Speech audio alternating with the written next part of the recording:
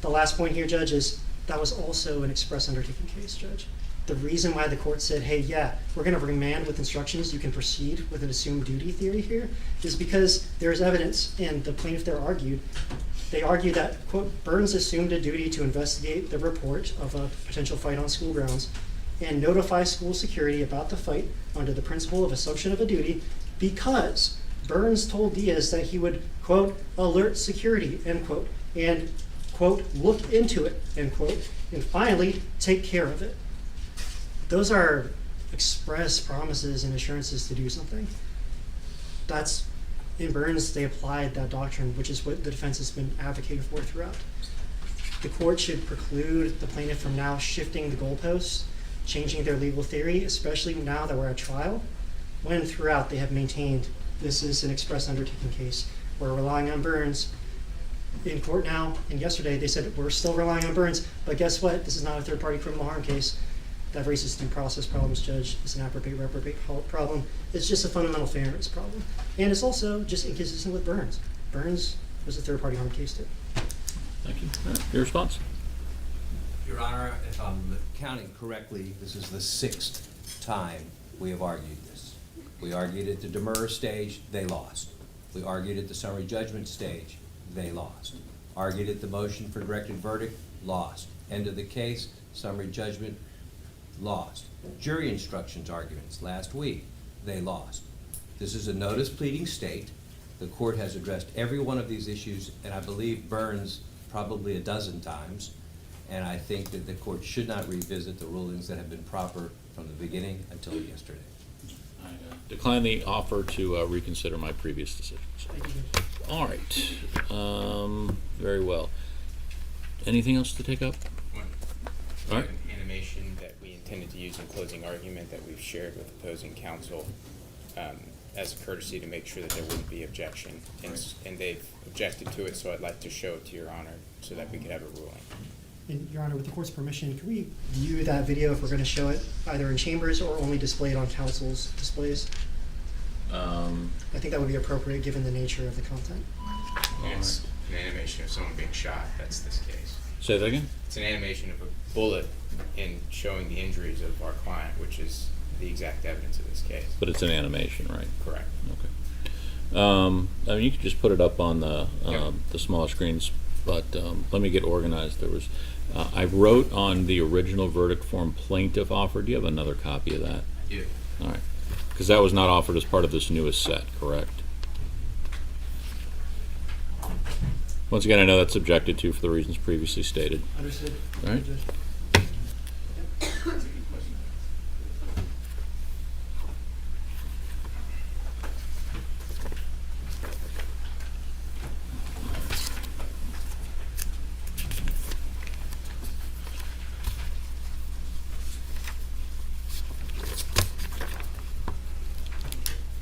And how long, switch chairs on me, Mr. Hogan, how long to get that revised jury instruction that I agreed to? Progress right now, Judge. Okay, great.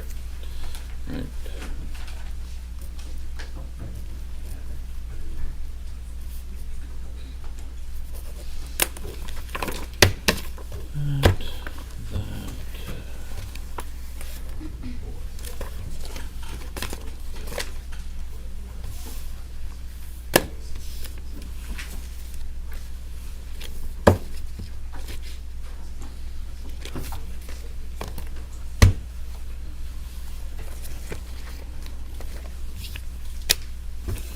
All right, now we're moving on to the issue of a proposed animation drafted for purposes of argument. You, defense has seen that and is objecting, is that correct? Yes, sir. All right, very well.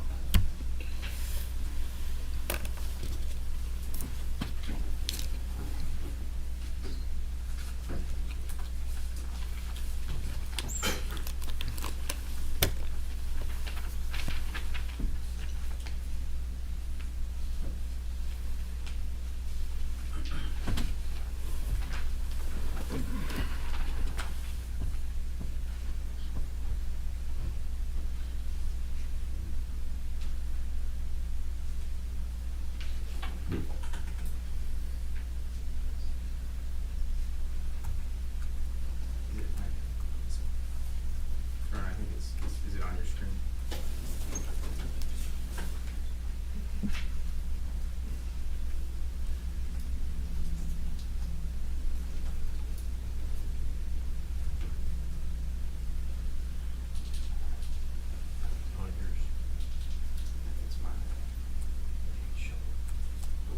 Now it's up there.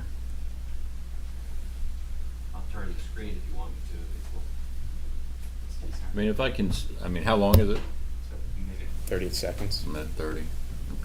I can give you my iPad and show it to you. I mean, I can watch it on that. Is there any objection to me watching it sideways? No, Your Honor.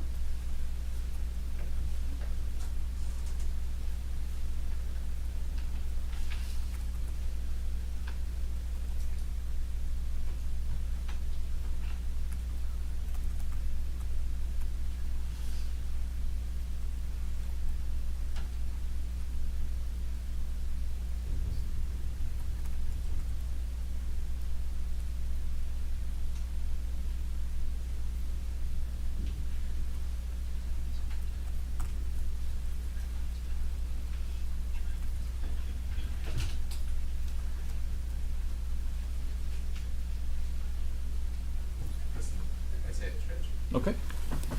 All right, and your objection? Your Honor, a big issue with this animation is that it assumes facts that are not in evidence. The animation shows the plaintiff in a defensive posture. There wasn't any testimony to show that she was in a defensive posture when the bullet struck her. I think that fact alone goes to foreseeability, but also inferences can be made on a contributory negligence. The size of the bullet fragments may mislead the jury. In addition, the animation fails 2-4-3 balancing for the same reasons. The animation shows plaintiff in a defensive posture. The size of the bullet fragments may mislead the jury. The amount of blood entering the lungs, I don't think that that was in evidence either. The evidence is needlessly cumulative. They've already shown demonstrative exhibits throughout the trial, and a lot of this we haven't really, there hasn't been any pushback from defense counsel. We're not disputing that she was shot. We're not disputing that she suffered broken bones. We're not disputing any of that. So, I would just point out that it's needlessly cumulative. The prejudicial effect also substantially outweighs any probative value under 2-4-3. I think the clear intent of this is to have, or the effect of this is to have an image in the jurors' minds of the plaintiff sort of cowering in fear and being shot right before they go into deliberations. The prejudicial effect of that clearly outweighs its probative value. Number one, because the sort of defensive posture is not in evidence. Second, it's going to invite the jurors to decide the case on improper grounds like bias or sympathy. Those are not proper grounds to decide the case. And I have some screenshots of the defensive posture if the court would like me to hand them up. What do you mean? From what I just saw? Yes. I actually didn't see what you're showing me. There was no background to it. I think the video that we were shown yesterday was slightly different. Okay, yeah, because it's not that. I mean, I saw what I saw. All right, so the, anything else? Sorry, cut you off. All right. What I do want to hear from you on is overruled every other issue except that there's no evidence of her defensive posture, because I don't remember her testifying or anyone else testifying as to either the angle of the bullet or where her hand was when she was shot. My recollection of her testimony is that she had put her hand up at the time the bullet came through. And then ultimately, there was still evidence about the entry and exit wound, which that animation tracks accurately from Dr. Munn, who talked about it was Dr. Anderson who talked about it going through the wrist. It was Dr. Munn who then talked about it in the lung, in the sort of capacity of how it filled up the chamber of the lung with blood and all of those. Yeah, no, I don't have any problem with that. All right. This is from page 90 of the draft transcript that's been provided by Mr. Williamson. And is that why you lifted your hand? Did you know what was about to happen? Yes. Yep.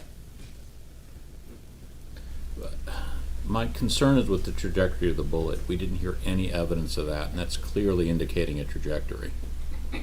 We could cut it to where it is going into her hand.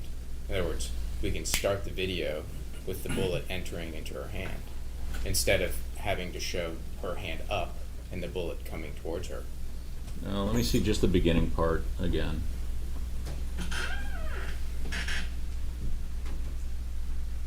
There. Right, so you would just have it entering the hand. Correct. And the entrance wounds and exit wounds to both were testified to. Is that your position? And there was no evidence of where her right hand was. So here's my, once again, I know you're objecting to all of it, but I'm going to allow you to play it from when the bullet hits the hand and then goes into her chest, but I want cut all of the parts where her whole breast of her is shown. When it draws back and does her hand again. Exactly. And if we do that, You can do that. then I grant that motion to those parts, deny on the other reasons. All right. Anything else you want to say? Your Honor, I think, had plaintiff's counsel represented that an expert had sort of testified to the accuracy of this? Is that what I heard? No. I mean, the facts and evidence demonstrate what they're showing, so I don't have a problem with that. All right, so what I would ask then is, I know you probably need a few minutes to take care of that, which is fine, and then to show it to me with defense counsel and chambers before, just to make sure we're all on the same page, and then we'll roll into instructions and closings. Yes, Judge. Okay. All right, is our jury here?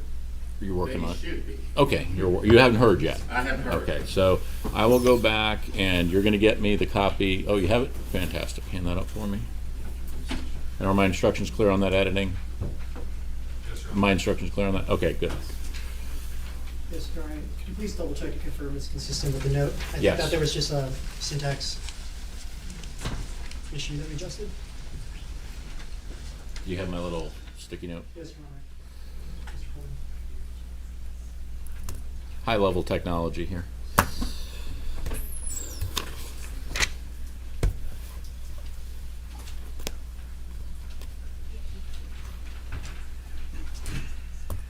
it good enough? Let me see the-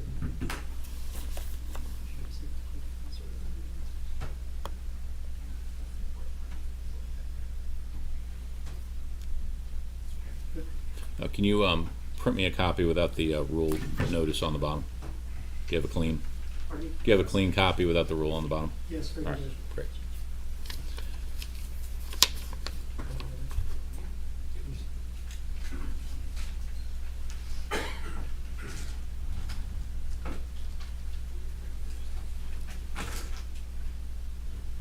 Okay, that's an appropriate, I know you're objecting to it, but that's an appropriate statement of the law. Is that correct? We object to it, but yes. Okay. All right, you're going to get me a clean copy. So then we will call the jury in. I will read the instructions as numbered, and I'll add that in. And then we will go into closing arguments.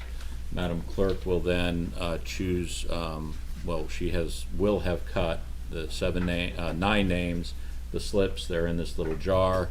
and our court reporter will pick two names out of there, and then they will be read into the record, and they will be released, and then the jury will deliberate. All right. Any questions about the process? Plaintiff, defense? All right. Very well. Being a brief recess.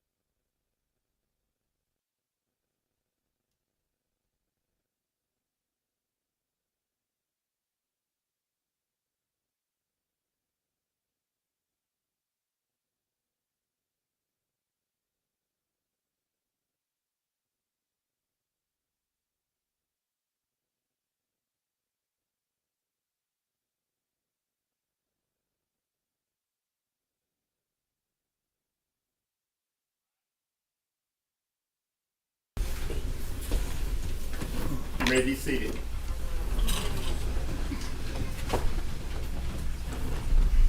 All right, anything to take up before we read the jury the instructions? Plaintiff?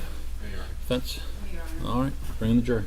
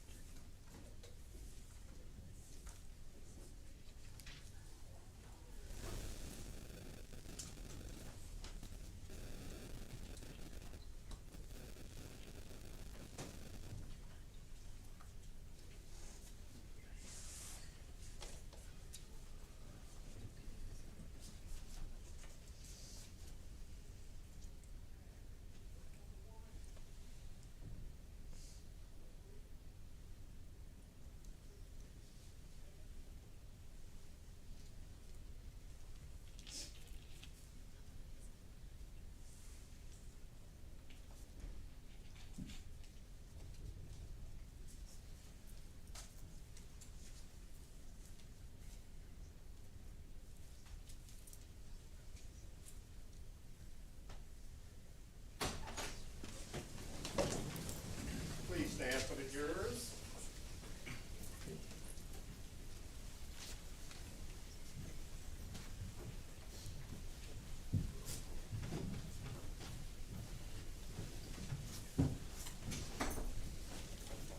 Nine jurors in the box.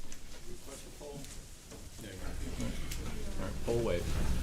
All right, good morning still, ladies and gentlemen. All right, thank you all for coming back. Parties in the court have been working and worked both on Monday afternoon and this morning to get to the place where we are today. So what our business for today is I will read you the jury instructions. These are your instructions of law in accordance with all the other things that I've instructed you both on the first day and in between. You will be taking a copy of this back with you, so you do not have to take notes on these. They will all go back with you, and you'll be able to spend as much time as you want looking them over and discussing them. After that, you are going to hear closing statements and arguments from both sides in the case, and then we will turn the matter over to you for your decision. Jury instruction number 1. Your verdict must be based on the facts as you find them and on the law contained in all of these instructions. The issues in this case are: 1. Was defendant Ebony Parker grossly negligent? 2. Was defendant Ebony Parker's gross negligence a proximate cause of Abigail Zwerner's damages? On these issues, the plaintiff has the burden of proof. Number 3. Was plaintiff Abigail Zwerner contributorily negligent? 4. Was plaintiff Abigail Zwerner's contributory negligence a proximate cause of her damages? On these issues, the defendant has the burden of proof. 5. If plaintiff Abigail Zwerner is entitled to recover, what is the amount of her damages? On this issue, the plaintiff has the burden of proof. Your decision on these issues must be governed by the instructions that follow. In the instructions that follow, where you see reference to the plaintiff, this is in reference to plaintiff Abigail Zwerner, and where you see the reference to the defendant, this is in reference to defendant Ebony Parker. Instruction number 2. You are the judges of the facts, the credibility of the witnesses, and the weight of the evidence. You may consider the appearance and manner of the witnesses on the stand, their intelligence, their opportunity for knowing the truth and for having observed the things about which they testified, their interest in the outcome of the case, their bias, and if any have been shown, their prior inconsistent statements, or whether they have knowingly testified untruthfully as to any material fact in the case. You may not arbitrarily disregard believable testimony of a witness. However, after you have considered all the evidence in the case, then you may accept or discard all or part of the testimony of a witness as you think is proper. You are entitled to use your common sense in judging any testimony. From these things and all the other circumstances in the case, you may decide which witnesses are more believable and weigh their testimony accordingly. Any fact that may be proved by direct evidence may also be proved by circumstantial evidence. That is, you may draw all reasonable conclusions from the evidence. Instruction 4. If you believe from the evidence that a witness other than a party previously made a statement inconsistent with his or her testimony at this trial, the only purpose for which you may consider the statement is for its bearing on the witness's credibility. It is not evidence that what the witness previously said is true. Instruction 5. If you believe from the evidence that a party previously made a statement inconsistent with his or her testimony at this trial, you may consider that previous statement as evidence of what the party previously said was true. Instruction 6. In considering the weight to be given the testimony of an expert witness, you should consider the basis for their opinion and the manner by which they arrived at it and the underlying facts and data upon which they relied. Instruction 7. You have heard evidence about written policies or procedures. These policies or procedures do not set the legal standard of the case. Compliance with or violation of such rules does not, by itself, prove or disprove whether any party was negligent or grossly negligent, and you must not consider this evidence for that purpose. The applicable duties and standards of care are defined in these instructions. Instruction 7.5. Plaintiff answered requests for admissions. Any manner admitted in request for admissions is conclusively established. Instruction 8. You must not consider any matter that was rejected or stricken by the court. It is not evidence and should be disregarded. Instruction 9. Any amount of damages requested is not evidence in the case. You should not consider it as evidence in reaching your verdict. Instruction 10. You must not base your verdict in any way upon sympathy, bias, guesswork, or speculation. Your verdict must be based solely on the evidence and the instructions of the court. Instruction 11. The greater weight of all the evidence is also called the preponderance of the evidence. It is that evidence which you find more persuasive when evaluated against all of the evidence that has been admitted in the case. The testimony of one witness whom you believe can be the greater weight of the evidence. Instruction 12. Negligence is the failure to use ordinary care. Ordinary care is the care a reasonable person would have used under the circumstances of this case. Instruction 13.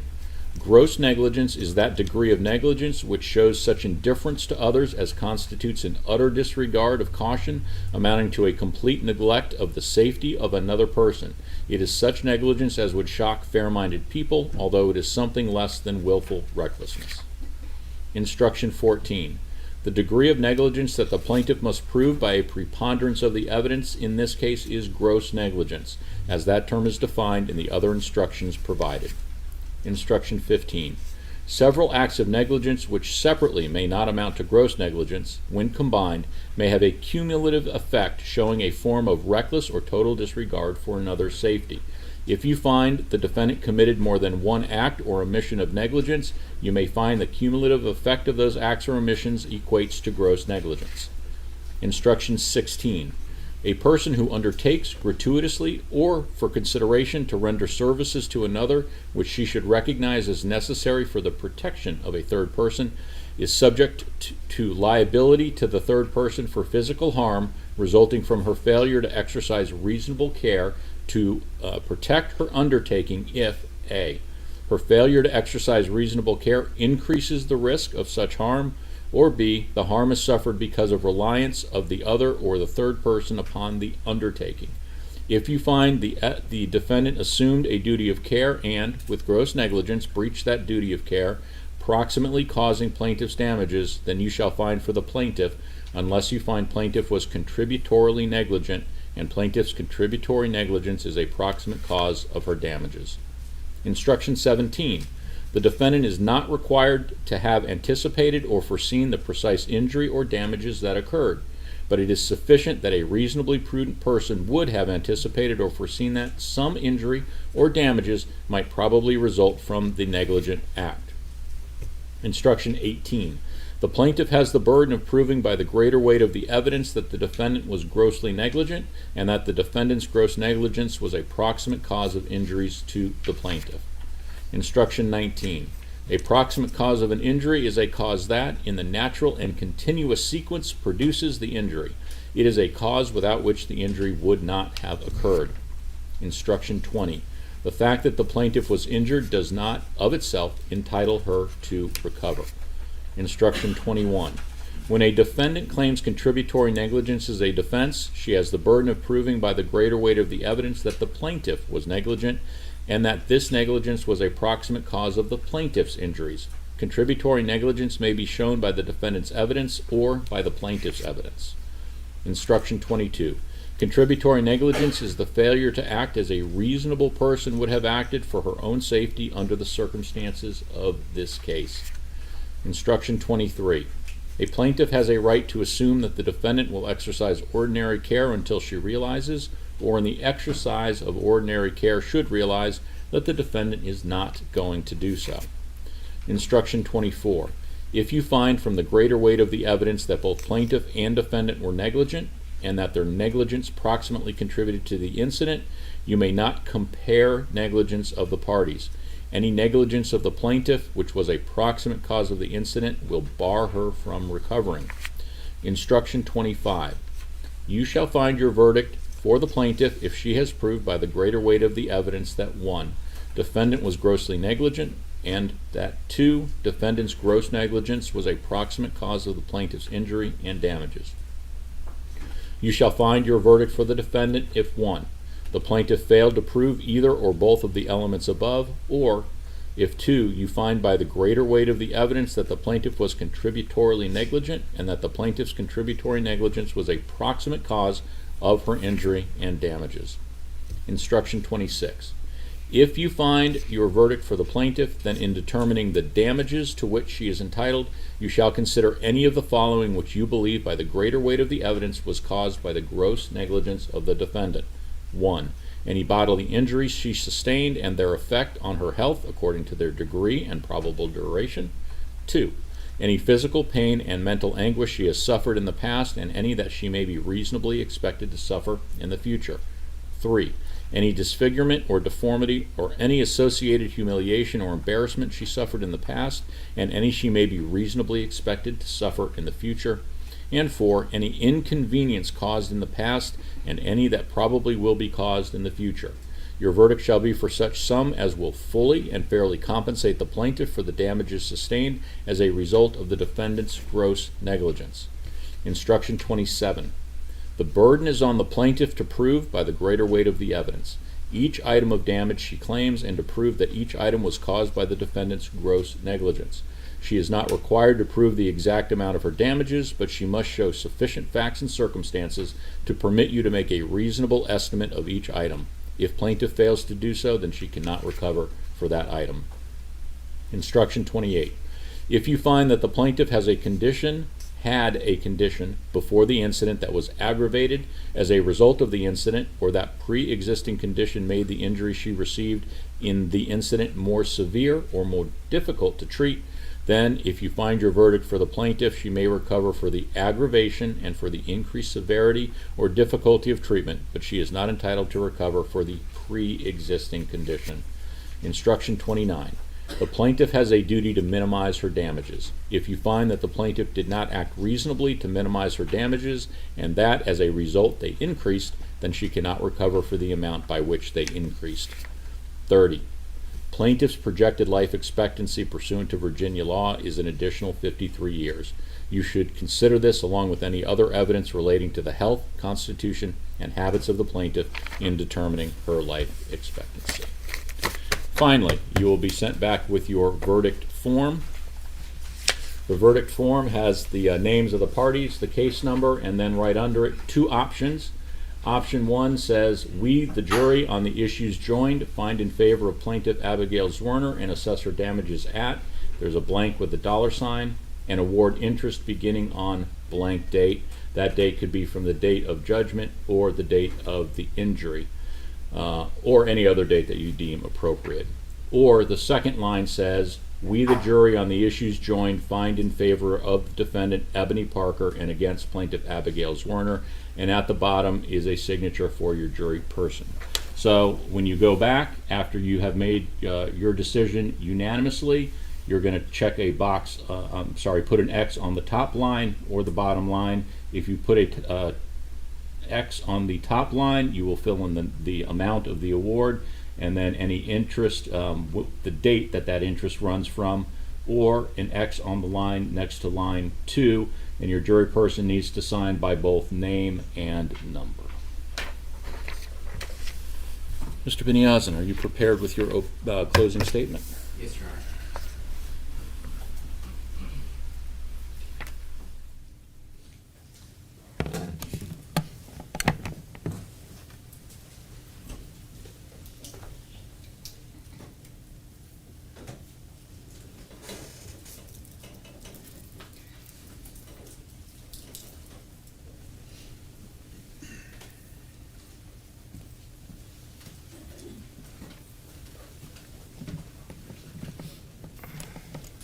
May it please the court.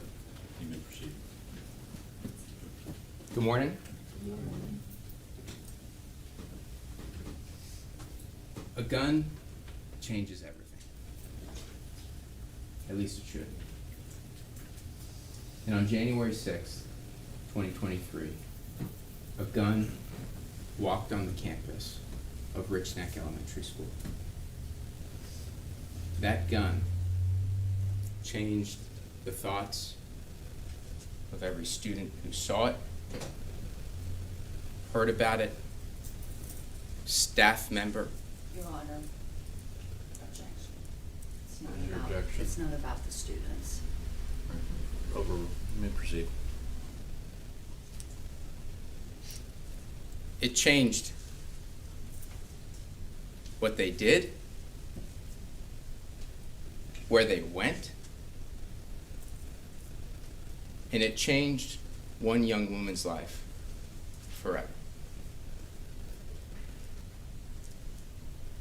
Except it didn't change the actions of one person. It didn't change where Dr. Parker went. It didn't change what she did. And those choices that she made to treat January 6, 2023 like any other day, even though a gun should change everything, is why we're here today. We're here today to ask you to do something that we can't do alone. And the thing that we cannot do alone is that we cannot achieve accountability by ourselves. That's what jurors are for. That's what you all are here to do if you find that accountability should be had. And you all may have different jobs when you walk outside of this courtroom. You may have different obligations in your personal life, but when you're in this courtroom and you walk back to that deliberation room, if you're one of the jurors that decides this case, your job is to deliberate together and return a unanimous verdict. And in doing that, one of the first things you all will do, if the judge hasn't already told you, is you're going to pick a foreperson.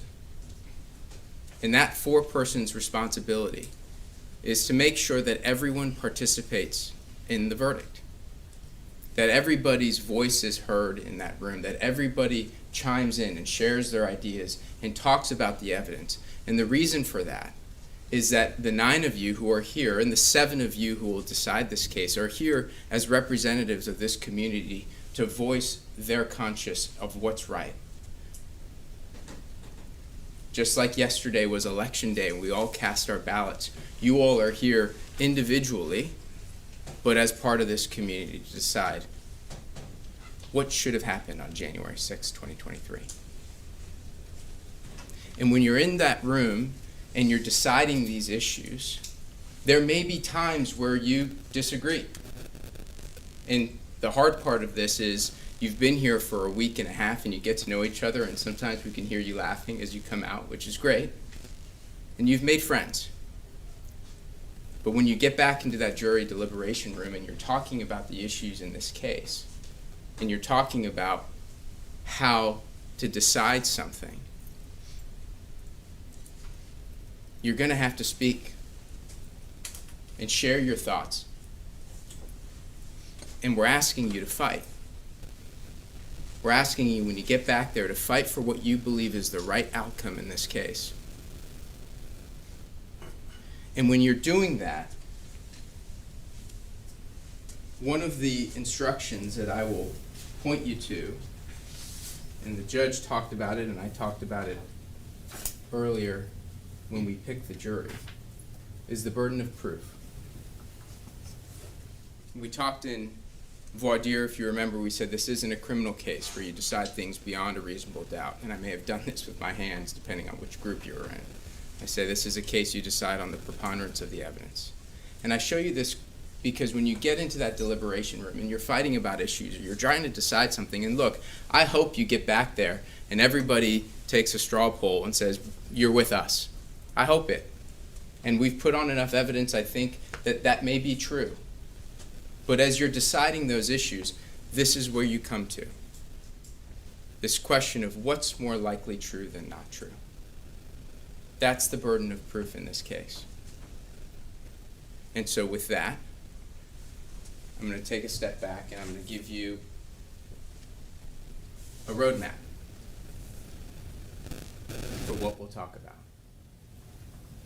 This is called summation. It's my chance to tell you all what I think the evidence was, but you all were paying attention. You all took copious notes. And candidly, if the judge lets you, I'm sure you could come up here and give closing arguments yourself and tell us what this case was about. I think you know it that well. So my goal here isn't just to tell you what you heard from that witness stand or what you saw on that TV. My job here is to try and talk ideas so that when you get into that room and you're having those discussions, you have an idea of, okay, how do we resolve this? What are tactics that we can think through and process, and how do we answer these questions? And some you may like, and some you may not, and that's okay. That's my job so that I can help you do your job in that room in however long it takes us to get there. So what I'm going to do is I'm going to move pretty quick. We've already talked about your job. I'm going to move quick through the second stop, which is what I'll call fault, and we're going to focus on what Dr. Parker's job was. Then I'm going to talk about the blame game. And then if you'll let me, I'm going to slow down and I'll talk about costs and consequences at the end. And the reason I slow down is that it sounds like we're going to go fast, and we're going to try and go fast through the first part, but I don't want to lose grasp of what we're really here for. And that's to talk about the effect that this has had on Miss Zwerner. Sound good? All right, if we can go to the PowerPoint.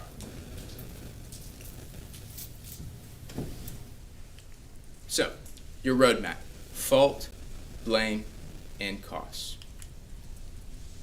Fault. Her job is safety. Dr. Parker's job is safety. We talked in opening statement about promises. Do you remember that when Ms. Toscano came up here and we talked about expressed and implied promises, the things we say and the things that are meant with what we say? And when we get out onto the road, I know a lot of us don't have keys with keys anymore, but there's still keys out there. I have a 4Runner. You put that key in the ignition, you turn, and as you go out onto the roadway, you're making a promise. You don't have to say it to people, but what you're saying is, by strapping your seatbelt and going out onto the highway, you're saying, I promise to look out for you. I promise to see the stop signs that are there to be seen. I promise to stop at those stop signs. I promise to turn my blinker on when I go to change lanes. I make these promises because you rely on me to make the promise, and I rely on you to make the promise, so each of us can go home at night and see our families. We make those promises even though we never say them out loud. And then there are promises that come with what we say or how we say them. There are promises when you answer the phone and agree to take action or to find something out. And then the question becomes, what happens when you put the phone receiver down on the table and you don't meet that promise? That is what the judge was talking about when he instructed you on what's called Instruction 16.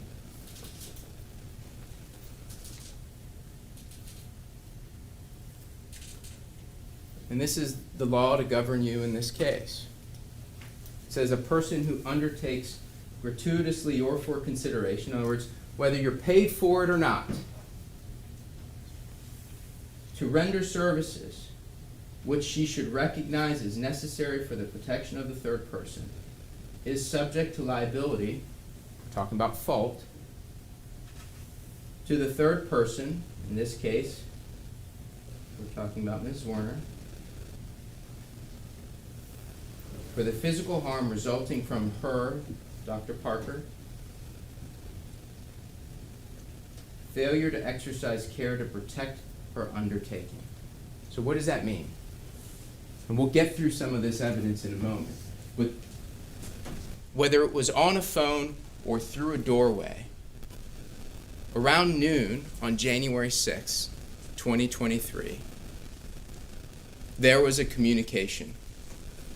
And that communication involved a gun and a backpack. And she answered the call. And the question that you have to decide now is, by answering that call, by making the promise that I'm going to find something out, explicitly or implicit, we can talk about other promises later, did her failure to exercise reasonable care, in this case, did her failure to act, to do something, increase the risk of harm to Ms. Zwerner? Or, it's an or question, not an and, did Ms. Zwerner suffer harm because she relied on the third person? That is, she relied on somebody to act. That's our framework, right? That's what we're talking about in this case. That's the law that governs your decision. And let's talk about facts as they come through them. You're going to hear, before I do that, I have to explain this thing of negligence that we talked about. We've heard this word negligence. We've heard the judge talk about gross negligence. We'll look at the instruction a little bit later. Best way I know how to explain it, okay? Hang with me. If I had a baseball and I turned around, sorry, Keith, Mr. Williamson. If I turned around and I thought, I'm going to try and hit that gavel off the top. Actually, I'm going to change my mind. I'm just going to point right at Mr. Williamson's forehead. And I threw that ball, meaning to hit his forehead. That's what we call an intentional harm, right? You get it? I meant to do it, and I did it if I threw the ball. Negligence is knowing I'm not as good a baseball player as probably the judge. If I looked up at that gavel and said, or maybe that apple, said, I can probably hit that. And I threw it and I hit Mr. Williamson. I didn't mean to do it. I didn't intend to hit him. But it was not the wisest choice. Opposing counsel said at one point in opening statement, it was inadequacy. Remember that line? It's not indifference, it's inadequacy. We'll come back to that. It's not quite what I should do. Gross negligence. If I turn around, sorry y'all. and I decide I'm going to try and throw the ball to Mr. Bright. And in between Mr. Bright are Miss Werner and Miss Toscano. The risk of danger has gone up, right? It's going to be harder for me to throw that ball. And the truth is, I ain't that good at baseball. And so there's just as good of a chance that I throw it at him or I hit one of these two. That means I'm kind of indifferent. I may get it done, I may not. That's what we call gross negligence. The risk of harm has increased, and I'm somewhat indifferent to the outcome. And then we talk about recklessness, which is in one of the instructions. Recklessness is saying, I'm going to try and hit that back wall through that crowd of people, and by golly, I hope I do it, knowing the likely outcome. So we have levels to this, if you want to think of it that way. And the question is, how great is the danger?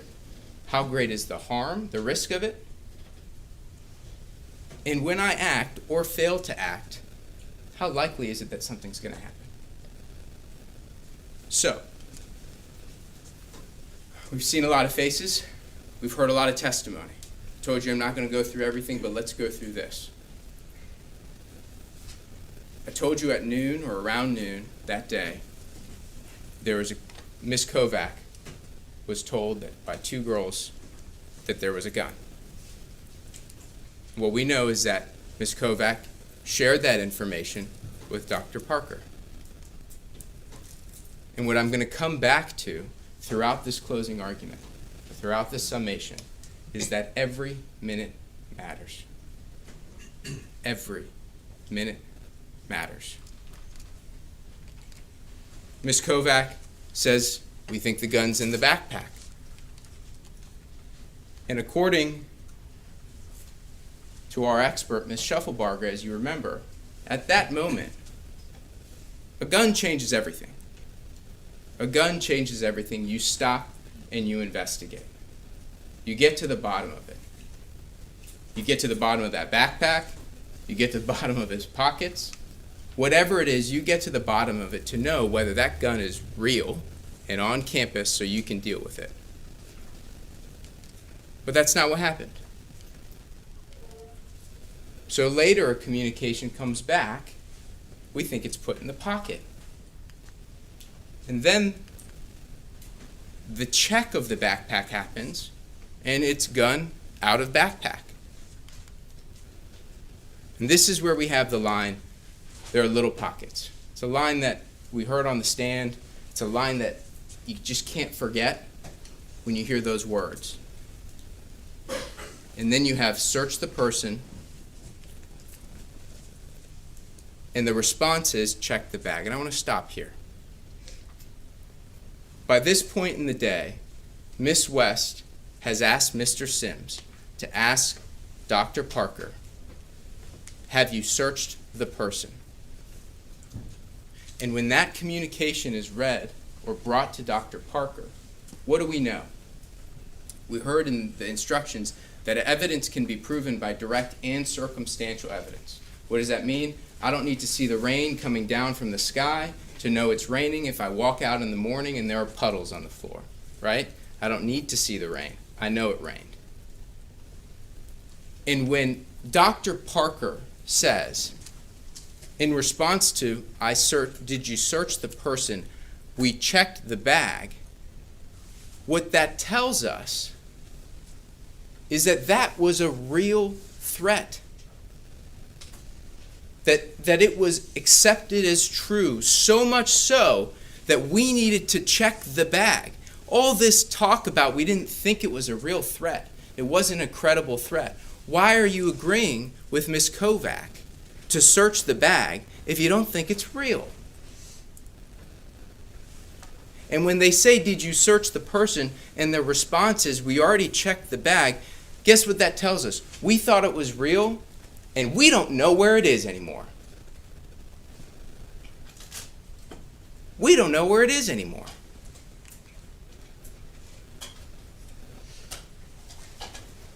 And then the boy outside of Miss West's classroom crying, remember? crying, not wanting to go back into Mrs. Z's classroom where he's supposed to be. Says bullets and shoot. The boy showed me bullets, JT showed me bullets, and he said if I told anybody, I would shoot.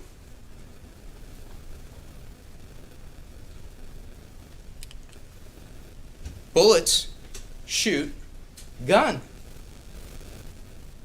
The only way you can shoot a bullet is if you have a gun.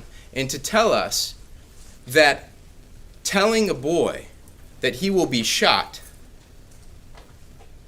is not a threat, not a threat, goes against the very language that 6-year-old used.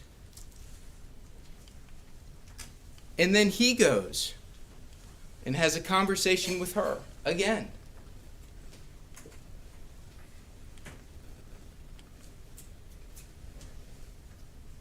You heard from Miss West, who said he was crying scared. I talked about R a moment ago. He was crying scared. And I suspect what you're going to hear from the other side is, well, we didn't get good information.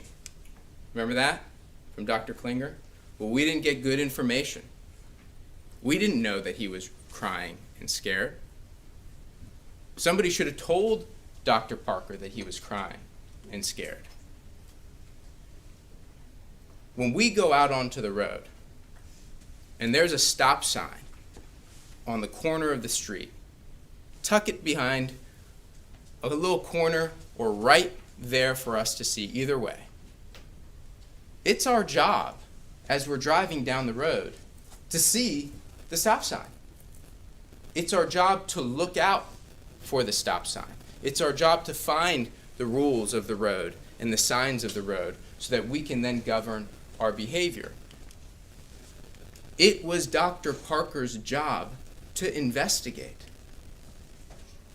The manual that governed their relationships amongst each other told her that you must first assume it is credible unless analysis suggests differently.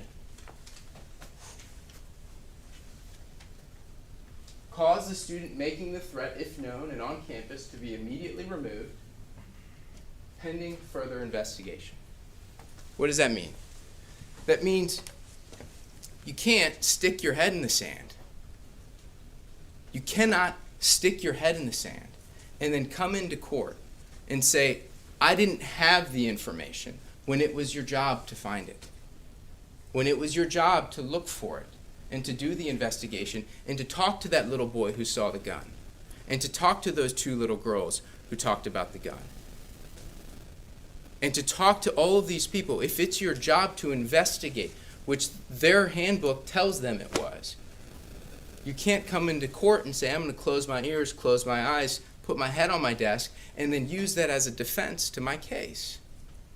The law says you know it because it was there to be known, because the stop sign was on the corner of the street and it should have been seen. It's no excuse to walk into court on a traffic ticket and say, well, Judge, I didn't see the stop sign. The stop sign was there. The stop sign was there. Feet, yards from her.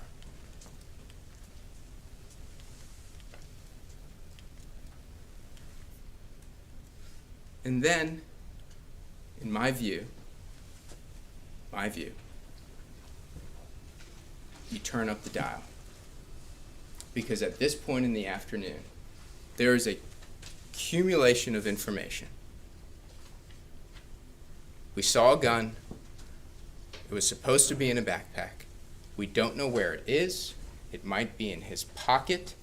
It was shown to a boy at recess with bullets. We still don't know where it is. He's crying, won't go to class. And another request. Can we search the person? And I suspect they'll come up here and they'll say, well, Mr. Rawls told you that he didn't think it was credible. My response to that is let's look at actions, because our actions speak louder than our words. Did we hear any other evidence of Mr. Rawls coming and asking to search just kids at random when he didn't think there was a threat? We talked, and all of the evidence is that searching, and even Dr. Klinger told us, searching a child is something that you do delicately. You only do if it's necessary. That's what they're taught. And he came to her directly and said, have we searched the boy? Again. And he wasn't the only one in that moment. Because in that moment when she heard, West heard, that they had not searched the person, Mr. Sims goes and stands outside the door of Mr. Rawls and Dr. Parker and says, are we searching the person? That's 3 times somebody is asking her to do this. 3 times. Countless times where we're talking about the boy throughout the day and a gun and where it is, but 3 times to search the boy. That should be flashing at you to act. And the response? Let's hold off. Let's hold off. It's 1:40 in the afternoon. Mom's going to be here at 2:30 p.m. to pick him up. Let's hold off. I told you that I would talk more about promises, right?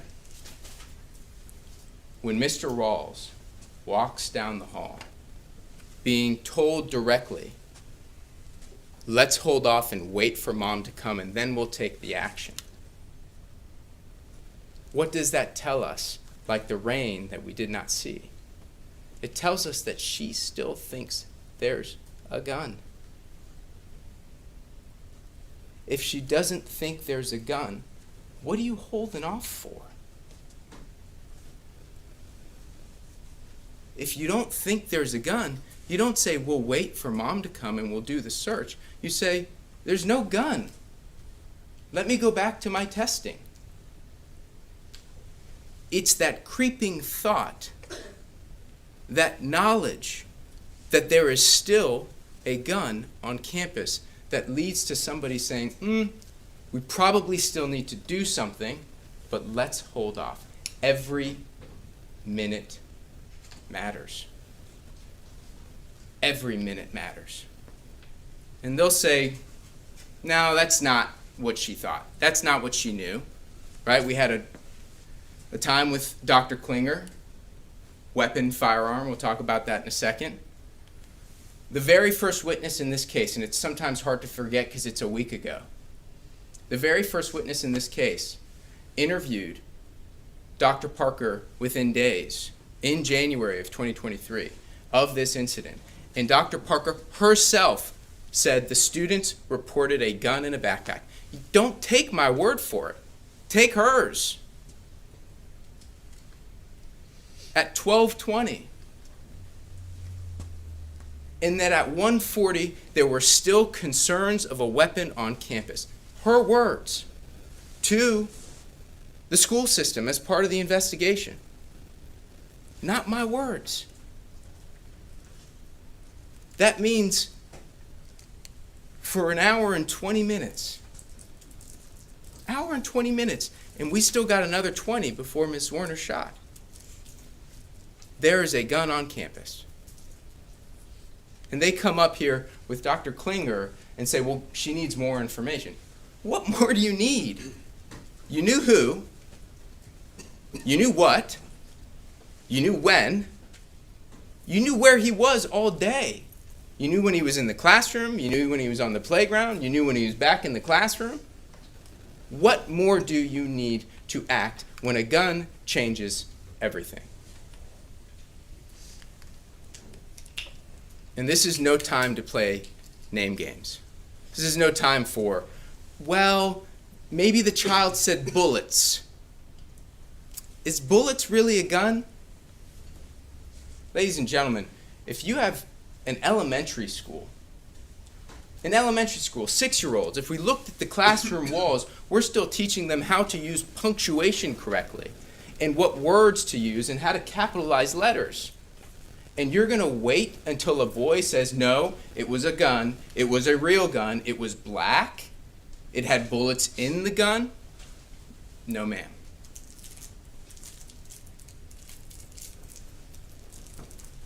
gun, bullet, weapon, firearm, we don't need to talk about what all they mean. Each of them required a response. Each of them. But what we know for certain is that it was a gun from her herself. And they're going to come up here and tell you hindsight 2020. Remember that? Hindsight 2020. It's easy to see now that there was a shooting, that we look backwards and now that we know there was a shooting. It's easy to know that looking at our rearview mirror. You don't need to look in the rearview mirror.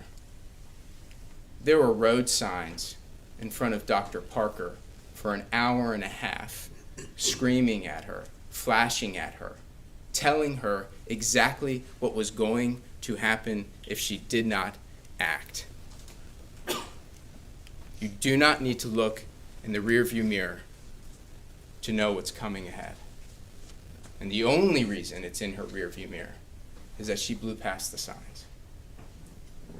She blew past the signs.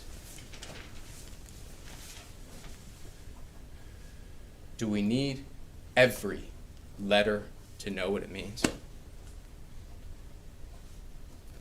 Do we need every letter? They're going to tell you this wasn't foreseeable. Remember that discussion? Wasn't foreseeable that this would happen. And that's why we talked about this question of foreseeability. And I'll show you an instruction on this.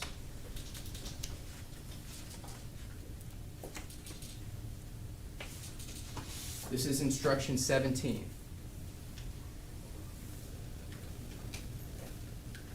The defendant is not required to have anticipated or foreseen the precise injury, but it is sufficient that a reasonably prudent person would have anticipated or foreseen that some injury or damages might probably result from the negligent act.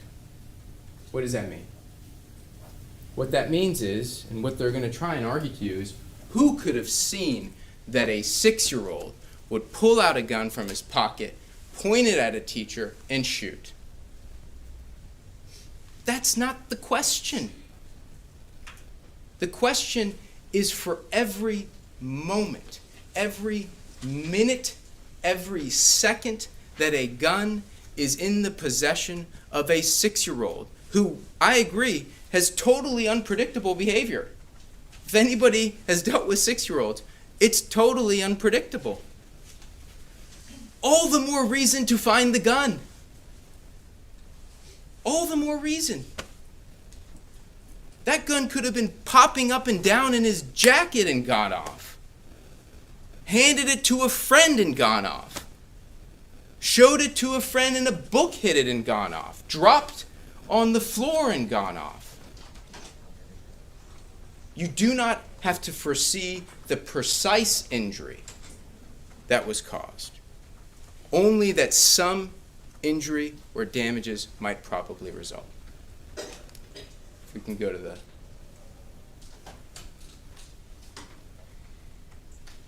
And for 2.5 hours, this thing was beeping on her radar. Beeping. I use this as a metaphor to talk about what we just talked about. Because the focus here is a gun in a 6-year-old's hand. But I want you to think for a moment. Imagine there was a gun sitting right here on the playground at an elementary school. And a student comes up and says, "There's a gun on the playground." Isn't the danger apparent just with a gun near the proximity of any of these agreeably unpredictable children? Isn't that the danger? Because the gun is what changes everything. And you may hear, well, we don't know if it was a real gun. We don't know. I think we heard from Dr. Klinger. Maybe it's kids talk about squirt guns all the time.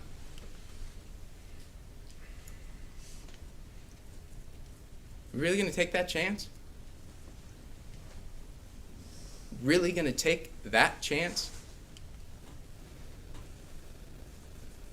I have friends that like to play roulette. When they go up to the roulette table and they throw that ball and they put their chips on whatever color they want, you know what they've already decided? Win, lose, or draw, I'm indifferent. That money's gone. If I win, great, I'll have a great night. If I lose, I've already accepted the fact that I've lost. They are indifferent to the chips on the table.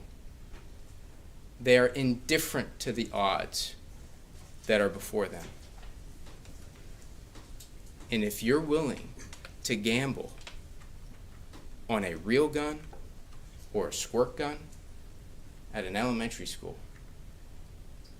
you are indifferent to what happens next.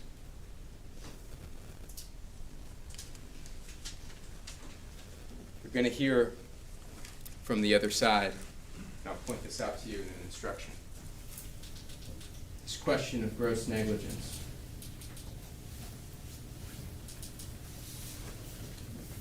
It's instruction 13.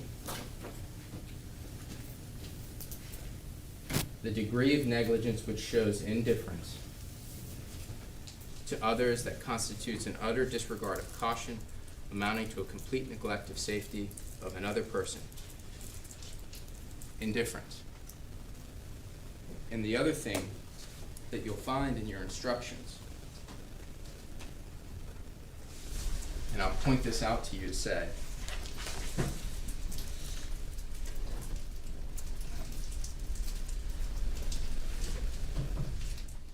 a gun changes everything. I've said it many times. I'll say it again. That first time, that first moment, not acting is indifference. Every minute is indifference. But even if it was just me trying to hit the apple instead of me trying to throw the ball at Jeffrey, even if it was not indifferent the first time, you follow? Even if the first time wasn't indifferent, what the law says is if I keep trying to throw the ball and hit Mr. Williamson, and every act of that attempt is its own negligence, those add up. And you start to wonder, what are you thinking? Why do you keep trying to throw the ball and you're not getting the outcome that you're trying to achieve? And so each minute, I said every minute matters, because each minute in which there's nothing done, in which the actions that she's supposed to take are not taken, in which she's not ensuring the safety of the people on that campus, each minute adds up. It adds up, even if each one of them on their own is an indifference.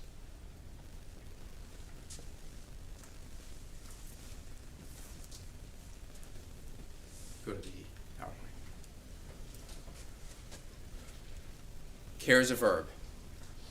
Care is a verb. What do I mean? It means that when you hear from the other side that she did something, she cared enough to acknowledge that there would be a search. She cared enough to say, well, we'll have a plan to search the boy when the mom gets here. That those acts of caring, those feelings of caring, are enough. The response is, care in the law is not a feeling. Care in the law is a verb. It's an action. And the question is, what actions did she take in an effort to meet her obligation?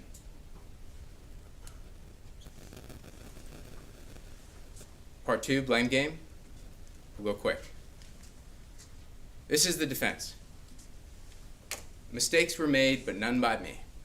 All right, let's point the finger at all of these other people and say that they did the wrong thing. And I told you guys in voir dire, if many of you might remember, I said, look, at the end of this case isn't about the parents. This case isn't about other people. The question's just going to be whether she was grossly negligent or not. And that doesn't deter them. They're pointing the finger at everyone that they can point the finger at to try and deflect responsibility and play the name game. And the issue with that is that each of those people that they're trying to point the finger at had a piece of the puzzle on January 6th. They all had an element of it, whether it was the backpack or whether it was the bullets or whether it was the shoot or whether it was the search. Each had a piece of the puzzle. But you know who had the entire puzzle? Dr. Parker. Dr. Parker. And what they're doing is that they're telling you that, well, these individuals should have investigated. Ms. Kovac should have investigated. Ms. Zwerner should have pulled the kid out of class. Ms. West should have done something else at the parking lot. What the policies tell us in their agreements with each other in terms of how they're going to operate at the school is that those were all her job. And so what they're saying is Dr. Parker dropped the ball and they want somebody else to pick it up for her and do it. That's not right. And every time they come up here and say that XYZ person should have done something different, that Ms. Kovac or maybe Mr. Rawls should have searched, just tilt that rear view mirror and look at it yourself. Because every finger that's pointed at somebody else by the other side of this case should really be a finger pointed at themselves in the mirror. What their job was, these staff members, was to be watchmen and to sound the alarm, and it was the job of administration within each of these policies to answer the call and to come and to do something about it. And each of them sounded the alarm, and they waited on the cavalry, and no one came. I told you I'd tell you about that moment where he said, "Hold on." Remember the moment Mr. Rawls says to Abby, "Hang tight. Hang tight, we're coming." Every minute matters. And what Mrs. Zwerner should have seen coming through that door was the help that was promised to her. That we're coming. The cavalry is on the way. The first time Ms. Zwerner saw a police officer on January 6th, 2023, should have been when they walked through that door, not when she was laying on her back in the administrator's office.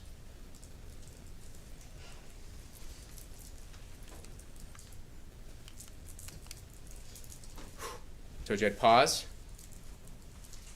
Pause. I don't want to rush through this. I'm going to try and be efficient, but I don't want to rush through this because it's so important. Costs and consequences. This is the part that we talked about in voir dire, and I said, how do we come to this number? How do we come to an amount of money? How is that done? And to some of you, I said, we'll go through it. I'll give you tools, or I'll give you ideas, and we'll talk about the law, and we'll get you there. We'll make sure you understand what your job is and how to do it. And so with your permission, I'll start with a statement that I hope, I suspect, everyone agrees to. Everyone in this courtroom. Everyone in this courtroom. There is no material item, possession, object on this earth that is worth more than a human life. Not a single one. You're not supposed to watch the news, according to the judge. You can still watch the news. And last night I was sitting and I was watching the news, and I saw the news of a plane that crashed outside of Louisville, Kentucky. A UPS plane. And you know the first question that the newscaster asked? How many lives were lost? He didn't ask, well, how much the plane cost? Or was it holding freight? Or what was the freight? Or what was in the plane? First question. And the first question that each of us thinks, whether it's in our gut, in our head, or out our mouth, is how many lives were lost. And that's because there isn't a single thing on this planet that is worth more than a human life. So we start there. And then the question is, how do we value? How do we count the value of a human life? Well, over time, we've come up with phrases that we use every day. We use phrases like time is money. Heard that one? Time is money. We hear phrases that started in the 1600s and the 1700s that say, can I have a penny for your thoughts? Or, is it worth my time? All of these questions tell us that we understand that there is a value, a dollar sign, as weird as it seems to think about it, that we equate to our human experience, that we count in minutes, hours, days, weeks, months, years. And you heard it in this courtroom. We had experts take the stand, and they were asked, how much are you being paid for your time? Remember that? $500 an hour to be here. Now, Dr. Klinger took the stand for about 2.5 hours, more than $1,000, sitting in this courtroom, talking about life experiences that she lived. And nobody blinked an eye. We understand, whether we ever think about it or not, that there is an equation, that we can equate human life and our experiences to dollars and cents. And it's my job to try and talk to you about that, and it's ultimately your job to decide how much it's worth. So, the jury instructions will tell you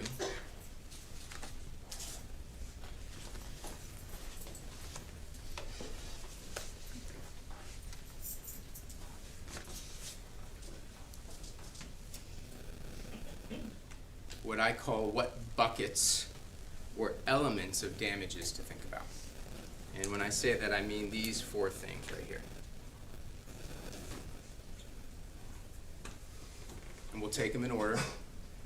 And I'll tell you that I'm going to merge some of them. So we're first going to talk about bodily injuries, disfigurement, and deformity. The law says that if she is entitled to recover, that is, if Ms. Zwerner has proven her case, that she's entitled to recover money for each of these elements. So, why did we put on the evidence? Why did we, if we can go back, put on the evidence of these 3 doctors and other doctors that came before you? It's to show you the injuries. To show you the injuries so that you could understand, based on the jury instruction, how bad, how severe, and duration, which is what the jury instruction says. How long will this be? And this is what we talked about. That a bullet pierced through her hand, into her rib, through her lung, and that it pooled. Remember that from Dr. Munn? That it pooled and it collapsed her lung, but that cavity is still in her body. And because that cavity is there and that bruising comes through, we talked about scar tissue. Like you pull a muscle and it never goes back to the way it's supposed to be. And it stays that way, and it affects the way that they can breathe. And it pierced through her hand, and we had pictures of the fragments that were through the wrist. And we talked about the issues with the thumb and the index finger and the middle finger. And you heard Dr. Anderson tell you that this is the type of injury we see in war. That it's devastating. And that even though the bullet made its way through the hand and into her body, it still rests there today. And it still rests there today because it is 2 centimeters. 2 centimeters from her aorta. She was 2 centimeters from death. And that's never going to change. It's never going to change. It's there forever, and we talked about the surgeries that were done, and even to this day, she sits here with a piece of metal on her finger. Not because she did anything wrong, but because this bone still will not heal. And I will tell you, whether that bone heals or does not heal, we know for certain her wounds, all of them, will never go away. Don't we know that? Don't we know that even every moment she goes into the doctor's office and has concerns about what her medical condition might be, and she has to tell them, I've got a piece of metal 2 centimeters from my aorta, I can't have that test. I can't do that thing that I might need.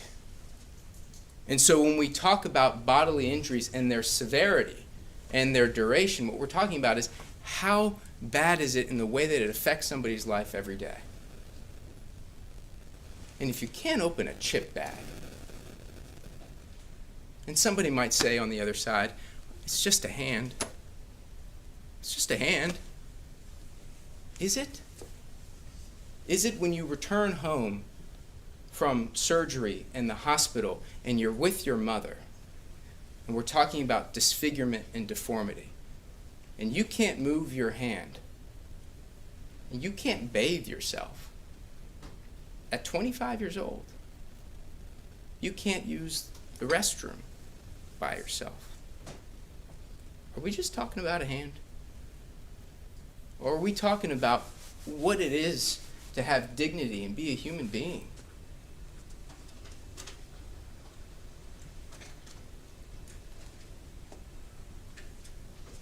The element of instruction talks about mental anguish. It talks about physical pain and mental anguish. But I'll tell you right now, physical pain, she felt more than anyone could ever imagine. I promise you that. And we showed you videos to try and tell you and show you exactly what it was like. But even when the pain goes away, or goes down, this doesn't. This keeps going. And we heard from Dr. Watson, and we spent time talking about re-experiencing. Do you remember that? And I had a roadmap stop with Dr. Watson that said brain and body. Remember that? Brain and body. Why did we talk about brain and body? Because you don't injure part of a human being. You don't just injure a hand or an arm. You injure all of them. You change all of them. And what we heard about and what we talked about is a young woman at 25 years old, who had chosen her way of life, who had decided who she wanted to be, where she wanted to go, and the purpose that she would achieve. You heard from her sister that said she had a purpose. She knew what she wanted, and she was chasing it at 25 years old. And some may say, do you want to be a teacher? Really? That's what she wanted. Maybe it's because her mother did it. Maybe it's because she wanted it for herself. But that was her choice. And they'll talk to you about cosmetology school, like she had considered this beforehand. Really? Really? She chose to be a teacher knowing full well from the experiences of her mother exactly what it meant. That it meant sitting with a printer next to you while you sat next to your sister and she watched movies. That it meant late nights. That it meant early mornings. That it meant difficult times with your students. That it meant being around them and shaping the future of our country. And I'm not saying that to you to tell you that being the teacher is the most valuable thing in the world. What I'm telling you is that it was her choice. It was her choice, and her choice to be what she wanted to be is changed and taken from her. What do we value that at? What do you value it at when you decide that this is who you're going to be in life? And through no fault of your own, against your will, and without your consent, that's taken from you. That dimming of a light of a young woman who used to pop at you with color. That numbing of life's experiences. Numbing of it. What is that? That's not every couple months. I told you I would repeat this. Every minute matters. Every minute matters. When you change a human being, when you change who they are, and you rob them from the control to decide who they will be in the future, you've changed them forever. You've transformed that person. And the Abigail Zwerner that sits here in front of us today, on this day, November 5th, 2025, is not the same Abigail Zwerner that walked into the classroom on January 6th, 2023. Does anybody have a doubt of that? It's not the same person. I'm not saying it's no one anymore. I'm not saying she's any less of who she was. What I'm telling you is that she's been changed and she didn't want to be changed. And what damages do you arrive at? What number do you arrive at for somebody who didn't want this and it's been inserted into her life like a bullet fragment against her spine?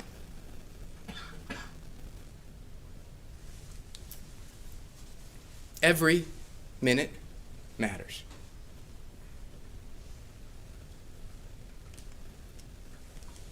I showed you the video of her laying.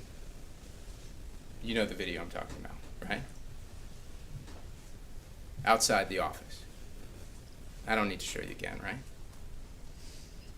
I don't need to show you again as she laid in the office and the color that her sister talked about in her face and the light that was in her life you could see was sucked out of her in that moment.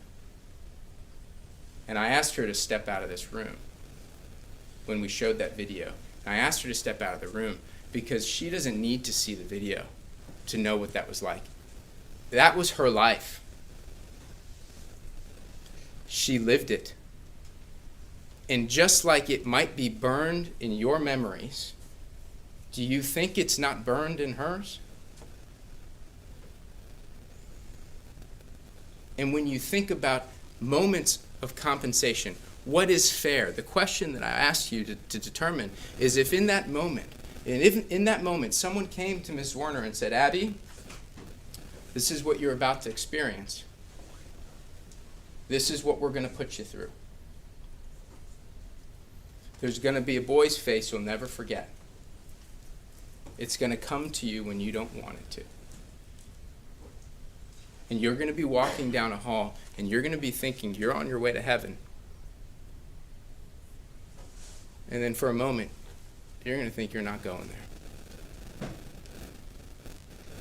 Until you're shocked back to life with the pain and pressure of a colleague trying to save your life. If I stopped this case right there, if we stopped it in that moment in time, at 1:59 in the afternoon on January 6th, do you think that Abigail Zwerner would trade any amount of money and say, yeah, I'll go ahead and experience that? That moment that I thought I was not going to heaven, that my faith had failed me. I'll trade that for $10 million? Do you think she would trade it? She wouldn't. She wouldn't for a moment, but your job is the difficult one, which is to say how much would be fair in full if she had to take a trade. If a trade was forced upon her, what would be the fair amount of money? Because that's what's happened. It was forced upon her, and you have to decide how much would be close. And not just for that moment, but for the next, and the next, and the next. And the moments where she wakes up in the middle of the night, thinking of that exact moment, reliving it again, like it's playing on the screen in front of you and she doesn't need to see it. What is that worth?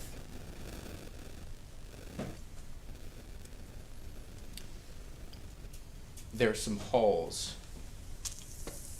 I told Miss Toscano not to get too close to me, but it reminded me of something. We've all had that moment where you're getting a cold. You can feel it coming on, right? You can feel the tickle in your throat. and it's coming to you and you're thinking, tomorrow, probably not going to feel too good. My nose is going to start to run. Next day, I may have a cough. I'm going to stay away from people. Next day, I'm going to feel worse. My head's going to hurt. But what we have when we have those colds is that we know that one day will come, whether it's tomorrow, the next, or next week, that we're going to throw our legs off of our bed. We're going to sit at the end of it. And you're going to go, it's gone. I don't have it anymore. It's not with me. She will never have that moment. As much as she wishes to escape in her dreams and escape in real life, every time she throws her legs off the bed, that will be with her forever. And every time she sees somebody reach their hands in their pockets, which I've tried to be conscious of, will be picking a scab at a wound that will never heal.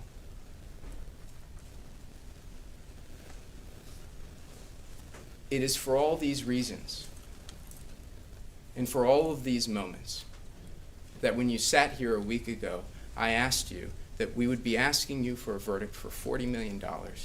And if the evidence supported it, could you return the verdict? It is because she will never be the same. And somebody might say, that's a lot of money. It is a lot of money. I agree. But do you think for a moment she would trade it for what she's endured? If we could tell Abby to walk out that door right now, and her sister could look in her eyes and talk to her again, do you think she would trade it?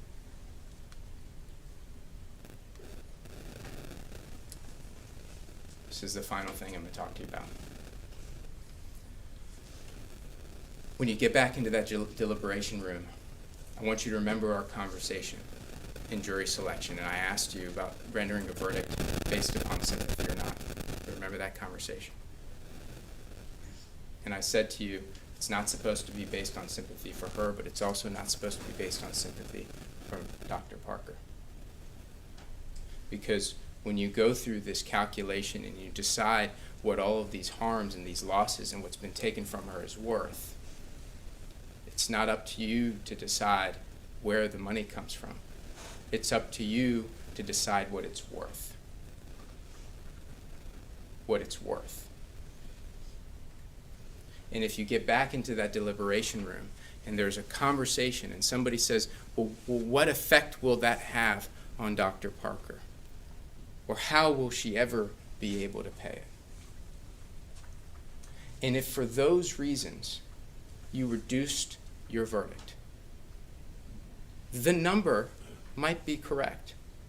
Whatever number it is that you decide in that moment might be correct.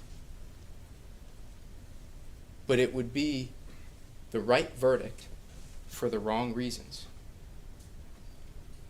Because the only reason that you can reduce the amount of what it's worth to her is if you decide it's not worth as much as what we're asking. And that's a critical point, because at the end of the day, what we want is a right verdict, but we want it for the right reasons. Because if it's full justice. Whatever full means to you, whatever you decide full is, that is full justice. And any centimeter or sip less than full justice is injustice. And injustice anywhere is a threat to justice everywhere. And so when you decide this case, when you analyze the facts, when you consider all the evidence, and you decide what's full and what's fair, I'm asking you, and I trust you, to render the right verdict for the right reasons. Thank you so much for your attention. All right, thank you, Mr. Beniozen. All right, I think based on the timing, it's probably appropriate to take a lunch break now because you wanted a break to set up anyways, Yeah, I correct? can take a short break and go ahead now, or I can wait till after. I think because it's 1 o'clock, we'll go ahead and take our lunch break. Now we'll keep it to 45 minutes, so no one has to go anywhere. We will come back at 1:45 for the defense's closing and then my final instructions to you. Please do not discuss the case yet. It is not time for you to do so. All right? All right, thank you. Let me take the jury out for lunch. Please stand for the jury.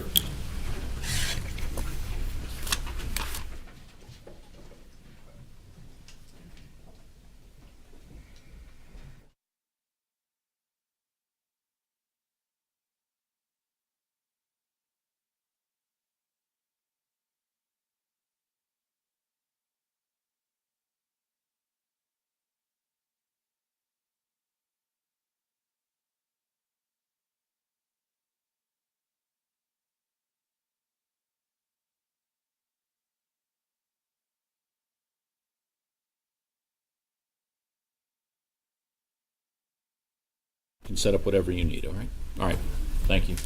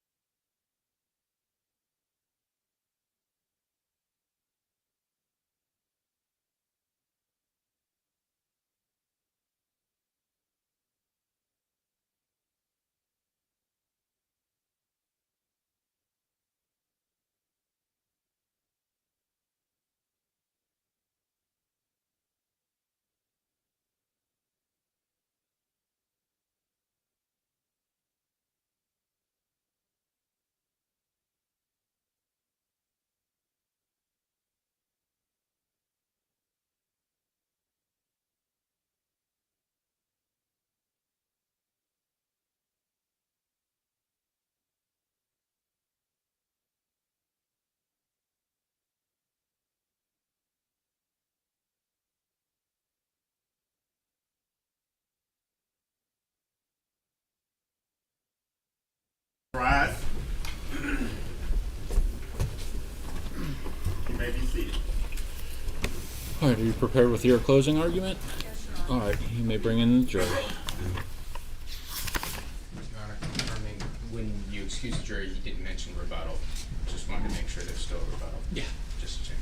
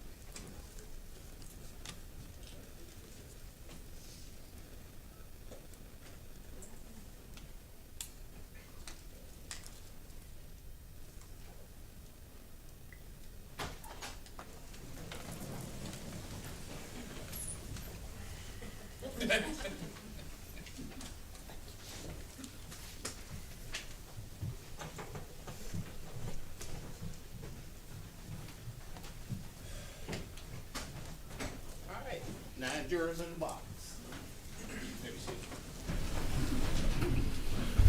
You may proceed with your closing argument.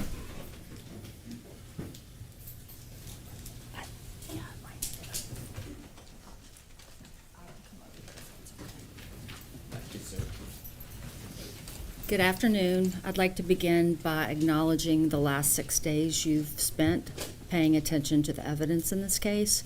It's vital to our judicial system, and I want to thank you for that. I'm going to tell you what I'm not going to do today.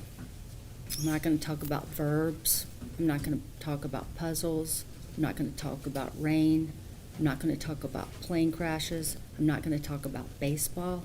And I'm not going to talk about a Wheel of Fortune sign that has 2 tickets to paradise on it. I'm going to talk to you about the evidence that you've heard in this case. We're going to start here. You'll receive a jury instruction that says that you can't base your verdict on sympathy. And why do I say that? Because who here doesn't feel sympathy for Ms. Zwerner? No one. No one. We're not here to challenge that. But what this case is about, it's about real-time judgments in an elementary school on January 6, 2023. Real-time judgments, not hindsight judgments. It's about the likelihood that a 6-year-old little boy had access to a firearm, access to bullets, dropped off by his mom with a loaded firearm in his backpack, took a loaded firearm out of his backpack, aimed a loaded firearm at his teacher, pulled the trigger, and shot the teacher. It was unforeseeable, it was unthinkable, and it was unprecedented. And you heard many people tell you that, but we're going to start with this person. Who was that? Amy Klinger. She's a national school safety expert. She's written a book on school safety. And she came here and she told you the framework about how decisions are made among administrators and people in school systems, and we'll get to that later. But she told you, Mr. Beniozen talked about me blaming everyone else, but she told you that everyone involved was doing an analysis that day, but they did not perceive this to be a plausible imminent threat because it was a 6-year-old. It was unthinkable and certainly unprecedented. But now we're here. We're in the hindsight phase. Criticisms to find fault. 3 years later, with the outcome known, trenches have been dug. Somebody's got to go down. We're going to blame this person for it, Dr. Ebony Parker. She was the assistant principal at Richneck Elementary School on January 6, 2023. We'll talk about the issues in the trial, and I'm going to move past this quickly because Your Honor is giving you jury instructions. You're going to take the jury instructions back, and you'll see all the issues in this case. And I won't belabor this issue, but I'm going to tell you something. When you get back there, I want you to look at jury instruction number 16 about assuming a duty. And you're going to find, when you read that instruction and you apply it to the evidence in this case, that Dr. Parker did not have a legal duty to protect Ms. Zwerner. She did not volunteer to protect Ms. Zwerner. You'll remember the admissions in the case that we read to you? These were Ms. Zwerner's admissions. She admitted that on January 6th, before the shooting occurred, she did not receive any communication from the defendant expressly promising or agreeing to protect her from risk of harm by JT. She admitted that before the shooting on January 6, 2023, she did not communicate to Dr. Parker that there was reason to believe that JT might possess a firearm. She admitted that on January 6, 2023, the only time she communicated directly with the defendant before the shooting was when she went to defendant's office and told her about JT's behavior during lunch. And she admitted that on January 6, 2023, before the shooting occurred, she did not receive any communication directly from Dr. Parker, the defendant, acknowledging that she knew that JT might possess a firearm. And even if you find there was an assumed duty to Ms. Zwerner by Dr. Parker, you have to find that she was grossly negligent. What's gross negligence? I love this definition. It's the absence of slight diligence or the want of even scant care. And you might ask yourself, what does that mean? It's indifference. Indifference. And the evidence in this case doesn't show indifference. Mr. Beniozen glossed over the evidence, but bear with me because we're going to walk through it. And indifference is not inadequacy. So what happened on January 6, 2023 at Richneck Elementary School? We'll start the day where it starts. The first person to receive communication about a potential firearm, Amy Kovac. Who is Amy Kovac?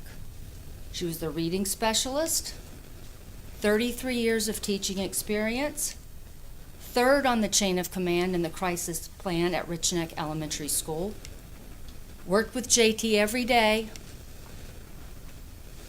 So on January 6, 2023, Dr. Parker was working with Amy Kovac on winter growth assessment testing. That's state standardized testing. There's specific rules that govern it. They were working together all day. Ms. Kovac told you she saw JT coming from lunch. He was happy, and he ran up to her and gave her a hug. She told JT, make good choices and make her proud. Then the two little girls came out of Ms. Zwerner's room to the doorway and told her that JT had a gun in his bag. Ms. Kovac went straight into Ms. Zwerner's room, straight to JT, and told them what the little girls said. And she asked JT, can I have that bag? He said no. So she sat with JT for a while and asked him, do you have a gun in the bag? He said, no one's getting the bag. And she said, okay. She stayed in the classroom for 30 minutes. 30 minutes. And made the decision to leave. She knew the child. What did she not do? Didn't follow up with the two little girls. Did not remove the backpack from the room. Did not remove JT from the room. Did not take JT down to administration. Did not evacuate the classroom. Did not call the guidance counselor. Made a plan to check the backpack when they went to recess. Went back to testing and had discussions with Dr. Parker. So this is the knowledge that gets sent to Dr. Parker. Now here's the part where you've got to decide which Amy Kovac to believe. The Amy Kovac that told Dr. Parker it was a toy gun, or the Amy Kovac that told Dr. Parker it was a real gun.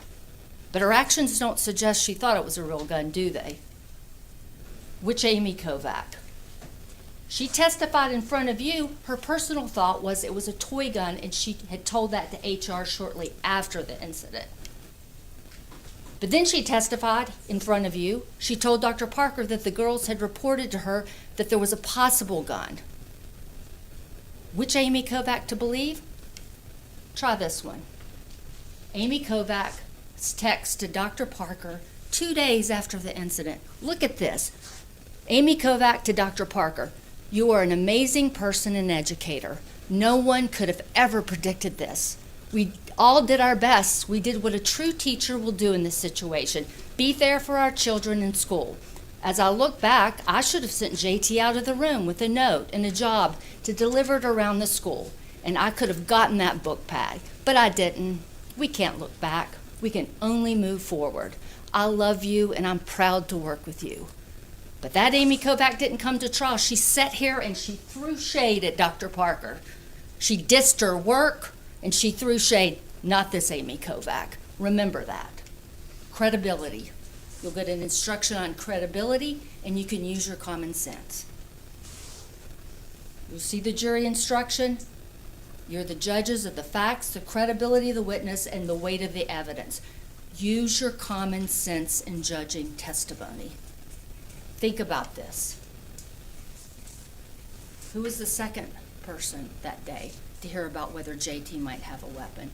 It was Miss Zwerner. She was in the classroom when this went on with Miss Kovac, 30, 40 minutes, whatever it was.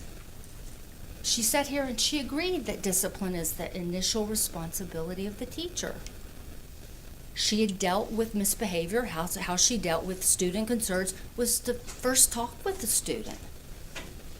She told you she had taken a student by the hand, had removed a student from the classroom, and that was JT just 2 days before. He had thrown her phone, broken her screen protector, and she took him by the hand and she took him out of the classroom and brought him over to Miss West's class across the hall. She also told you that she had a classroom phone to call the officer parents, and she had requested assistance from guidance before, had requested help on the walkie-talkie. Miss West across the hall had the walkie-talkie. And the same day that JT threw her phone, she went over with JT and had Miss West get on the walkie-talkie and call Mr. Rawls to come and get them. So she knew how to remove him from the classroom. She also knew how to evacuate the classroom if she sensed danger. And remember, showed her the text. It was a year before. Miss Zwerner herself tells her friend Rosalie List, another teacher at the school, that Q was at the office all day. I had to evacuate my room early for lunch. But on this day, she was in there when Miss Kovac was there, loudly talking to JT about whether he had a gun in the backpack. She also told you in court that she had emailed Dr. Parker before. She had walked in and talked with Dr. Parker before. She had had guidance take students to Dr. Parker's office. Remember that testimony? You'd go to Dr. Parker at times. You would email her. You'd walk in her office. And if necessary, you'd get guidance to take the student to Dr. Parker's office. Ms. Werner told you that she had discussions with Dr. Parker about JT's behavior during lunch, but not about a report of the gun.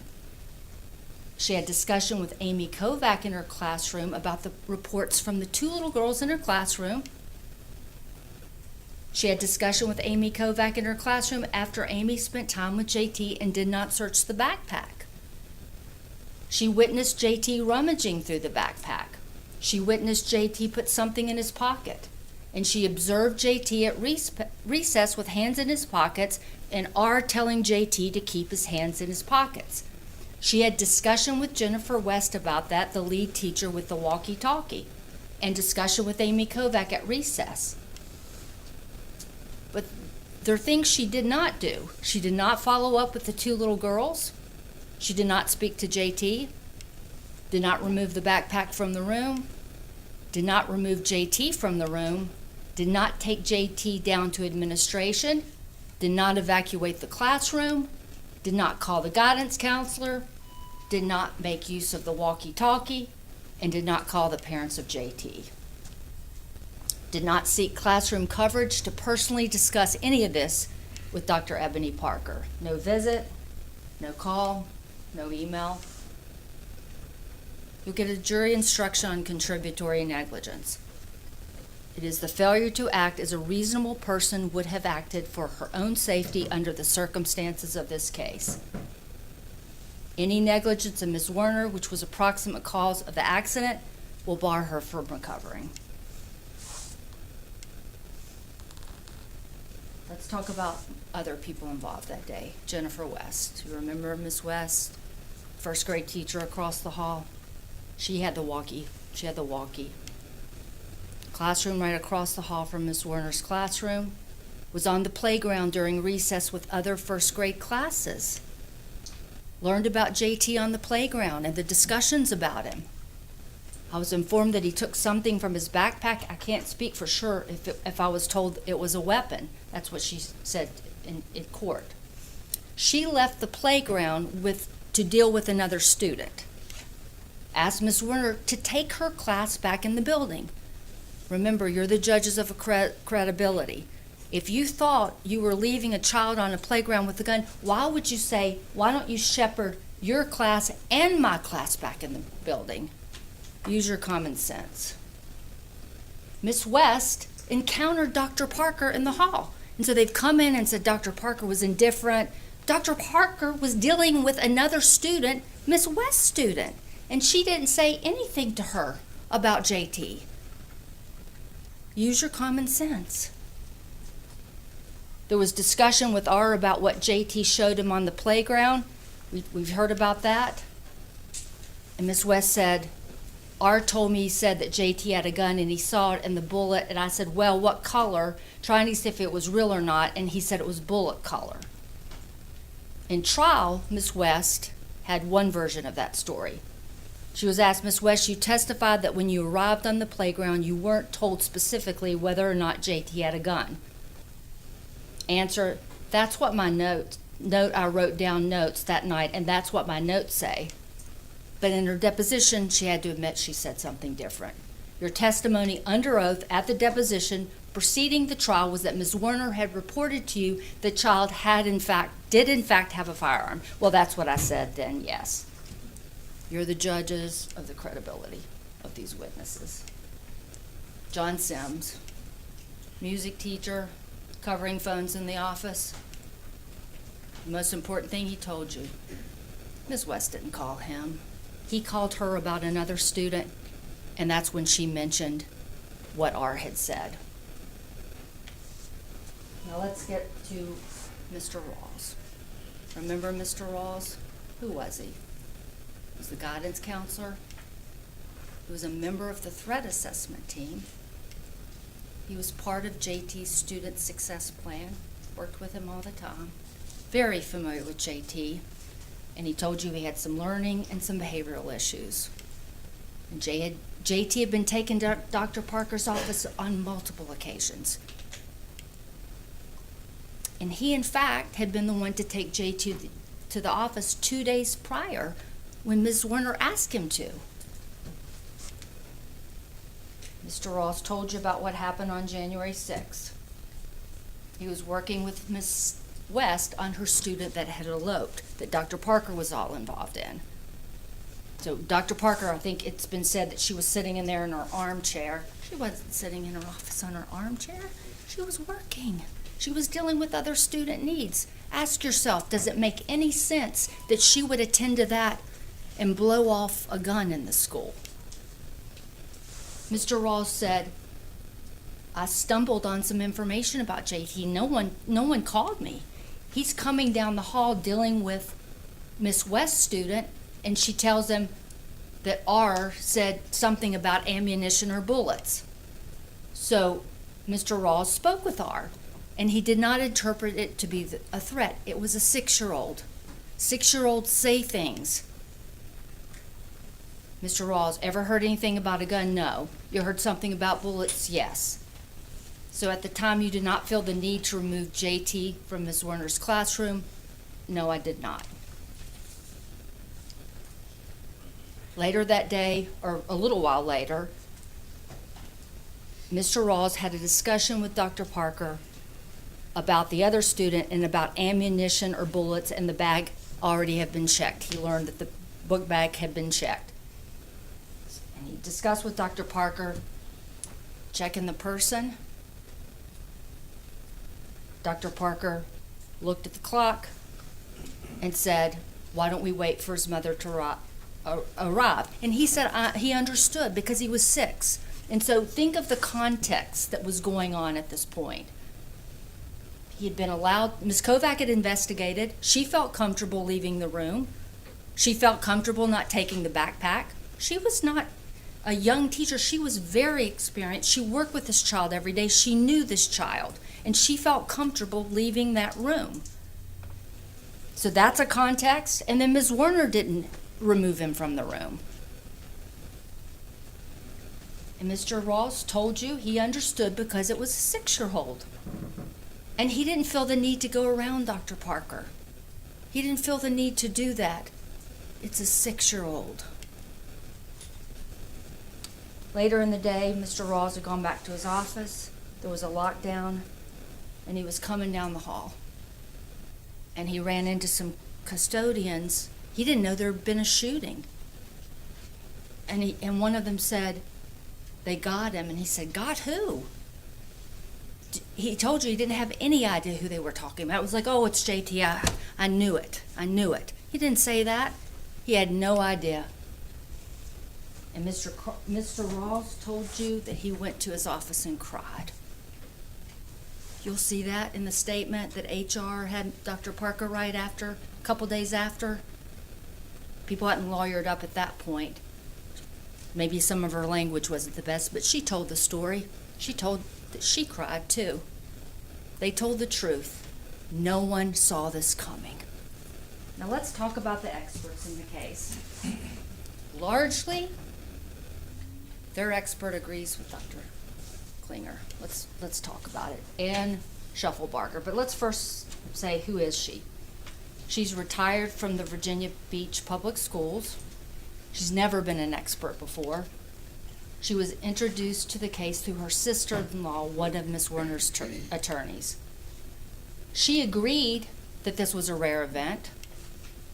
She agreed that the assistant principal is not solely responsible for school safety, that it's a team approach. You remember the Q&A? You agree that it's unfair to judge someone's conduct with 20/20 hindsight vision. I can see that. And you agree that Dr. Parker, in evaluating information regarding a 6-year-old having a loaded gun at school, something that had never happened to her, she didn't know the outcome of the day. Correct. She also agreed that school safety is a team approach. It's not just one person's job, and we'll get to that in a minute, because Dr. Klinger made that clear to you and how that would be a terrible idea for it to be just one person's job.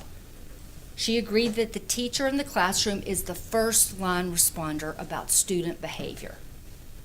She agreed that assistant principals must rely on other staff members and teachers in determining whether reports are credible. She agreed that searching a student is a judgment call based on a lot of factors. She also agreed that it's preferred that parents are present during body searches of little students. She also agreed Dr. Parker didn't refuse to search JT. She wanted to wait until his mother got there because the level of concern was not high. Mr. Rawls had said it wasn't a credible threat. He told you that.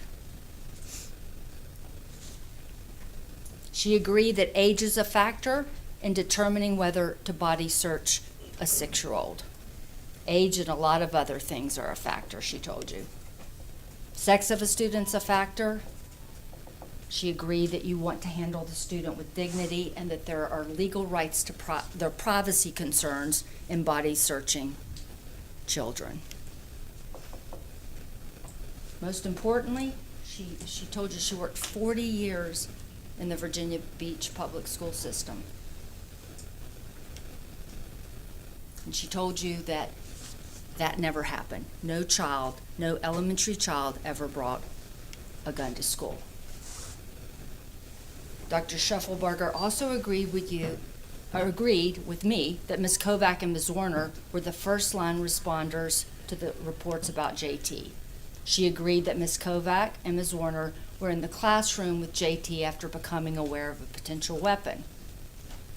She agreed that Ms. Kovac and Ms. Zwerner did not confiscate JT's backpack and that they did not remove JT from the classroom, and that Mr. Rawls had not determined there to be a credible threat when he spoke to Dr. Parker about JT. She agreed that other individuals did not stop what they were doing. She said she should have stopped what she was doing, Dr. Parker, but she agreed that no one else did. And as you recall, she didn't know the facts of the case. She told you that it was two teachers that came and talked to Dr. Parker about body searching JT, and on cross I had to get out the truth that it wasn't actually two teachers. She then acknowledged it. It was actually the guidance counselor on the threat assessment team who worked with the child every day. Surely, if he thought at that point there was a credible threat to search this child, he would have done something. You saw Mr. Ross. Anybody doubt for a minute that he wouldn't take action if he felt like he needed to? Now let's move to the defense expert. You saw Amy Klinger, the defense expert. She has a Doctor of Education from the University of Toledo. She's a career educator and administrator. And now she works with school safety as a trainer and as a consultant. She founded the nonprofit called the Educator School Safety Network. She's a full tenured professor of educational administration. She's an instructor for FEMA and Homeland Security coursework. She has boots on the ground experience. She was a school principal from 1995 to 2008. She's researched, she's published, she's created training courses, and she's been an expert witness 25 times. Most of the time, she's against the school administrator. But she came here and she wasn't against the school administrator.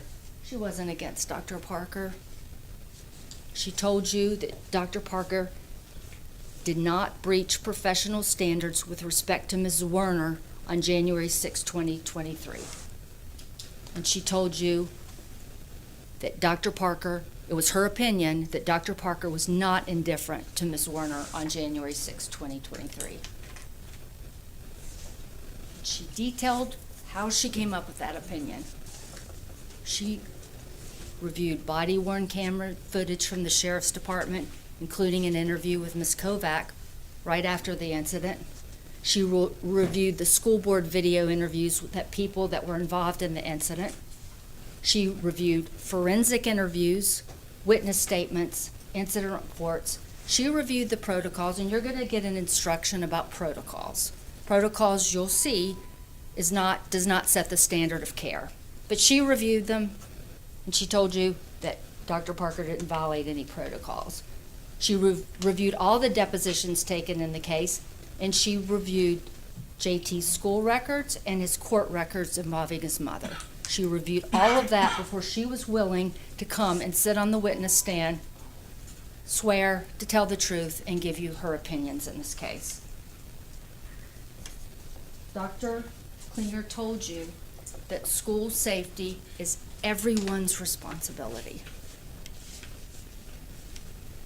It's a collaborative endeavor. School safety concerns do not occur in a vacuum. Every person in a school organization has roles and responsibilities related to school safety, every single person. A school administrator cannot establish the credibility of a potential threat alone. They cannot be everywhere, and they cannot see everything. She told you that it's important that the school administrator get information and disclosures from the people who are closest to the event. Dr. Klinger told you that discipline is the initial responsibility of the teacher. That's a standard nationwide. It's also in the Richneck Elementary School staff handbook. that you've seen, and I think it will go back to you, back to the jury room with you.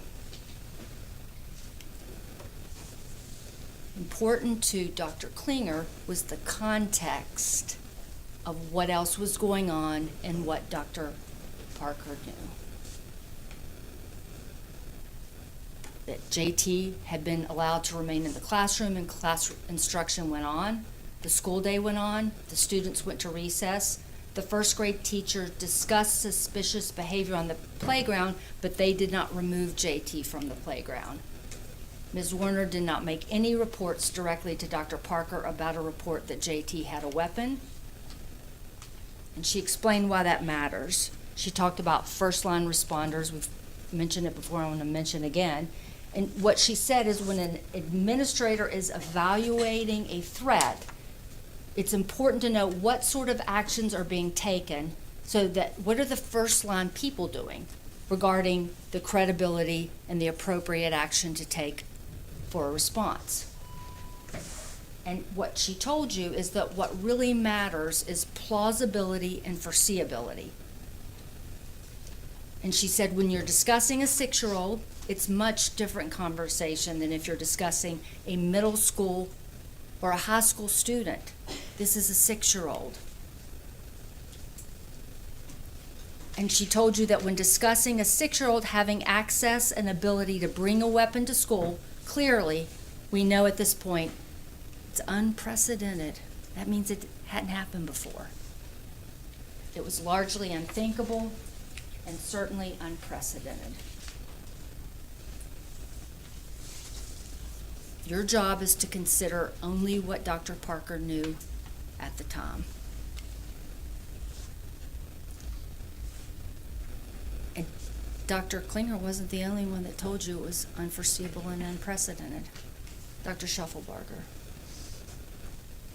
She agreed that in evaluating information regarding a 6-year-old having a loaded gun on January 6, 2023, it was something that had never happened, and that Dr. Parker would not have known the outcome of the day. Ms. Zwerner herself told you that when she saw the gun for the first time that day, when it was unfortunately pointed at her, that she was shocked because she didn't expect to see a real gun. And she had been in the classroom with this child and on the playground with this child. Amy Kovac said it too. Who would believe that a 6-year-old would bring a gun to school premeditated to shoot his teacher? Mr. Rawls said it. He talked about hindsight bias and feeling regret about what happened. But let's look at what Corporal Blythe said. He was one of the first responders, the sheriff. What did he say? We were quite taken aback. We didn't expect to see such a young suspect.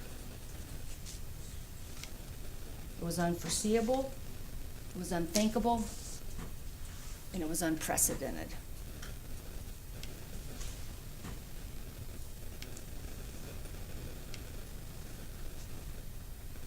I submit to you that Dr. Parker did not assume a duty of care to Ms. Zwerner. She did not breach a duty of care, and that she was not grossly negligent. And it stops there. And you don't even get to damages. However, I need to talk to you a little bit about damages, and I'm going to tell you why.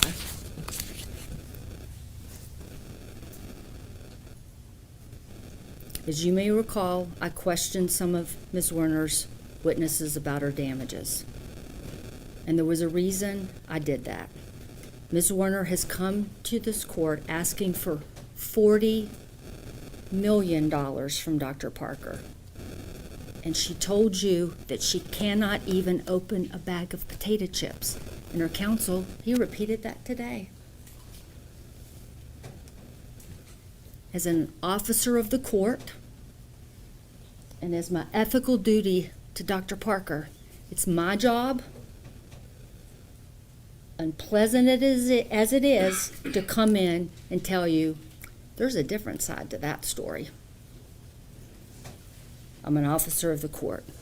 And so I questioned Ms. Werner and some of her witnesses about the fact that she has gone to cosmetology school, passed with flying colors, and is a licensed cosmetologist. And some of her witnesses have come in and said she only wanted to be a teacher, but I've shown you, have admitted into evidence, are the texts that shows there's another side to that story too. And the other side to that story is that it was something, teaching was hard. And I'm not saying that to cast any blame on Ms. Werner, but to say she had thought about going to cosmetology school for years. So to come into the court and say, I only wanted to be a teacher, that's all I ever wanted, and now I can't, even though I don't think anyone testified she couldn't, I need $40 million. It's my job to tell you there's another side to that story. Ms. Werner and some of her family members have said that she can't leave her house, she's become reclusive, that she's withdrawn from the community. And again, I have to show you, when someone's asking $40 million from Dr. Parker, I have no choice but to say there's an... Objection, Your Honor. The statement from Dr. Parker is an inappropriate statement of law. Say that again? The statement from Dr. Parker, I think, is contrary to the jury instruction. I They're don't think- I there didn't to make- assess the damage. I don't think she said anything that Dr. Parker said. No, I I did not. didn't hear that. She stated from Dr. Parker, was counsel's argument. All right, you overruled. You may proceed. I showed you the social media posts that Ms. Werner produced in discovery. She produced them to us. Flip through them. She's reaching out to international celebrities to go to the concert 9 months after the shooting. Again, officer of the court, duty to my client, I have to tell you the other side. It's my job. And that's why we brought you Dr. Hagan. Dr. Hagan explained to you what a forensic evaluator does when determining whether someone has PTSD. Dr. Watson came, as eloquent as he was not Ms. Werner's treating healthcare provider. He was a retained expert paid for by the plaintiff to talk about her damages. But he did not look at her treatment records from before the shooting. He did not see that there had been diagnosis of PTSD before. And Ms. Werner herself, the last question exchange we had, she had to admit that she had not been truthful with Dr. Watson.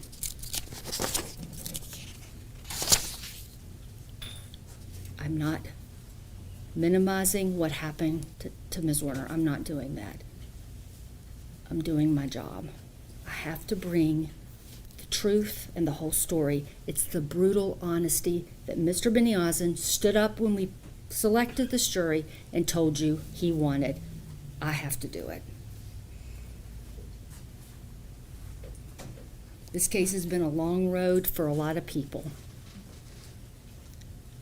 Mr. Beniozen glossed over the evidence in the case, and I want to thank you for listening to me as I went point by point what happened at Richneck Elementary School on January 6th. I went through the evidence, you heard the testimony, you weigh the credibility, these are the facts.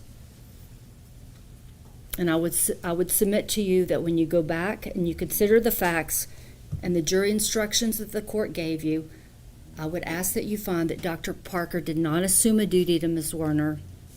She did not breach a duty to Ms. Werner, and she most certainly was not grossly negligent or indifferent to Ms. Werner.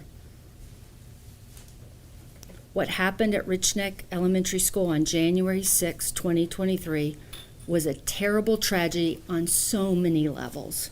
So many levels. There's no one that does not think, that thinks otherwise. It was a tragedy that until that day was unprecedented, it was unthinkable, and it was unforeseeable. And I ask that you please not compound that tragedy by blaming Dr. Parker for it. Thank you. Thank you. All right, you have a rebuttal closing, Mr. Biniani? Briefly, Your Honor. I get to go last. I'm going to be quick, I promise. Throughout the trial, every time somebody says something, that I am sitting there and I just want to jump out of my chair and scream and say, that's not right. That's not how it happened. I write note cards. I go at home, I write note cards, and I keep track of them. And I have note cards for every time that somebody said something that I just wanted to jump out of my chair. And I'm not going to go through all of them. I'm going to go through some of them, and I'm going to go through them quickly so that you can get back into that deliberation room, okay? All right. Testing day. Remember this? Testing day. Today was testing day. Ladies and gentlemen, if Dr. Parker took as much care for those tests and exercised that care for the safety and security of the children and the teachers at this school, we wouldn't be here today. Express promises to protect. Remember, they put up this thing and said, well, you didn't say anything to her. You didn't, Dr. Parker didn't expressly say to you, I'm going to protect you. And that Abby didn't tell Dr. Parker herself. Well, what happened to this collaborative team approach? What happened to this collaborative team approach that we're talking about? Is it not enough that as a team they talked and said Ms. Kovac is going to go tell her? Which one do you want? Do you want it to be a team, or do you want everything coming from the same person? You can't have it both ways. And they all worked as a team, each and every one of them except for Dr. Parker. And Amy Kovac sends a text message 2 days after the fact.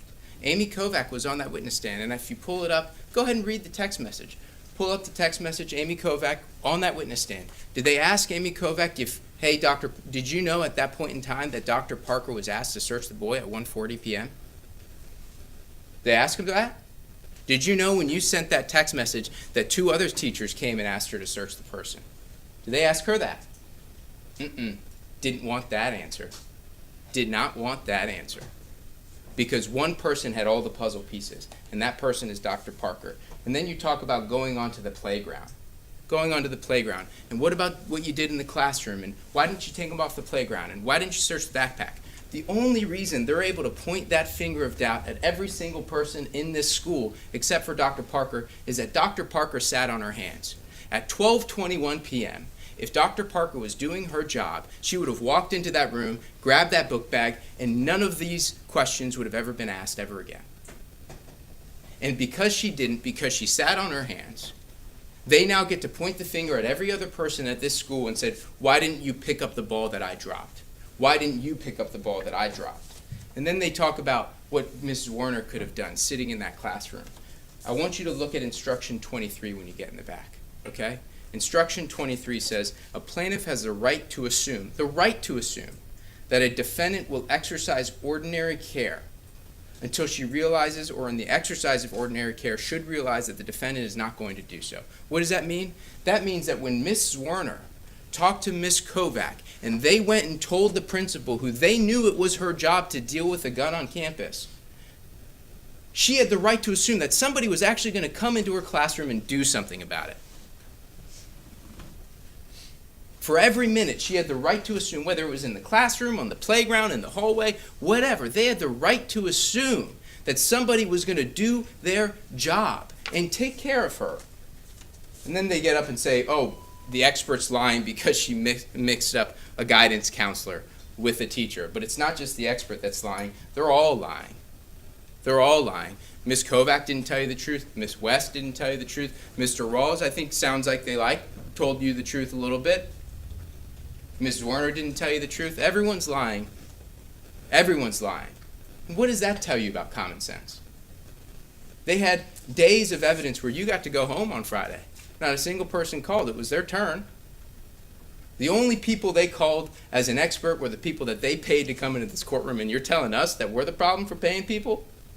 If anybody supported your position, march them onto that witness stand and tell us all the materials that Dr. Klinger reviewed, all the materials she reviewed, body camera, cops, witnesses, they help you? Put them on the witness stand. You didn't see a single one of them. You didn't see a single one of them. And if you didn't believe every word that was coming out of their mouth, and it's not exactly how it happened in your office, then get on the witness stand and tell us. There was all this conversation in jury voir dire about what it means to plead the Fifth Amendment. Ladies and gentlemen, somebody doesn't plead the Fifth Amendment unless they sit on that witness stand and say, I plead the Fifth. In a civil case, you don't have the right to remain silent until you actually exercise your right to remain silent. And not a single chance, they didn't want to take a single chance of her answering a single question. And if they didn't believe them, Your Honor, I would object at the stage. I'd ask the sidebar, please. No sidebar, overruled. You may Then I proceed. would ask to voice my objection on the record, Your Honor. You can after closing. Go ahead, Mr. Benioff. and then we talk about Taylor Swift. Taylor Swift. What I want you to do is, if you watch that, if you look at that clip, I want you to read the second sentence. And the second sentence says, I am the first grade teacher that was shot by a 6-year-old. What does that mean to somebody? That your identity, I don't walk around saying I'm my mother's child. I'm a first grade teacher. And Ms. Zwerner walks around life feeling like she has to tell everybody, this is me because this defines me.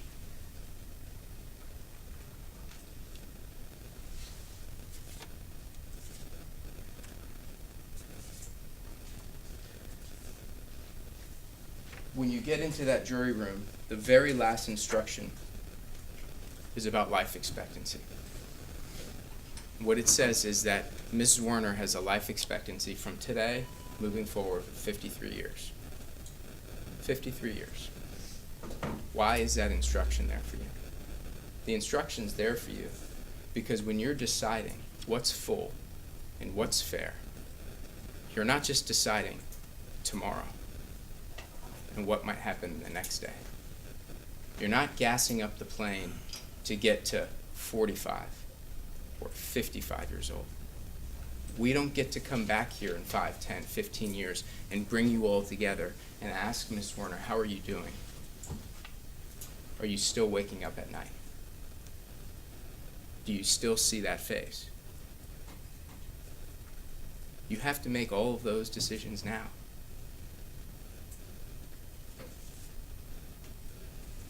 The other day, we took a lawyer break. Remember, Judge talked about lawyer breaks. A longer break than probably normal.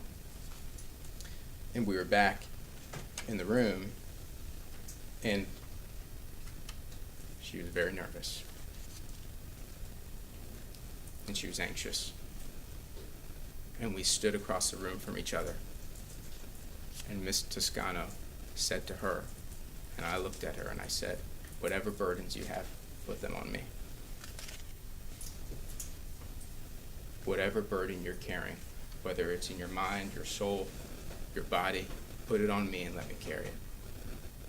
Because that's what we do as lawyers. We accept to take this on through its ups and its downs, through the weight that it puts on our shoulders. And we accept that burden to be somebody's voice. And if I've talked more than I should, I'm sorry.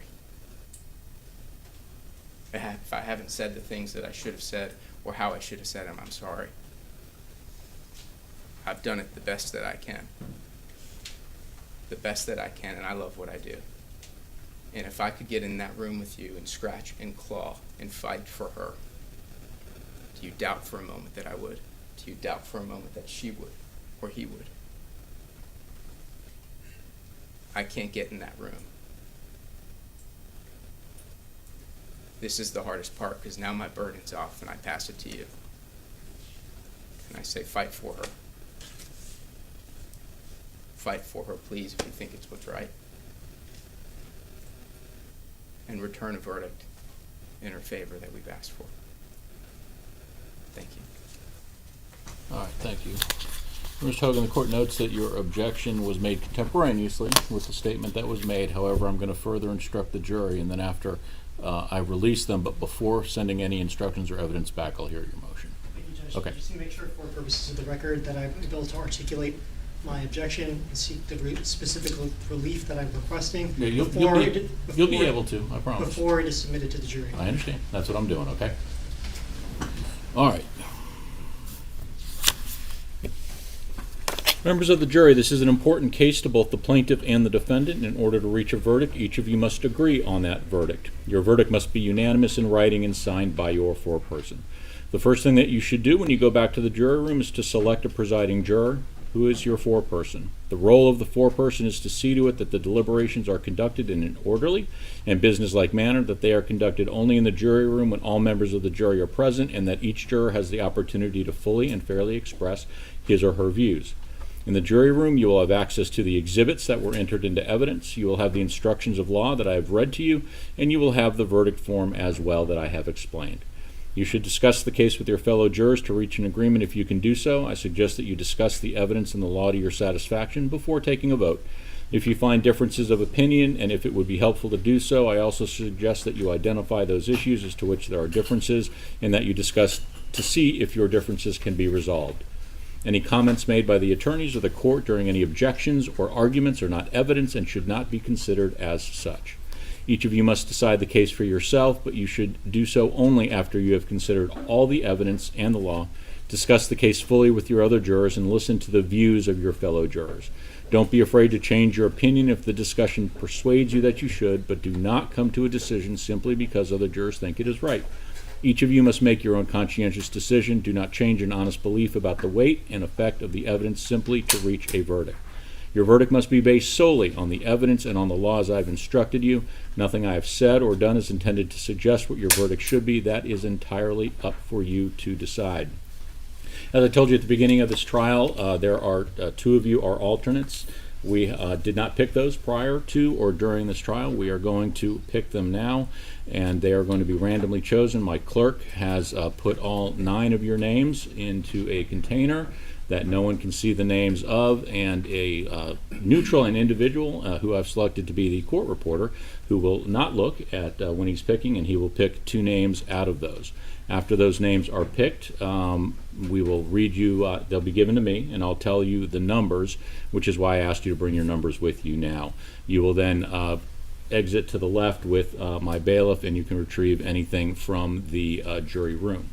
So I have some good news for you, I think, for those of you who are alternates, that your term is over Friday. So you do not need to call back for any other potential jury service. However, since your term does extend through Friday, I ask that you do not discuss any of the jury service you have provided at any time during your month of service until after your term has expired. You are still under subpoena by the court. All right, court reporter.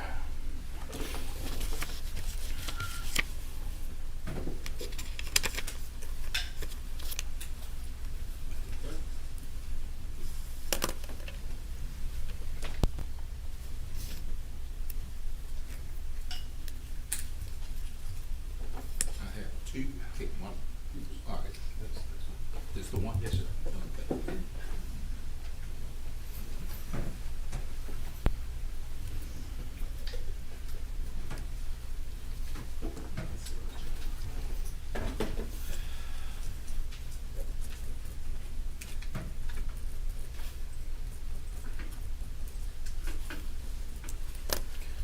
All right, Madam Clerk, can you please read the numbers of the alternates and excuse them? Juror number 5 and juror number 32. All right. You are the alternates for this jury, and you are excused. Please bring your book.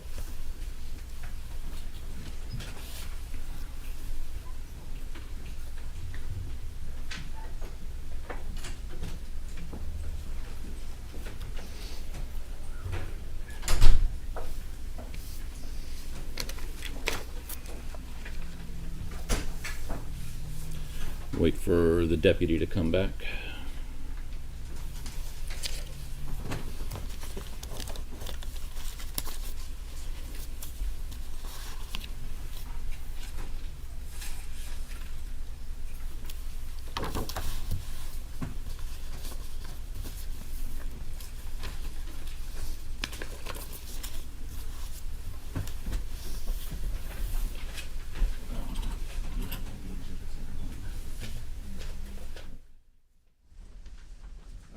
Has the plaintiff gathered all the exhibits that are going back from your side? They're all with the clerk, yes, sir. Okay, and has the defense as well? Yes, Your Honor. Okay.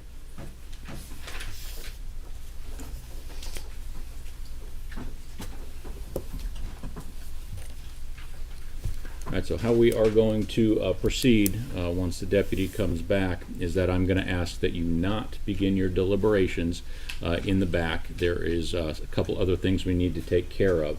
But then once the deputy brings you the jury instructions, the verdict form, and all the exhibits that have been entered into evidence, that is your cue to begin your deliberations. So don't begin until you receive those things in the back.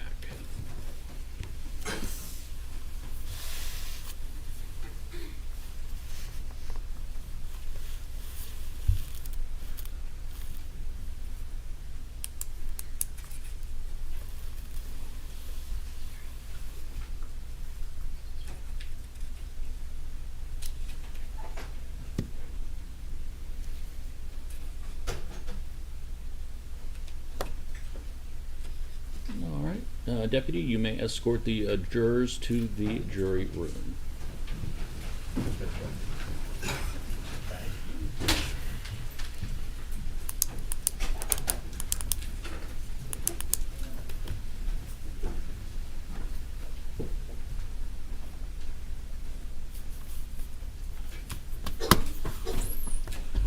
All right, you may be seated. Mr. Hogan, your motion. Yes, Your Honor. To be clear, for purposes of the record, my understanding is that the matter, the case has not been submitted to the jury for deliberations, so this is a timely motion for mistrial, which I'm sure the court has anticipated. Judge, I'd move for a mistrial in this case. The standard is a manifest probability of prejudice. Two problems. In rebuttal, closing argument, plaintiff's counsel stood up here, pointed to my client directly, and asked the jury point blank to draw an adverse inference from the fact that she did not put on any additional evidence. This constitutes classic burden shifting. The jury instructions tell the jurors, this is black letter law, that plaintiff's counsel, the plaintiff bears the burden by establishing by a preponderance standard each element that forms the basis of her claim. This is impermissible burden shifting. That error is compounded by the fact that Mr. Beniossen needlessly stood up here, again pointed directly at my client, and said that she didn't really invoke her Fifth Amendment privilege. She didn't invoke it whatsoever. She didn't put on any evidence. So it's fair game. You can draw an adverse inference against her because she elected not to testify. The problem with that, Judge, is in Virginia, I understand there's a distinction between the way the Fifth Amendment operates typically in the criminal context versus civil. And typically in the civil context, what has been addressed in the case law has been generally there's no blanket right to invoke your Fifth Amendment privilege. They have not addressed this in the context of testimony at trial. They've only addressed this in the context of pretrial discovery. And they've had instances where people have invoked the Fifth Amendment privilege as a way to not answer discovery questions. And they've held generally there's no blanket privilege. There's case law in other jurisdictions in the federal courts, Judge, that have held that under some limited circumstances, an individual can assert a blanket privilege, can assert the Fifth Amendment, and refuse to take the stand. And all the protections that come with that, the full panoply of protections, would come and would redound to my client's benefit. That would include 8.01-223.1, which is memorialized and enshrined this constitutional principle, that when someone faces jeopardy, legal jeopardy because of criminal charges, that for whatever reason she's got to proceed with the civil trial before the criminal trial, she should be able to exercise those rights. She should be able to protect herself from criminal liability, and she's done so in this case. This problem has been compounded repeatedly in this case. And opposing counsel could not help themselves but stand up here and rebuttal and take a cheap shot at my client by saying that she didn't really invoke her Fifth Amendment rights. We talked about it in jury selection, but it's okay. You can infer that she's hiding something. She has not carried her burden, even though it's my burden to carry by preponderance standards the evidence for each element. Any other grounds for mistrial? No curative struggle. No. That was my next question. Hold on. So let me ask the question. Do you believe that a curative instruction that I had denied originally but had been offered is appropriate now? I don't think a curative instruction would work here, Judge. Okay, put those reasons on the record. I'll articulate that you can't unring the bell at this stage, Damage has been done. This trial is irreversibly damaged. Okay, thank you. Thank you, Judge. Any response? Your Honor, the invocation of a Fifth Amendment, even by statute, must be exercised. It was never exercised. Then why did you bring it up? Why did I bring it up? Yeah. Because it was referenced, because she's in the situation where she hasn't taken the witness stand, and it's been invited to the jury in voir dire. Your Honor, we objected to the questions on the jury questionnaire, if you recall. I specifically objected to those at the time of the pretrial motion about the Fifth Amendment. I said, we cannot have that on here unless we know it's going to be invoked. And my memory is that you said, proceed, you're doing this, you're inserting this, as in they are inserting this. If that was never mentioned at all, things might be different.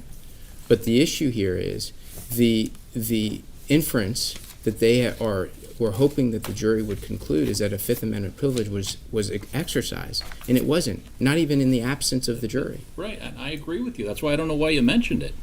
So I'm going to deny the mistrial, but I am going to grant the limiting instruction, and I find that that is appropriate at this time based on arguments of counsel. So I will pull the one that was offered, and I will send it out for approval as the one that was offered. Your Honor, my objection to that is, again, the law states that the limiting instruction on that, the applicability of that code section, is in the event that somebody exercises their Fifth Amendment And right. you basically exercised it for her. I still don't understand why you even brought it up, but you did. So now we are where we are. So I'm going to offer the curative instruction. I understand your objection, and I understand plaintiff's objection as well. But I'm going to offer that as whatever the last number was, and that'll go back to them as well. All right, we will be in recess. Yeah, I need those. And then I'll send out the one that was offered that I'm approving. And if anyone objects, you can write your objections, beside what's already been on the record, of course. And then we'll go from there. And then I'll send everything back to them. Okay. All right, we will be in recess. The jury will get the final instructions and evidence, and we will be in recess until we get a verdict. Please rise.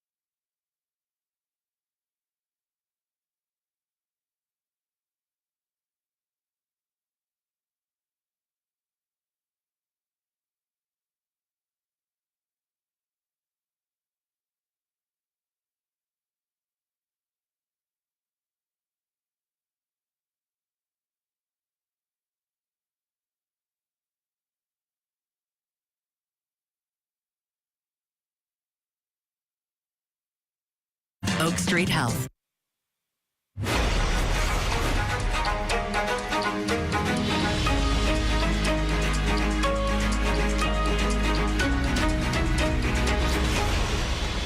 We will take you back to Virginia for the teacher shot by first grader civil trial in just a moment. But first, we want to take you to Galveston, Texas. This is for the teen lovers kill grandmother murder trial. The man is accused of killing his girlfriend's grandmother, Tammy King. That was in Texas on the home, and this took place on February 5th. Urick and his girlfriend Tara King were on the run before investigators captured them in Laredo, Texas, 5 days later. Tara King will go on trial next year. Dr. Monica Patel from the Galveston County Medical Examiner's Office took the stand, and she described the bullet's path that went through Tammy King's body.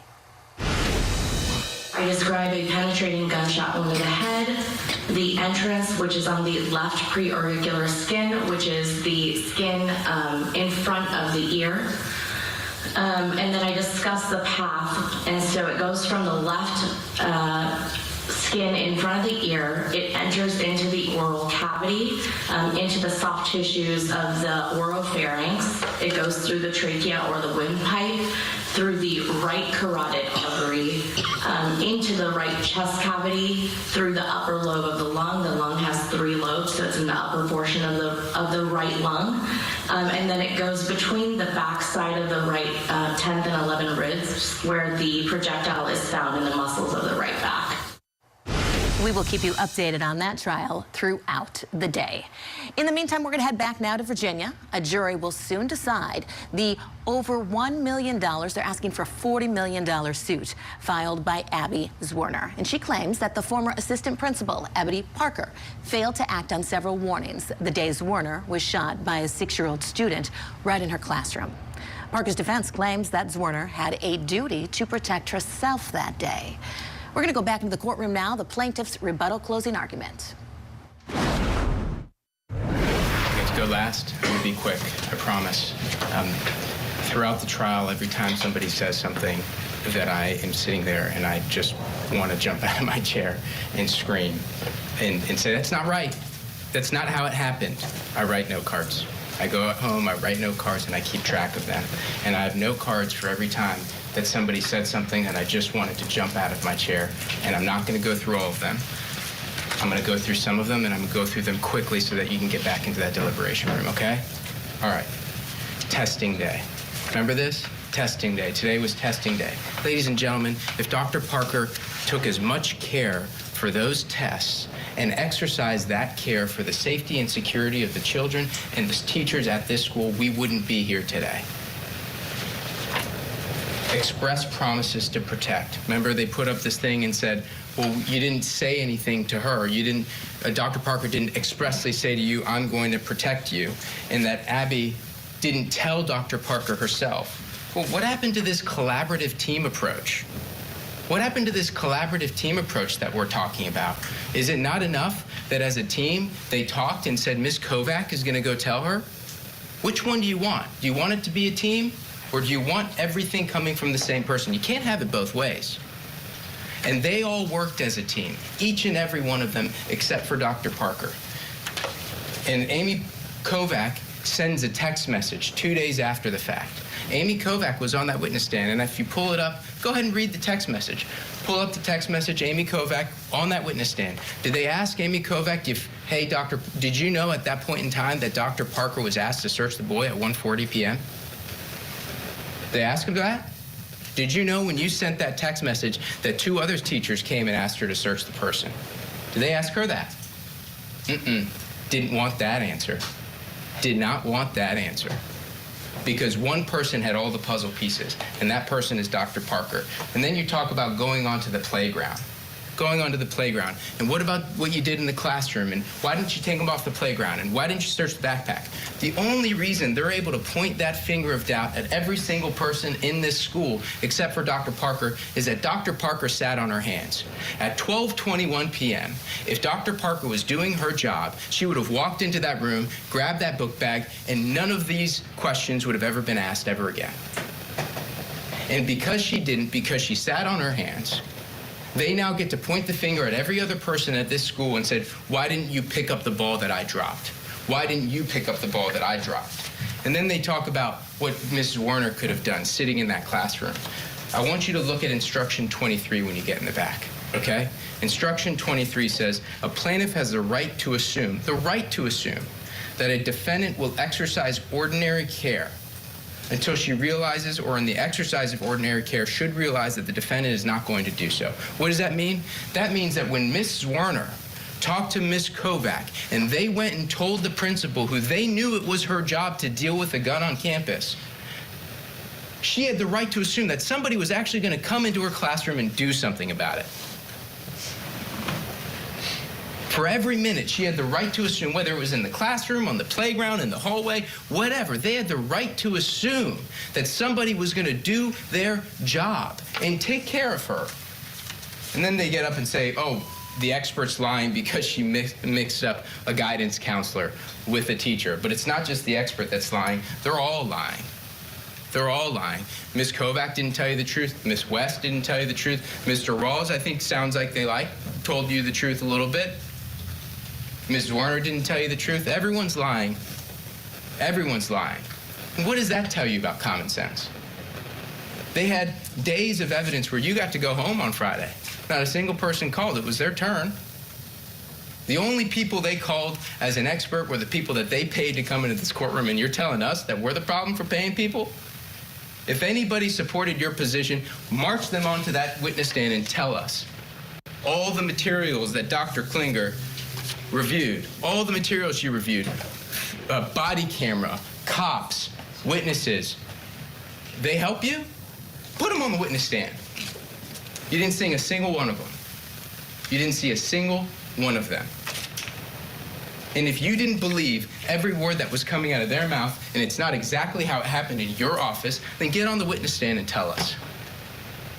There was all this conversation in jury voir dire about what it means to plead the Fifth Amendment. Ladies and gentlemen, somebody doesn't plead the Fifth Amendment unless they sit on that witness stand and say, I plead the Fifth. In a civil case, you don't have the right to remain silent until you actually exercise your right to remain silent. And not a single chance, they didn't want to take a single chance of her answering a single question. And if they didn't believe them... Your Honor, I would object at the stage. I'd ask a sidebar, please. No sidebar, overruled. Then I would ask to voice my objection on the record, Your Honor. You can after closing. Go ahead, Mr. Benioff. And then we talk about Taylor Swift. Taylor Swift. What I want you to do is, if you watch that, if you look at that clip, I want you to read the second sentence. And the second sentence says, I am the first grade teacher that was shot by a 6-year-old. What does that mean to somebody? That your identity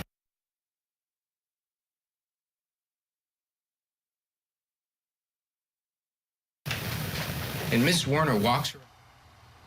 Let's go ahead and bring in former Deputy Public Defender Philip Dubé, because those are wrapped up there, in Virginia. Philip, I have this box underneath me, and I just about fell down, but I'm good. Okay, Philip, now, we're just hearing from the plaintiff's attorney talking about things like Taylor Swift. That's what he was talking about, because the defense counsel was talking about there's two sides. There's different sides. She was reaching out to celebrities, and so he was kind of correcting the record on that. Do you think it's effective? Not at all. Because remember, her allegation is that her hand was basically rendered crippled because of the shooting. But she has no problem taking out her phone, texting away to Taylor Swift and maybe her staff or whoever reads it, not to mention planning a trip to fly to Pennsylvania to go see the concert. And then, of course, to maybe give up education and go into cosmetology, where you have to put in over 1,000 hours of practical work in a classroom setting. And I'm not talking about academics. I'm talking about having your arms up in the air, cutting hair, rolling perm rods, doing highlights, having people in shampoo bowls, having blow dryers going, curling irons, everything else, where everything all of a sudden seems fine for her to be able to use her hands in a creative career. But she wants it, though, to be paid by Ebony Parker to make up for whatever she may have lost as a school teacher. And I don't think it works that way. So I think they're trying to illustrate that she only really suffered a very temporary setback. And if you want to put a dollar amount on that, that's fine. But no way would it ever amount to $40 million. Philip, talking about the foreseeability, how do you think that is sitting with the jurors in this day and age when we have had so many school shootings? Granted, yes, it's 6 years old. We heard defense counsel saying all of the people that responded were shocked. Well, of course it's shocking when a 6-year-old, they find out that he is the one that is responsible for this. But I do think that it's foreseeable in this day and age to think, you know what, anyone at any age could have a gun. I want to point out, we do have the verdict clock up because they have started deliberating in this case, Philip. I don't think it's fair to use Columbine, Parkland, Virginia Tech, and all these other school shootings as a barometer of foreseeability at an elementary school for a first grader. I just don't think that that's fundamentally unfair. And there's a natural inclination to want to use the facts of other tragedies against a defendant that's on trial in a completely unrelated operative set of facts. How often have you, Kelly, in your entire career ever heard of a first grader packing a loaded gun? I've never seen it. It's just unpredictable, But frankly. Philip, It's unforeseeable. And I may be hypersensitive to this just because of the business that we have been in. Sure. But I'll tell you, I mean, I think it could be any age, and I think that's an unfortunate statement, but I do think with everything that's going on, teachers, principals, everyone needs to be, we think that he might have a gun, something should have been done there. Whether it was the teacher, whether it was the principal, whether it was somebody, I think, and you did mention it, Philip, so many people it seemed dropped the ball. Exactly. And why should Ebony Parker take the fall for everything? I don't think it's fundamentally unfair. And if you recall, one of the teachers texted Ebony Parker and said, we love you. You do great work. We can't believe that this even happened, or words to that effect. Who would have ever thought that something like this could ever happen? And from there, to dilute it even further up that chain to Ebony Parker to say, we've got her now. She's going to be on the hook for all this. I think it's fundamentally unfair. Now, I'll give you that she may have been negligent, but simple negligence under Virginia law is not actionable because the 11th Amendment, instead, her claim is with workers' comp. Yeah, you need that gross negligence. We'll see what happens. Jurors have been deliberating 2 minutes, just 2 minutes so far. We're going to continue to follow that and, of course, bring you anything from that jury deliberations room if there's a verdict or a question. So we're going to take a break. We're going to bring you the rest of the plaintiff's rebuttal. We actually didn't finish it, so we have a little bit more of that to play for you when we come back. Plus, an update out of Idaho, where a restitution hearing happened today for confessed killer Brian Kohlberger. Matt Johnson, he's going to come with us and be here to tell us all the latest about that situation in Idaho. We'll be back.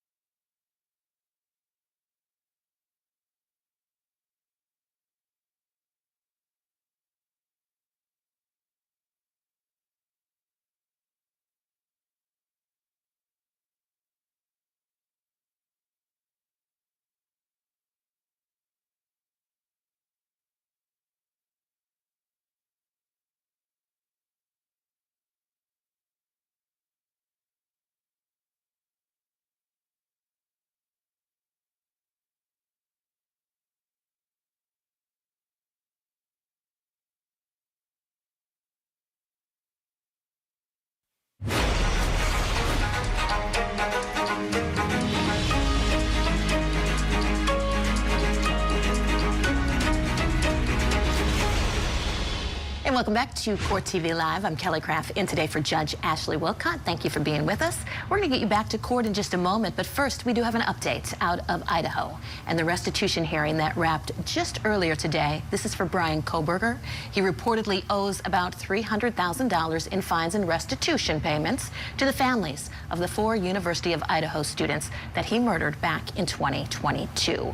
But Koberger is fighting that court-ordered compensation, saying the families took GoFundMe money. Here to break it all down for us is Court TV crime and justice correspondent Matt Johnson. Matt, talk to us about the hearing today. What stood out to you? Yeah, so this is separate from the $300,000 that was part of the plea deal. This was an additional $30,000 that prosecutors were trying to get. But at the end of the day, they admitted to making a big mistake when they wrote the plea deal, which impacts the victims' families. Prosecutors were seeking an additional $30,000 in restitution for travel expenses incurred by the victims' families. But today, the state admitted that they were mistaken and cannot seek travel expenses per the prearranged plea agreement. Instead, they can only ask for some funeral expenses, bringing the total down from $30,000 to $3,000. Take a listen. So what the state is actually requesting today is just additional restitution for the funeral-related expenses, which are the urns for the families. Given that the state has clarified its position that it's only seeking reimbursement for the urns, it's my understanding that that amount is $1,420 for one family, $1,587.79, and then another $167.79, which would be a total, I believe, if my math is right, of $3,075.58. And as Kelly was mentioning, Koberger has been ordered to pay nearly $300,000, which includes $80,000 to be split among the families of the victims, Kaylee, Maddie, Ethan, and Zaina. So this was a big mistake by prosecutors in Idaho when they rushed to get this plea deal done. They left out the stipulation of travel expenses, and that's what's really lost for the families here. You know, Matt, kind of surprising, but maybe not. Koberger has gotten a lot of money while he's been behind bars. Can you talk to us about that? And that was shocking. We heard more about this today. It was revealed in court today that Koberger has a history of getting big deposits as an inmate in his inmate account. The killer receiving 5-figure deposits at times. The defense claims that the deposits were from family and friends that just want to stay in contact with him after his arrest and right before he changed plea to guilty. Now prosecutors want to make sure that the confessed killer turns over any future monies that he may get in the future from working in the prison or from a possible inheritance. Take a listen. There's a history in the 3 years he was incarcerated of him receiving 5 figures put on his books.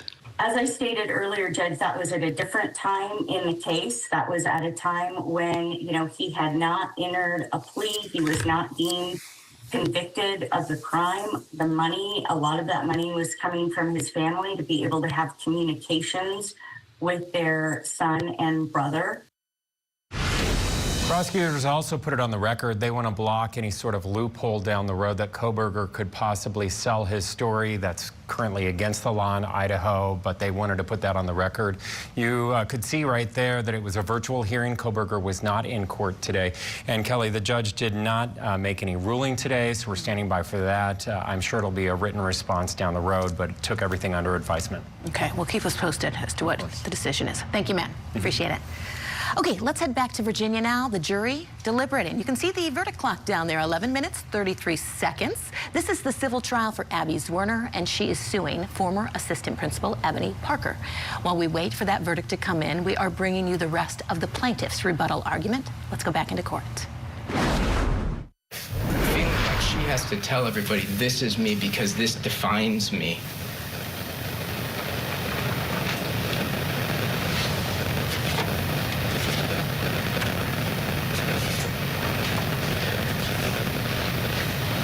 When you get into that jury room, the very last instruction is about life expectancy.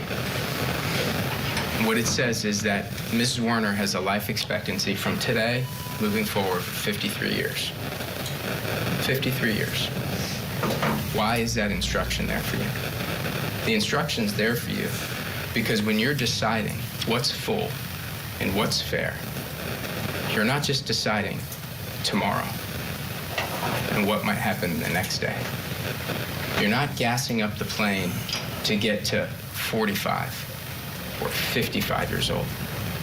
We don't get to come back here in 5, 10, 15 years and bring you all together and ask Ms. Zwerner, how are you doing?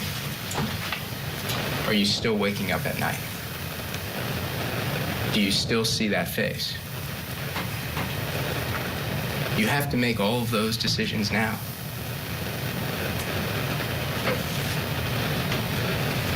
The other day, we took a lawyer break. Remember, the judge talked about lawyer breaks. A longer break than probably normal. And we were back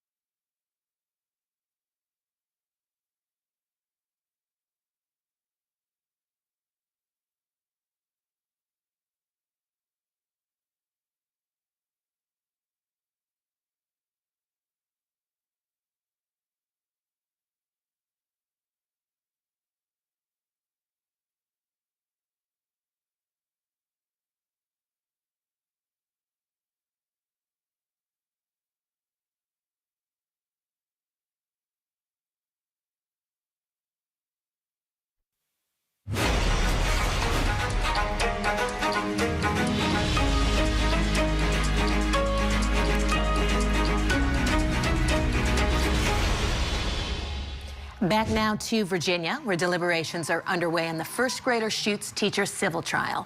Former teacher Abigail Zwerner sued former assistant principal Dr. Ebony Parker for gross negligence. Zwerner claims Parker did not take enough precautions to prevent a first grader from shooting her inside her classroom on January 6th of 2023.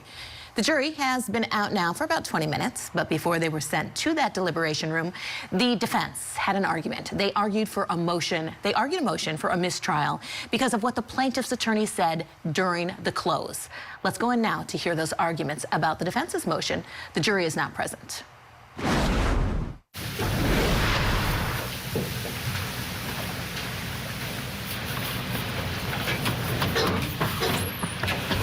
All right, you may be seated. Mr. Hogan, your motion. Yes, Your Honor. To be clear, for purposes of the record, my understanding is that the matter, the case has not been submitted to the jury for deliberations, so this is a timely motion for mistrial, which I'm sure the court has anticipated. Judge, I'd move for a mistrial in this case. The standard is a manifest probability of prejudice. Two problems. In rebuttal, closing argument, plaintiff's counsel stood up here, pointed to my client directly, and asked the jury point blank to draw an adverse inference from the fact that she did not put on any additional evidence. This constitutes classic burden shifting.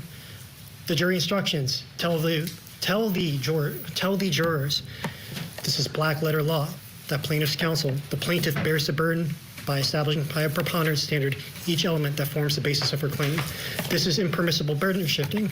That error is compounded by the fact that Mr. Beniossen needlessly stood up here, again pointed directly at my client, and said that she didn't really invoke her Fifth Amendment privilege. She didn't invoke it whatsoever. She didn't put on any evidence. So it's fair game. You can draw an adverse inference against her because she elected not to testify. The problem with that, Judge, is in Virginia, I understand there's a distinction between the way the Fifth Amendment operates typically in the criminal context versus civil. And typically in the civil context, what has been addressed in the case law has been generally there's no blanket right to invoke your Fifth Amendment privilege. They have not addressed this in the context of testimony at trial. They've only addressed this in the context of pretrial discovery. And they've had instances where people have invoked the Fifth Amendment privilege as a way to not answer discovery questions. And they've held generally there's no blanket privilege. There's case law in other jurisdictions in the federal courts, Judge, that have held that under some limited circumstances, an individual can assert a blanket privilege, can assert the Fifth Amendment, and refuse to take the stand. And all the protections that come with that, the full panoply of protections, would come and would redound to my client's benefit. That would include 8.01-223.1, which is memorialized and enshrined this constitutional principle that when someone faces jeopardy, legal jeopardy because of criminal charges, that for whatever reason she's got to proceed with the civil trial before the criminal trial, she should be able to exercise those rights. She should be able to protect herself from criminal liability, and she's done so in this case. This problem has been compounded repeatedly in this case. And opposing counsel could not help themselves but stand up here and rebuttal and take a cheap shot at my client by saying that she didn't really invoke her Fifth Amendment rights. We talked about it in jury selection, but it's okay. You can infer that she's hiding something. She has not carried her burden, even though it's my burden to carry by preponderance standards the evidence for each element. Any other grounds for mistrial? No curative stroke, no. That was my next question. Hold on. So let me ask the question. Do you believe that a curative instruction that I had denied originally but had been offered is appropriate now? I don't think a curative instruction would work here, Judge. Okay. Put those reasons on the record. I'll articulate that. You can't unring the bell at this stage. Damage has been done. This trial is irreversibly damaged. Okay. Thank you. Thank you, Judge. Any response? Your Honor, the invocation of a Fifth Amendment, even by statute, must be exercised. It was never exercised. Then why did you bring it up? Why did I bring it up? Yeah.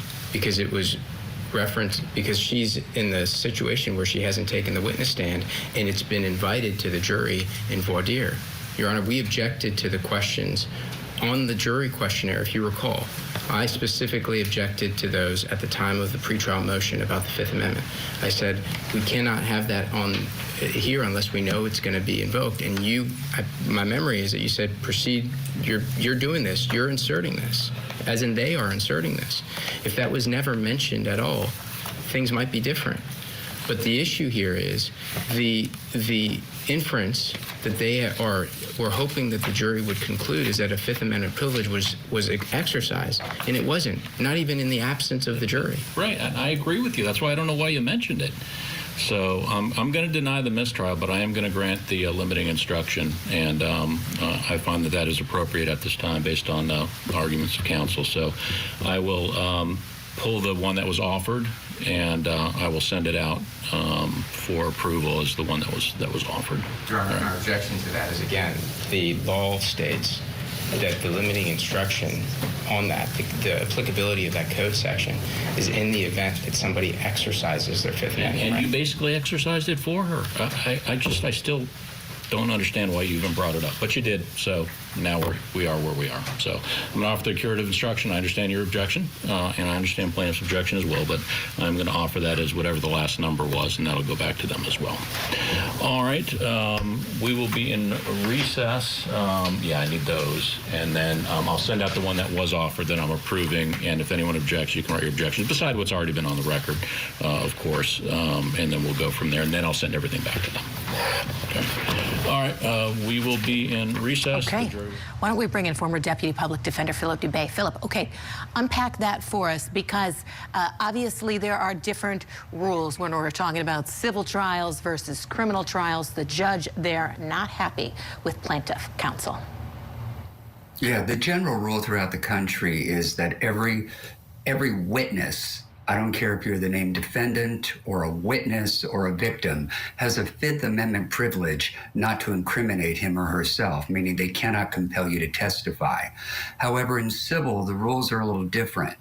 If you have a parallel criminal prosecution pending and you choose not to testify on your own behalf in the criminal case, it's my understanding that Virginia is one of the few states in the country that says even if you testify in the civil case preceding your criminal case, anything you say or testify to at your trial cannot be used against you in the criminal trial unless it's perjury.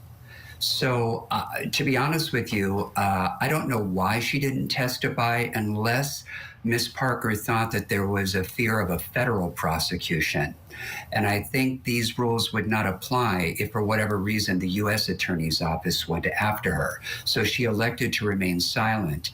And under Virginia law, the jury is entitled to receive what's called an adverse inference, meaning that you can infer I guess it's a civil version of consciousness of liability if you refuse or decline to take the stand. But that needs to be reconciled with her privilege to not have to testify in a civil case while a criminal case is pending. So I don't know necessarily that a curative instruction like this is going to fix the problem. And we really won't know until the verdict is published, if any, what effect this misconduct on the part of plaintiff counsel had on the jury. It still remains to be seen. But right now, it seems like it might be a tempest in a teapot. Yeah, we'll have to see what happens there. And of course, if it comes back favorable for the plaintiffs, this will definitely be something that defense counsel will appeal on. Philip, thank you so much. Philip Dubé is sticking around. While the jury is deliberating there in Virginia, Michael Ayala is going to join me next as we switch gears. We're going to go to Tennessee. This is for the Broke My Heart murder trial for Latasha Daniels. Stay tuned. We're coming right back.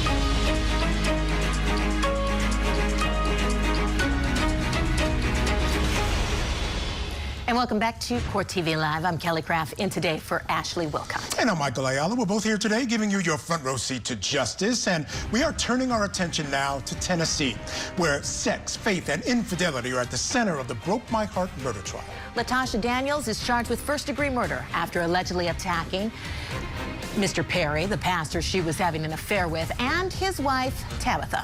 Now, police say that as Daniels was leaving Perry's home after a visit, she pulled out a gun and began to shoot Perry several times. Perry's wife said that Daniels repeatedly said, "You broke my heart," while she was shooting.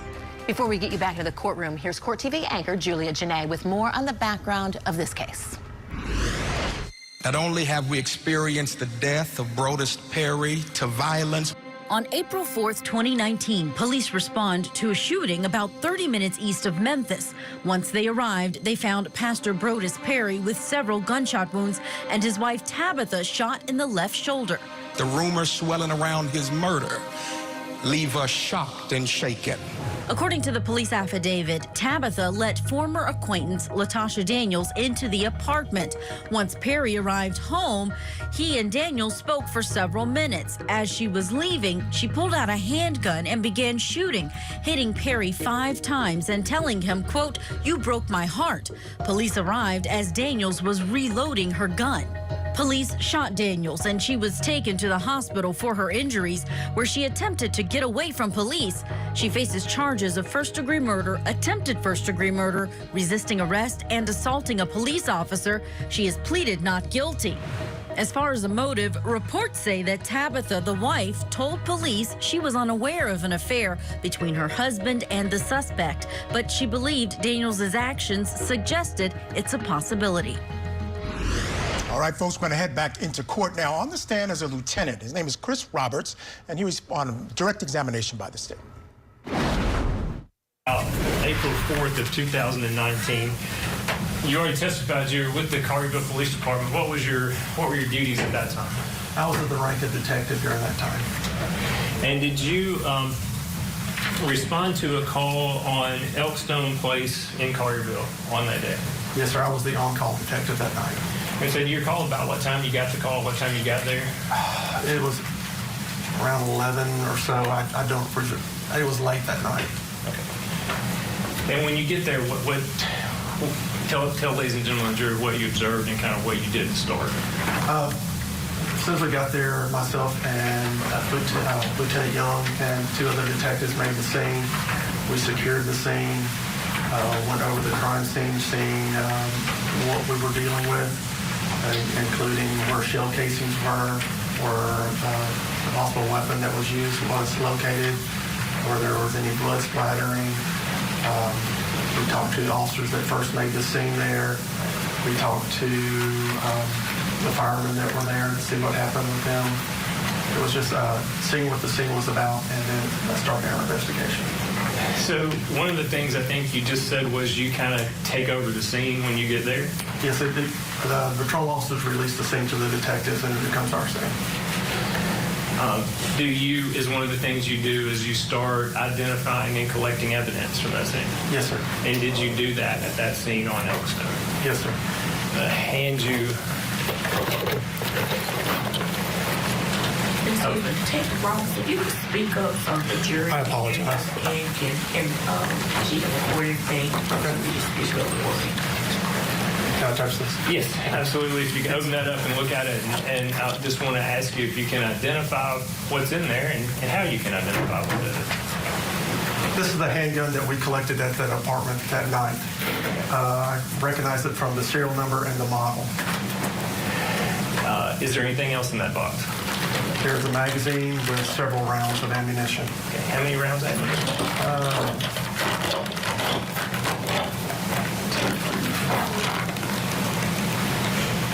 Appears to be 5. And you collected all that from the scene on Elkstone?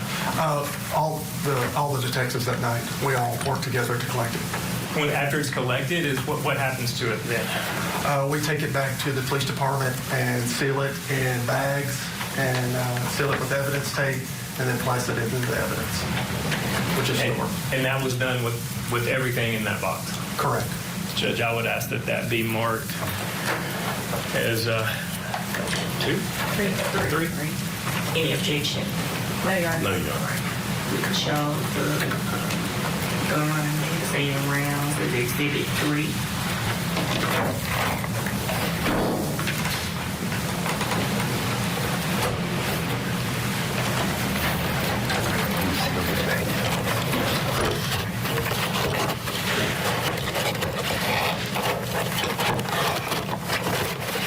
I'm going to hand you a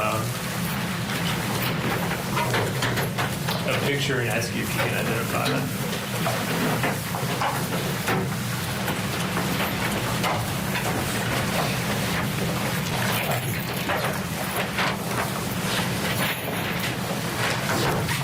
This is a picture of the handgun that we located at the department that night.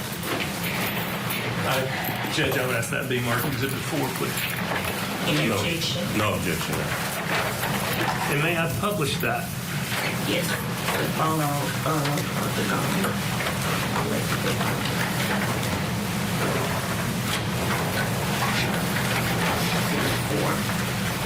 Yes, you may publish it. Thank you.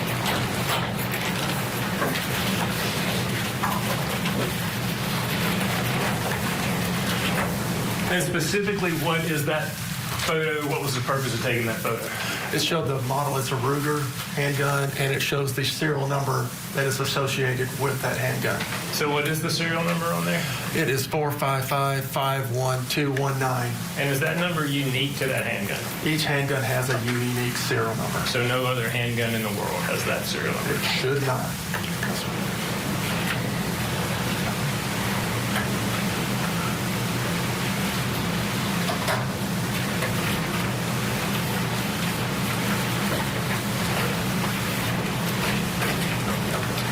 Hand you this. I'm going to ask you, I don't know if you want gloves, that doesn't matter to me, and I don't know if you have anything to open that up, but I want to ask you to open that up and identify what's on the inside of it.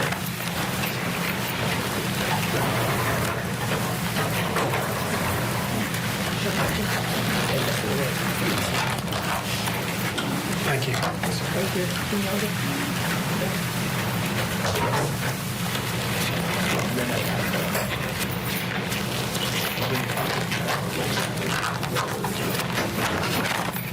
May I open it now, sir? Yes. Thank you.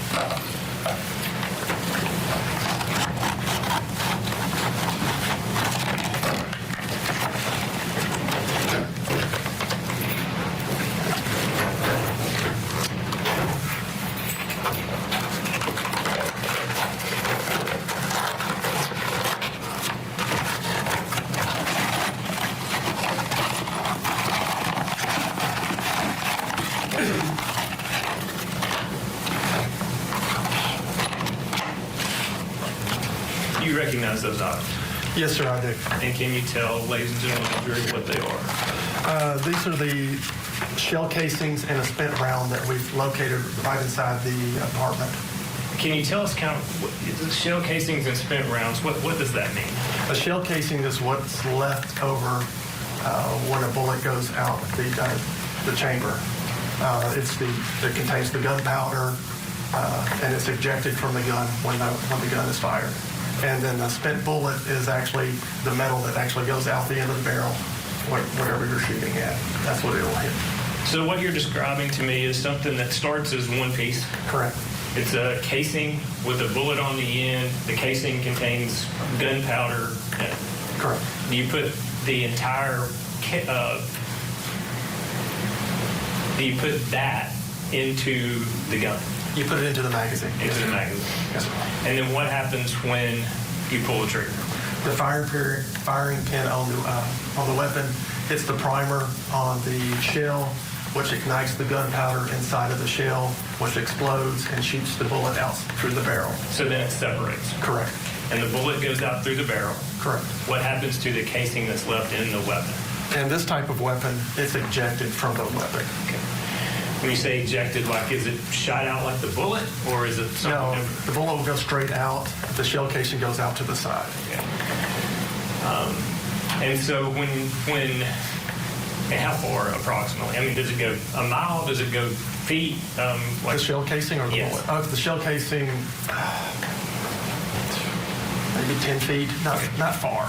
So if someone fires a weapon in a room 7 times, would you anticipate you would recover 7 shell casings from there if they were using a semi-automatic handgun? Yes, sir. Okay. Did you recover shell casings from that residence on Elkstone? Yes, sir, we did. How many? 7. And that's those? Correct. Plus, I believe there is a bullet, one spent copper bullet also. Okay. And tell me, like, how that would happen. Whenever the bullet, if it goes into a body or and it exits the body, the bullet will be left at the scene. So it would lose most of its velocity at that point? Correct. And you might find that? Correct. Would it be unusual not to find all of the bullets that were fired? Correct. The bullet could be left in the victim. The bullet could be in a wall that we can never recover. The bullet could fly if it hit a window going outside the residence that we may never find again. So if it went out the door? We do have to squeeze in a quick break, and we will have more of the Broke My Heart murder trial when we come back. And also, we're on a verdict watch. Remember, in the teacher shot first grader civil trial, the jury has now been deliberating for about 45 minutes or so. That jury will decide if Dr. Ebony Parker is liable for a first grader shooting Abby Zwerner in her classroom. We'll bring you the verdict live when it happens, of course. So keep it here on Court TV, your front row seat to justice. 6-year-old shot his teacher. Their side battling that it is part of the job, just outrageous. The first grader shoots teacher civil trial. Live coverage today on Court TV. Tonight on Closing Arguments, will an OnlyFans model accused of murdering her boyfriend be released on bond? We have takeaways from today's hearing in the case against Courtney Clenny. Closing Arguments tonight at 8/7 Central, only on Court TV.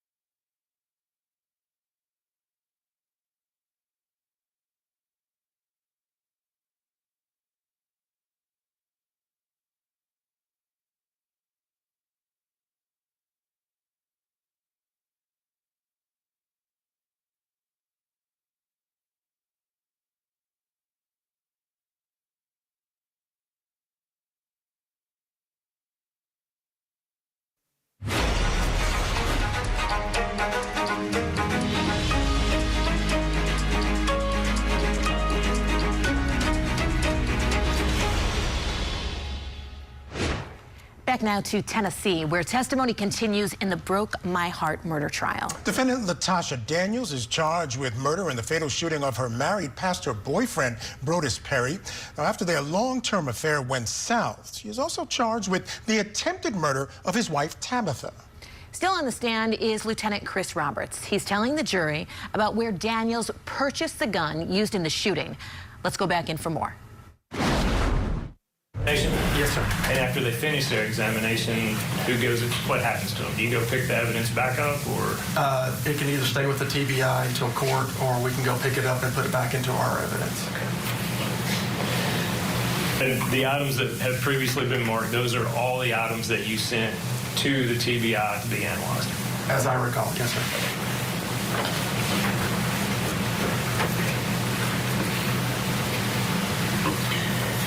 Did you try to determine where and when the Ruger that's been introduced into evidence was purchased and who purchased it?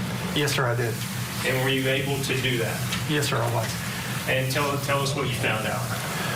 What we did was we submitted the make, model, and serial number to Alcohol, Tobacco, and Firearms for them to run a trace on the weapon to see when it was purchased and who purchased it.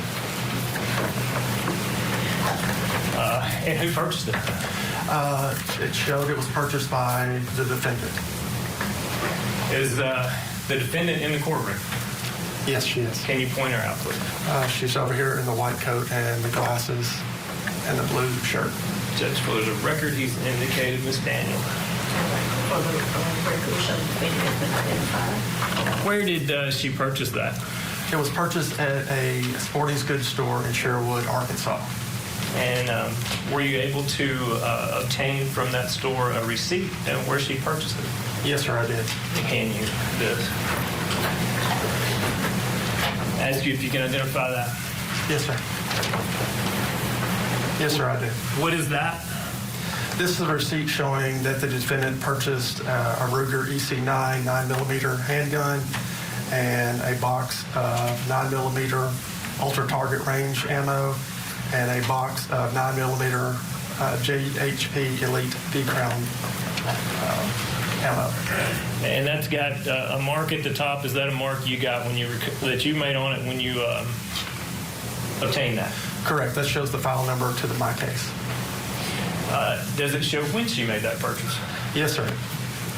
And what date did she make that purchase? April 4th, 2019 at 4:37 p.m.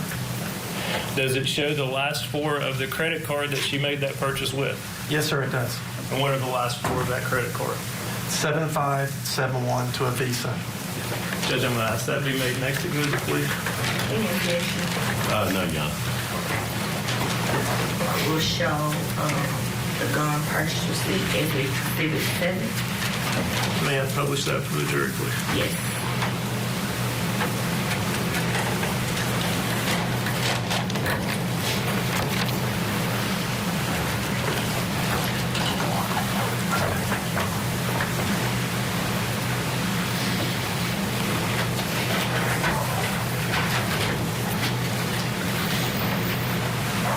So is that what you just identified? Yes, sir, it is. And the top, Fort Thompson, is that the name of the sporting goods store? Yes, sir, it is. That's in Sherwood, Arkansas. Correct. Did you go to that store? Yes, sir, I did. How long did it take you to get there? It's about a 3-hour drive.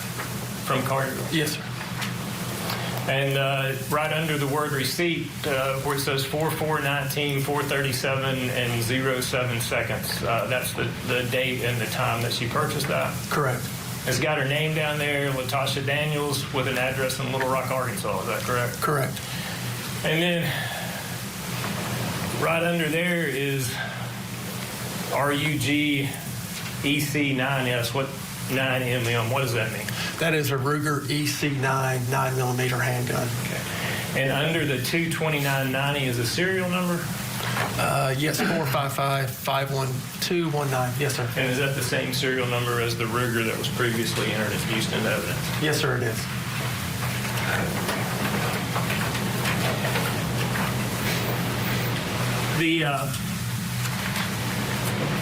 Was Miss Daniels' car found at the scene at Elkstone? Yes, it was. Did you get a search warrant for that car? Yes, sir, I did. And did you search it? Yes, sir, I did. Want to hand you something? Can you identify that? Yes, sir. This is the credit card that I located inside the vehicle when I executed the search warrant. And what are the last four on that credit card? 7571. And is that the same last four of the credit card that was used to purchase the handgun that day in Sherwood, Arkansas? Yes, it is. Judge, I would ask that be made next exhibit, please. Any objection? No, you don't. All right, we'll show the credit card marked as Exhibit 8. When you went to Thompson Sporting Goods in Sherwood, did you inquire from the owner as to whether they had a video surveillance system in that store? Yes, sir, I did. The day before, if I may, I contacted the sporting goods store and told them what I was needing, and they sent me 4 still shots from a video of the defendant going in the store and purchasing it. And then several days later, I went to the store and actually got a thumb drive from the store of that video.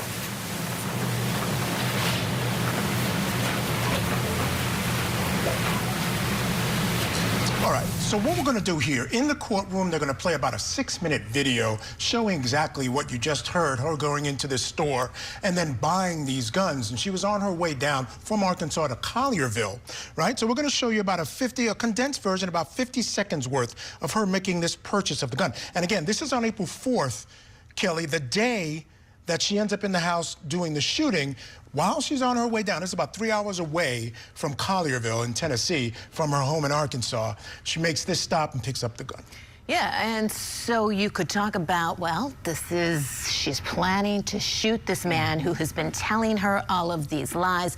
But her defense counsel has a little bit of a different take on this, right, Michael? Yeah, I think the idea was that she was actually buying this gun to kill herself. And I think maybe she had in her mind, she may have to shoot someone if she had to, but she wanted to kill herself, which I think raises some interesting questions. And this is an essential part of the case because, again, there's no dispute as to who shot who, right? But you need to show all the elements of the crime. Let's quickly bring in our guest, former Deputy Public Defender Philip Dubé is with us. Philip, great to see you. As I mentioned, there's no dispute here. It's not a whodunit. We know who did it, and we know what they used. All the different evidence is there for this jury to see. But still, you need to show them this because, again, as far as the prosecution's case is concerned, this can play into an idea of premeditation. And, of course, she is charged with first-degree murder. Exactly. And they have to lay the foundation for all the elements, and that includes necessarily the use of the firearm. So the prosecution wants to show the jury all the planning that went into buying the gun, getting it loaded, and going to the apartment to carry out the deed. If this was in fact purchased initially to carry out a suicide, then it would be incumbent upon the defense or through cross-examination for the jury to hear how far away the gun store is from where Ms. Daniels lived at the time. If it was in reasonable proximity to where she lived, and I think there's a reasonable argument to make, it was to self-inflict the mortal wound upon herself. If, on the other hand, she was just buying it locally and was going to get in the car and travel all the way to Tennessee, it's looking more like a premeditated first-degree homicide. On the other hand, it could still be a manslaughter, because if she is doing this in the throes of that heat of passion, it's kind of like that boiling pot of water. Even though you turn the stove off, it is still boiling hot. Even though you don't see the bubbles coming up top to the surface of the water, you can't put your hand in that water. It is still hot. It could take a long time for that water to cool off. It's similar to human emotions. And if during the course of that sort of maelstrom of human emotion, she's getting the gun in a trance-like state, gets in the car and drives over there, and of course shoots him and his bride, I think the jury could find that it is a manslaughter because it would be, assuming the jury buys it, in the heat of passion before she had the opportunity to cool off. Philip, and that's what defense counsel's talking about. They're saying this is about emotions here. She had wanted him to let the wife know, to talk about the relationship that they were supposedly all having together, which the wife, turns out, didn't know anything about. And so that's what defense counsel's saying. This is about emotions. Exactly. And it's classic. You know, a lot of times the duped girlfriend or the duped mistress kind of falls for promises made by the man she's with. Oh, you know, our marriage is on the rocks. We're going to be parting ways. We're going to be splitting. And just know you're in the wings and we're going to be together. And all along, it was just a crock of malarkey. He had never had any intentions of fostering a long-term or a permanent relationship with Ms. Daniels. And of course, she lost her cool and shot and killed the pastor. Yeah, and last night we watched a series of videos of him talking to her about his plans for their ethical, non-monogamous relationship. And I tell you, he came across as a guy who was very manipulative. So if this jury doesn't like him, that's certainly going to help the defense as well. All right, Philip, I do have to take a break right now. Folks, stick around because when we come back, we'll hear the cross-examination of this witness. So keep it here on Court TV.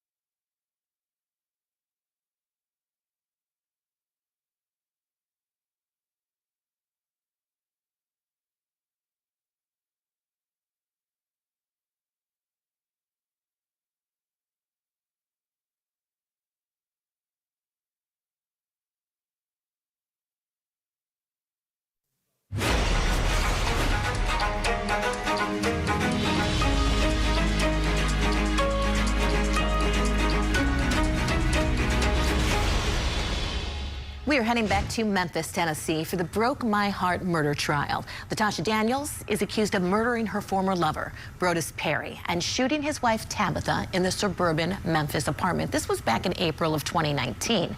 Daniels is also accused of possessing a firearm during the commission of a felony. Now, Daniels first met Brodus Perry at a Little Rock, Arkansas church back in 2017. She was there initially for counseling, but later they had an affair, which lasted 2 years. I want to take you back inside the courtroom now, where Lieutenant Chris Roberts is now facing cross-examination by the defense.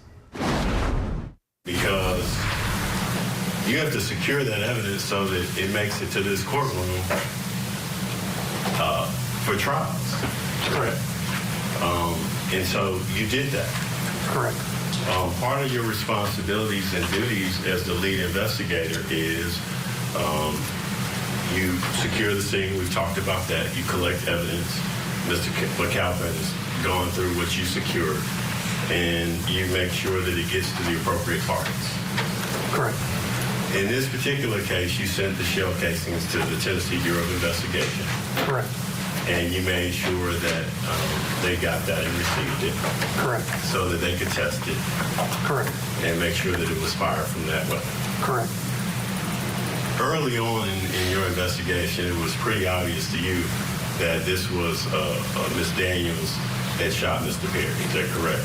That's what we understood. Okay. And once you went to the sporting goods store in Arkansas, you saw where she had purchased that weapon. Correct. Correct? If I can show you what's already been marked as, I think, exhibit number 10.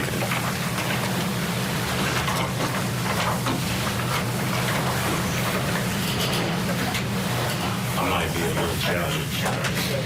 I've got this one.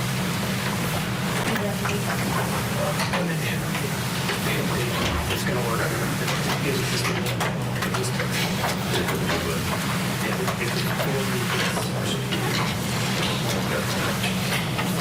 I see it here.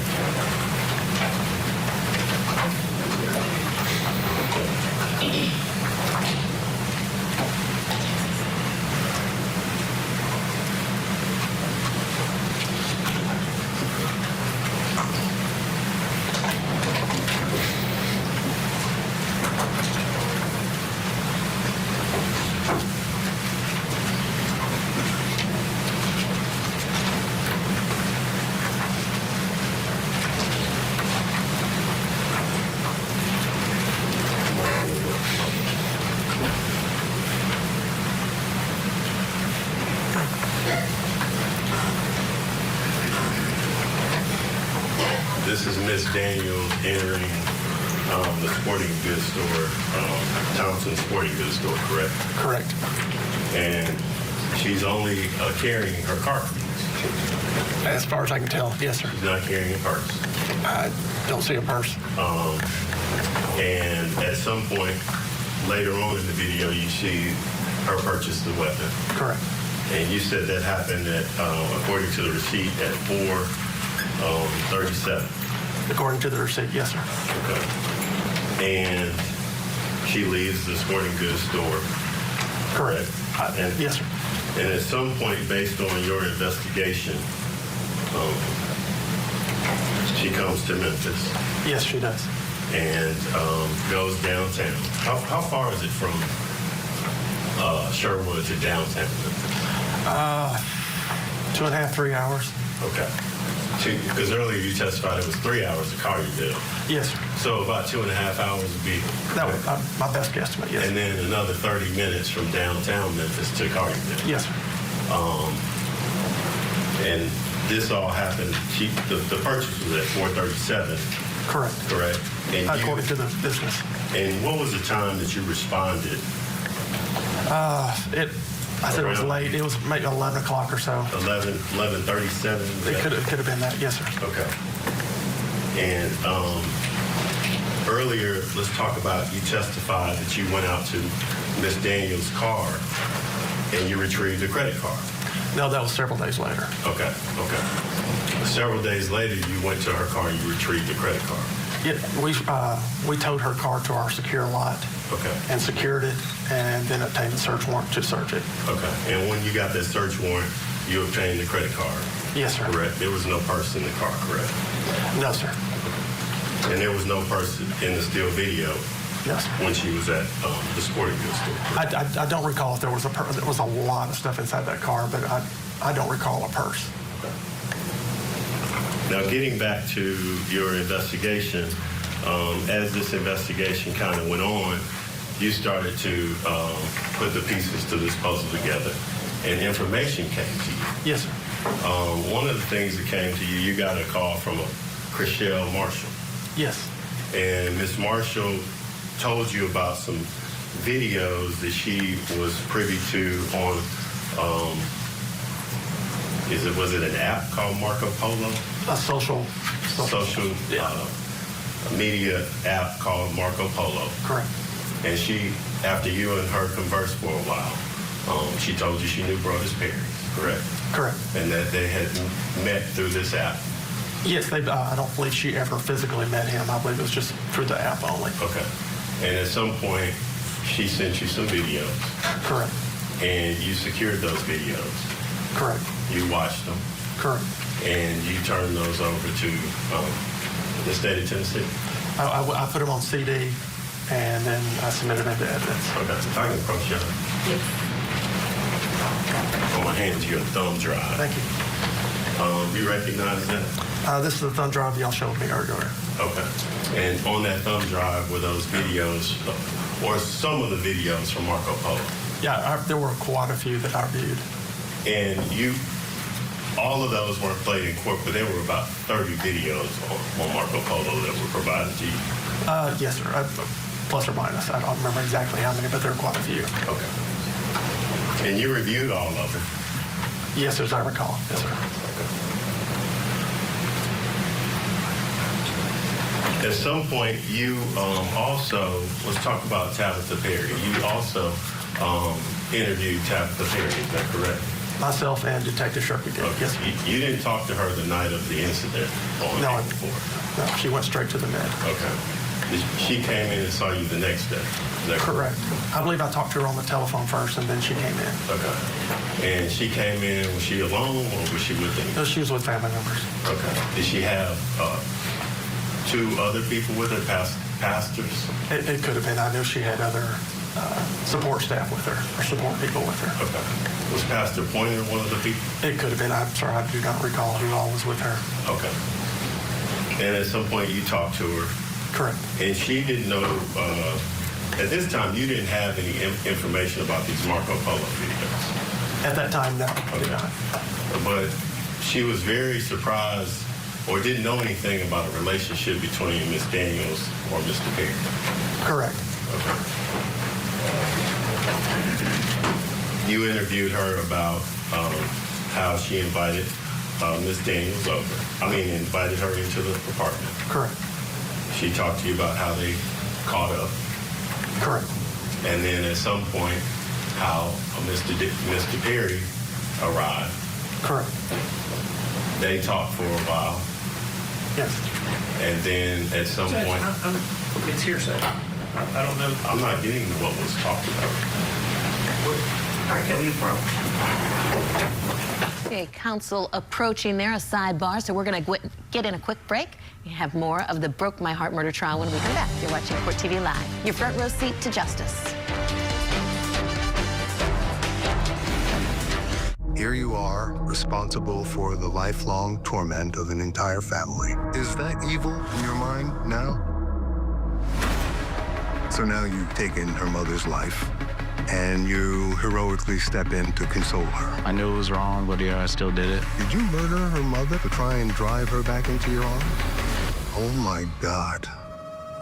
Interview with a Killer. New episode Saturday night at 8 Eastern and Pacific, only on Court TV.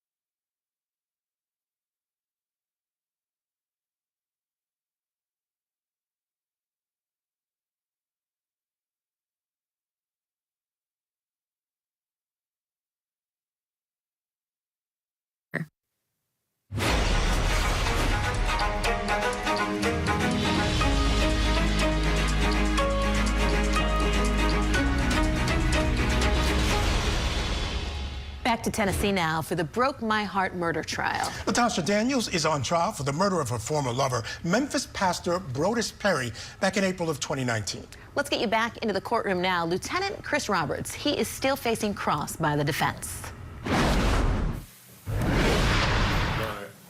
I need to go back and make that, I think, exhibit number 9, the flash drive, or those videos. Any objection from the state? No, ma'am. All right, we'll show that drive, videos, it's exhibit 11. All right, you can continue. Now, again, Lieutenant Roberts, what I'm asking you were things that you learned through your investigation. Yes, sir.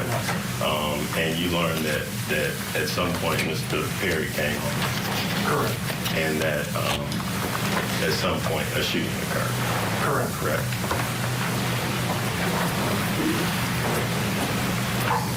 You didn't know any of the history or background between Mr. Perry and Miss Daniels, correct? Not until later in my investigation. Okay. But when you were talking to Miss Perry, interviewing her, you didn't know any of that information? No, I did not. And so, and that was very early on in your investigation? It was like the next day or the day after. How long after you talked to Miss Perry did you get a call from Miss Marshall and get those Marco Polo videos? Do you remember? Within a week. Okay. Would those have been helpful had you had those prior to your interview? Yes, it would have been nice to know. Okay.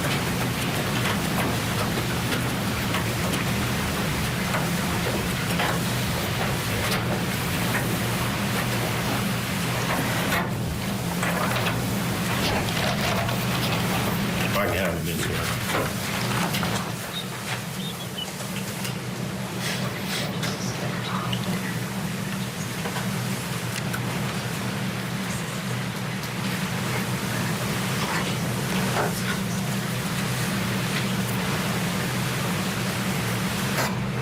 Now, earlier I was asking you about your interview with Tabitha, correct? Correct. And you said that you and was Officer Shirky? Detective Shirky. Detective Shirky were present.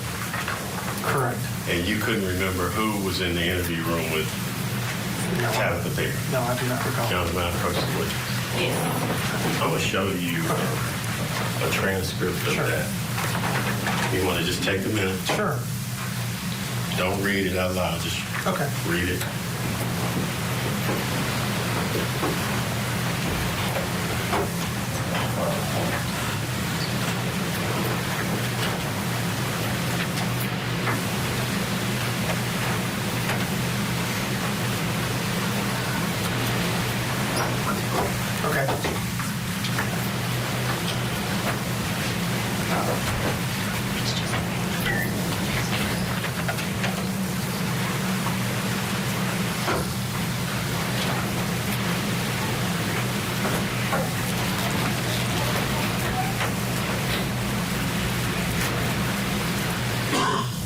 This is page 11. Yeah. Okay. Go ahead. Yes, sir. So just a little bit ago, I asked you about who was present during that interview, and you said you couldn't recall. That's right. After reviewing the transcript, was there a Pastor Turner there from Yes, Mississippi sir. Boulevard? Yes, sir. And a Pastor Pointer from Yes, sir. St. Mark's? Yes, sir. Okay.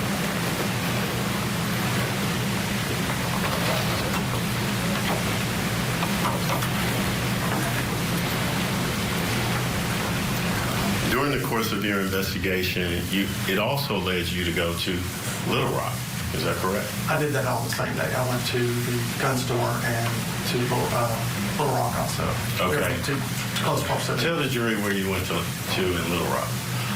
There is a cigar store in Little Rock, and there's also a hotel in Little Rock that I went to in part of my investigation into this. Okay, and when you went to do you remember the name of the cigar bar you went to? Sons, something in Sons. It's Mr. Effeling's cigar store. It was David Eflin? Yes, sir. And Gregory, you talked to both of them? Yes, sir. And they own a cigar bar in Little Rock, correct? Correct. And that was the place that Pastor Perry, Brothers Perry's frequented? Yes, sir. And he also had a locker there, correct? Correct. And you went and you opened the locker? Yeah, I had the staff open it for me. Okay. And you retrieved the weapon from that locker? Yes, sir, I did. Okay. Now, going back to your earlier investigation, I'm going to flip back to when you got to the crime scene and it had been secured and you started gathering and collecting evidence. One of the things that you did is you got Mr. Perry's cell phone. Correct. Correct. And at some point you tried to open it or get into the cell phone. I believe we obtained search warrants, but I do not recall us ever getting information. I don't recall ever getting information from the phones. Correct. You were never able to get any information out of his cell phone. No. His wife didn't have the code to it. I don't recall that. I just know I don't remember getting information from his phones or one of the defendant's phones. Okay.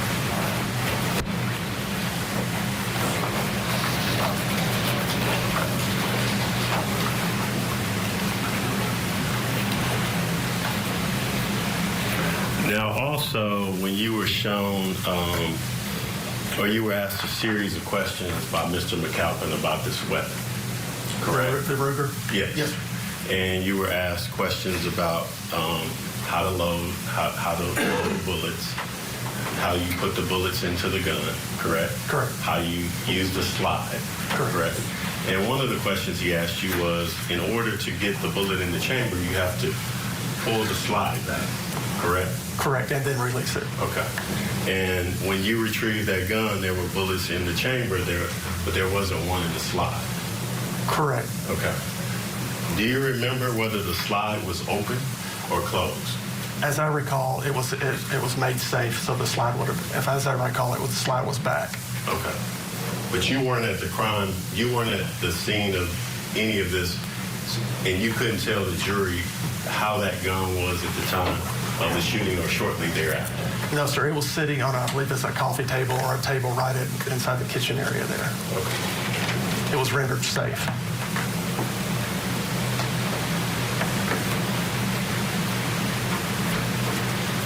Now, part of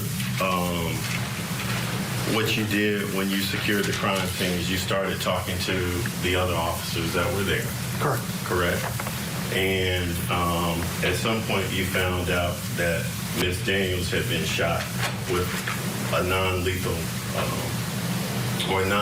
force had been used. Correct. Okay.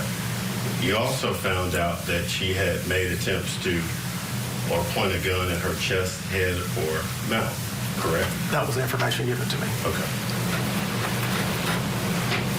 And in your training, you all are trained as officers to, you have a continuum of deadly force training, correct?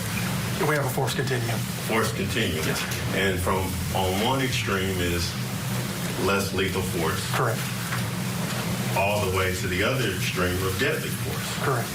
And it's based on the situation, the officers are trained to use their instinct. Still with us, former Deputy Public Defender Philip Dubé. Philip, let's ask you about the cross-examination here, the lieutenant on the stand. What's your take on the cross? I got to tell you, I don't think it's moving the monolith one iota. He needs to move on. I mean, listen, you show up with that kind of firepower at anybody's door and you shoot it twice or at least twice, someone's going to get hurt. And trying to get into all these ballistics and bullet trajectory doesn't really prove a darn thing. So I think they need to really kind of move on to her state of mind at the shooting, because ultimately that's the heart of this case. You know, it's interesting. Earlier testimony from the officers who sort of apprehended her, or the first ones at the scene, they talked about the idea that they used non-lethal force. He said, hey, when I saw her there, she wouldn't drop the gun. I called for non-lethal force. Perhaps they're suggesting in some way, in connection with this particular testimony about this force continuum, was that she no longer seemed to be a threat to others, which will help them in their argument that whatever she was doing was really about herself. Well, that too. And plus, Michael, there has been a sea change across America in law enforcement's use of deadly force. They have been subjected to so many civil rights lawsuits for excessive use of deadly force. So they try to defuse situations as best they can and only use deadly force when it truly is indicated under the circumstances. And I think they realized that they were able to subdue Miss Daniels without having to kill her, without having to discharge their own service revolver. So I think that has a lot to do with it as well. And she certainly didn't pose enough of a threat at the time toward the cops where they would have to return fire in any way to her. Yeah, and they finally did end up subduing her. Philip, thank you so much for your great insight. We appreciate you joining us tonight. All right, folks, I want you to stick around.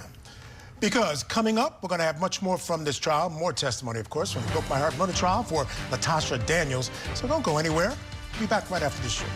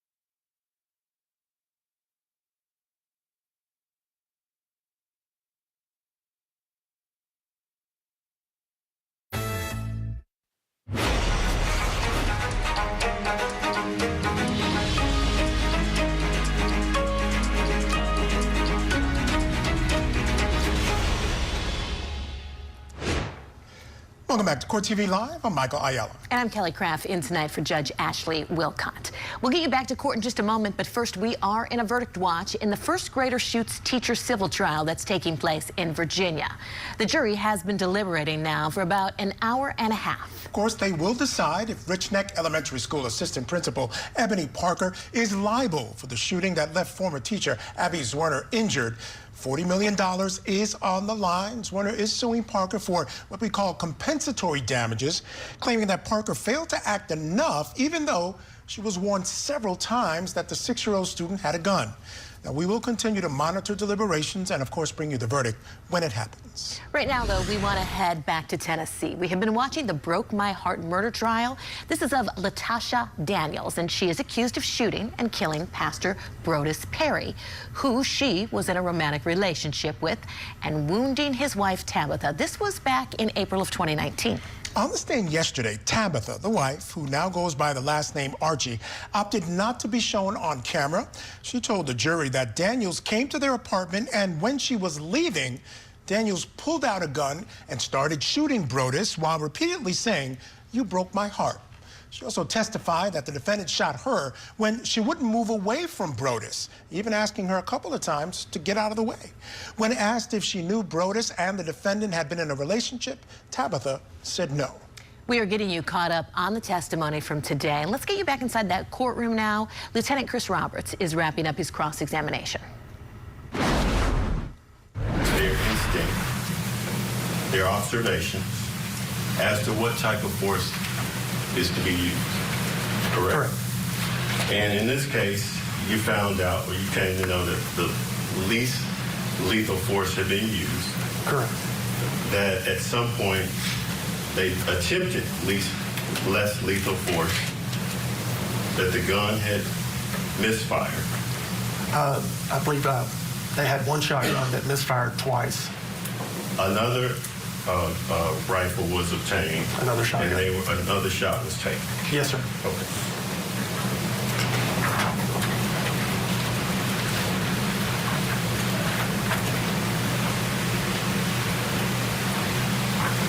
Going back to your interview with Ms. Perry at the time, Tabitha Perry. Yes.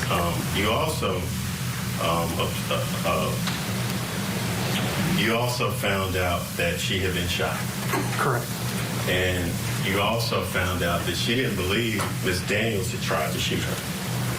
I don't recall that.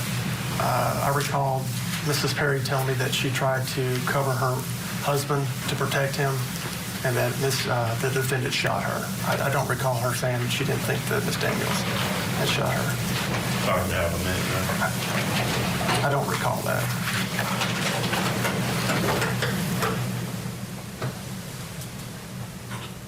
All right, so they're going to get the transcript because it sounds like they think he said something else, and they want him to read the transcript, and they'll question him about it. That's what it seems to me, Kelly. Yeah, no, I think so, Michael. So we'll have to see exactly what he says next. And, you know, I was taking a look at some of the social media comments about this cross-examination, and a lot of people are kind of echoing what Philip had said. They think that the cross isn't being as effective as it could be, but we'll have to see what they're going to come up with here when he gets that transcript and has the lieutenant take a look at it. Yeah, some of it may be his style. Could be. You know, the style is a little bit slow. This, of course, is important because if she did say something to the effect that she didn't think she tried to shoot her, that would go to the first-degree attempted murder.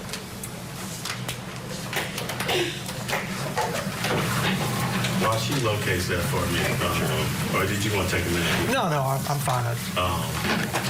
You also learned that during this exchange between Ms. Daniels at the end, right before the shooting, or shortly after the shooting, that she made the statement, "He broke my heart. He broke my heart." Yes, sir. That was put in my affidavit. Yes, sir. Thank you. That's great. All right, approach the witness. Yes. Thank you. Just take a minute. Sure. Do that. I know it's been a while since you. 6 years. Yeah.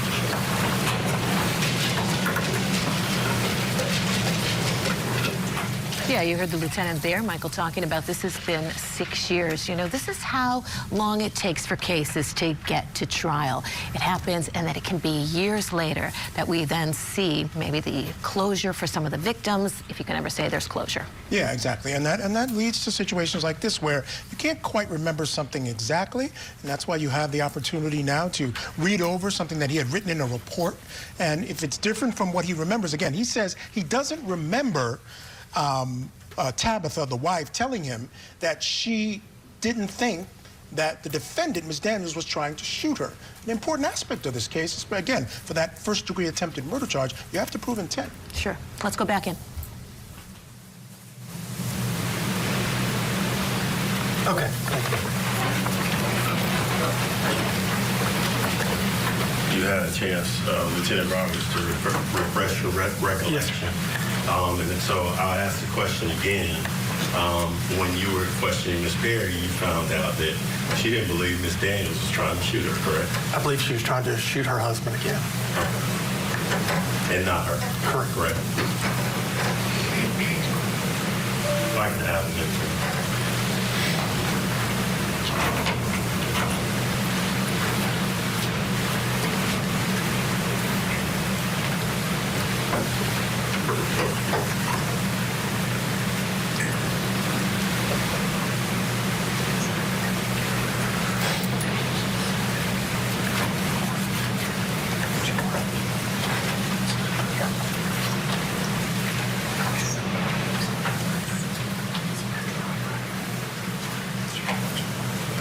I'll pass it with you. Read and read. No question. You messed it. Thank you.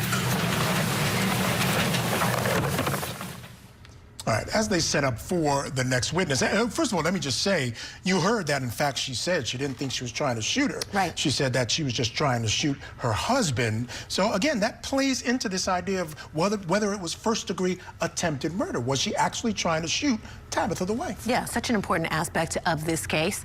We heard the lieutenant. He had to go back, review what he had said. Counsel had him look at the transcript, and then he remembered and repeated exactly what we just talked about.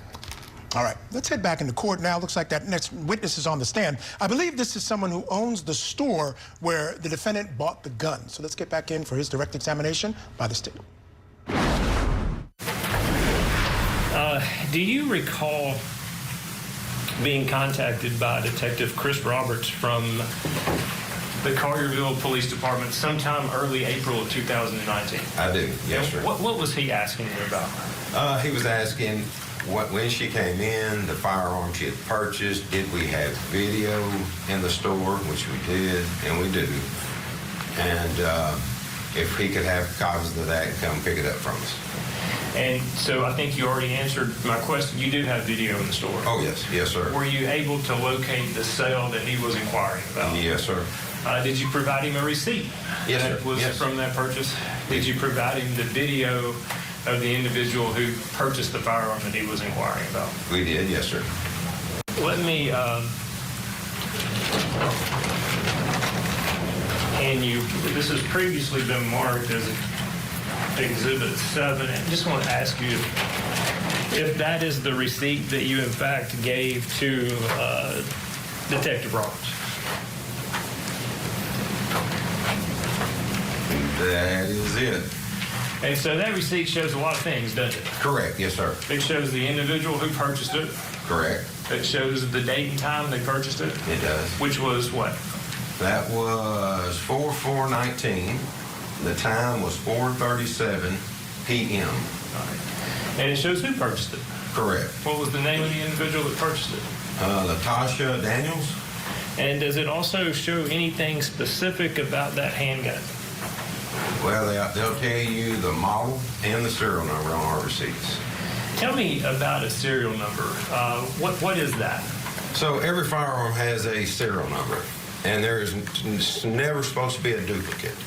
So if this is a number, it's that firearm, and it can be traced forever. I'm going to hand you what's also been previously marked in exhibit and ask you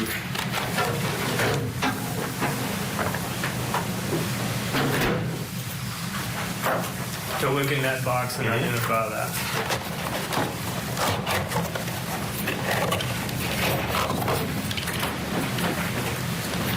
That is a Ruger EC9S 9mm. Can you tell me, with both the receipt and the firearm in your hand, if that is the firearm that was sold by that receipt? I can. We turn it over here so you don't ever point a firearm. There it is right there.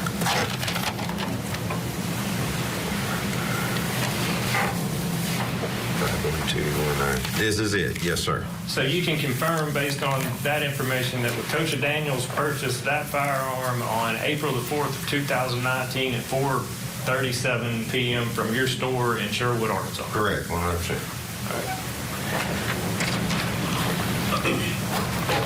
One more thing I want you to look at. When Detective Roberts initially contacted you, did you take some still shots from your store video surveillance system? Correct. Our IT gentleman did, Steve.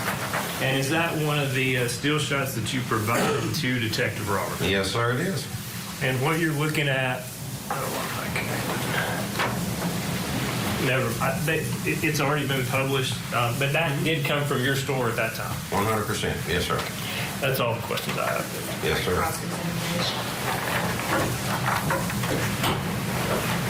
Good afternoon, Mr. Palladino. Good afternoon.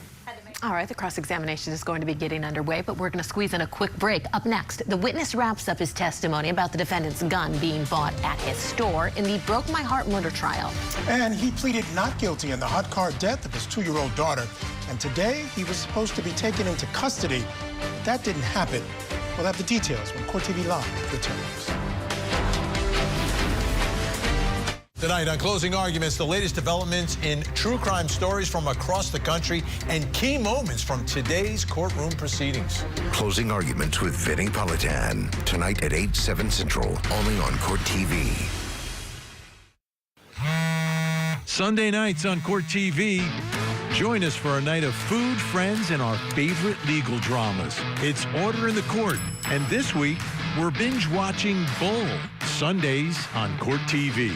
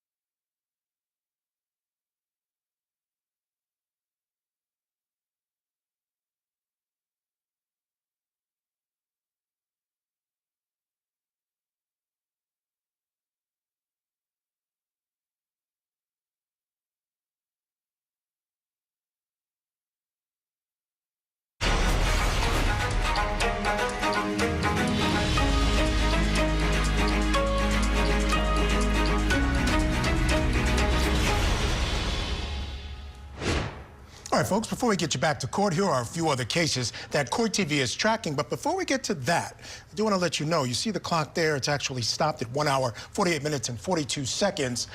In the case of Abby Zwerner, the first grader shoots his teacher, a civil case, and apparently they've gone home for the day. There's not a verdict in the case as of yet. It's probably going to take some time for that jury to reach a verdict, but our understanding is they have gone or are about to go home for the day.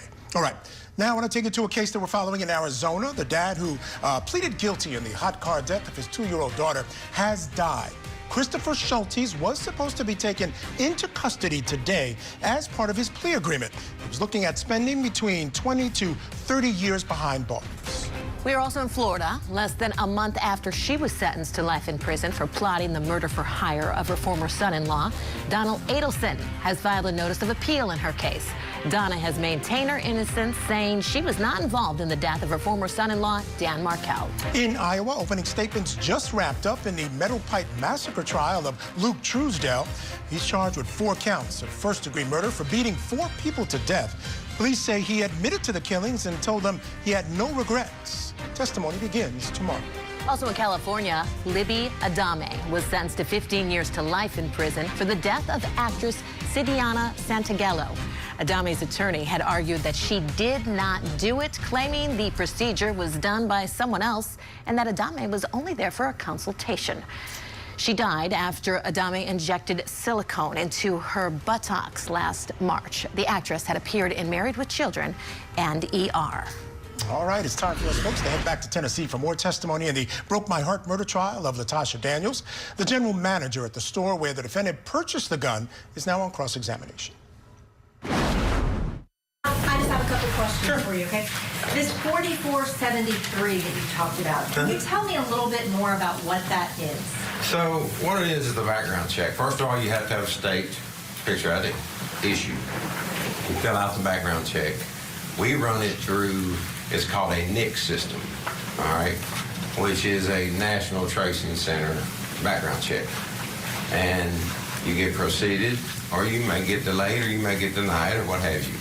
And if you're proceeded, that means you are legally to buy a firearm in our state of Arkansas. And that means no felony convictions, no domestic violence convictions, things like that? Correct. There's a number of questions on this sheet that you have to answer yes or no to, and it's very well detailed. Now, with it being very well detailed and having to go through this process, how long does that process normally take in store? So it normally takes the customer roughly 7, 8, sometimes a little longer to fill out the sheet. We immediately sit down at the computer and put in the database. Now, a lot of times you'll see common last names, Smith, Brown, Johnson. You know, it may take a little longer for that to clear because there's a lot of us, So, but there's some that come back instant. Some may take 10, 15, 20. I've seen it take an hour, hour and a half to come back. And you didn't actually help Miss Daniels in the store that day, right? I did not. So you don't know how long her background check took? I don't. But based on what you saw in the video, you see that she got proceeded. Yes, 100%. Yes, ma'am. Which means she provided your store a state-issued ID, and she passed a background check. That's right. Yes, ma'am. So she was authorized to purchase a firearm. Correct. Now, I want to talk to you about your store for just a second, okay? You have a wide variety of firearms. We do, yes, ma'am. You have handguns. We do. You have long guns. We do.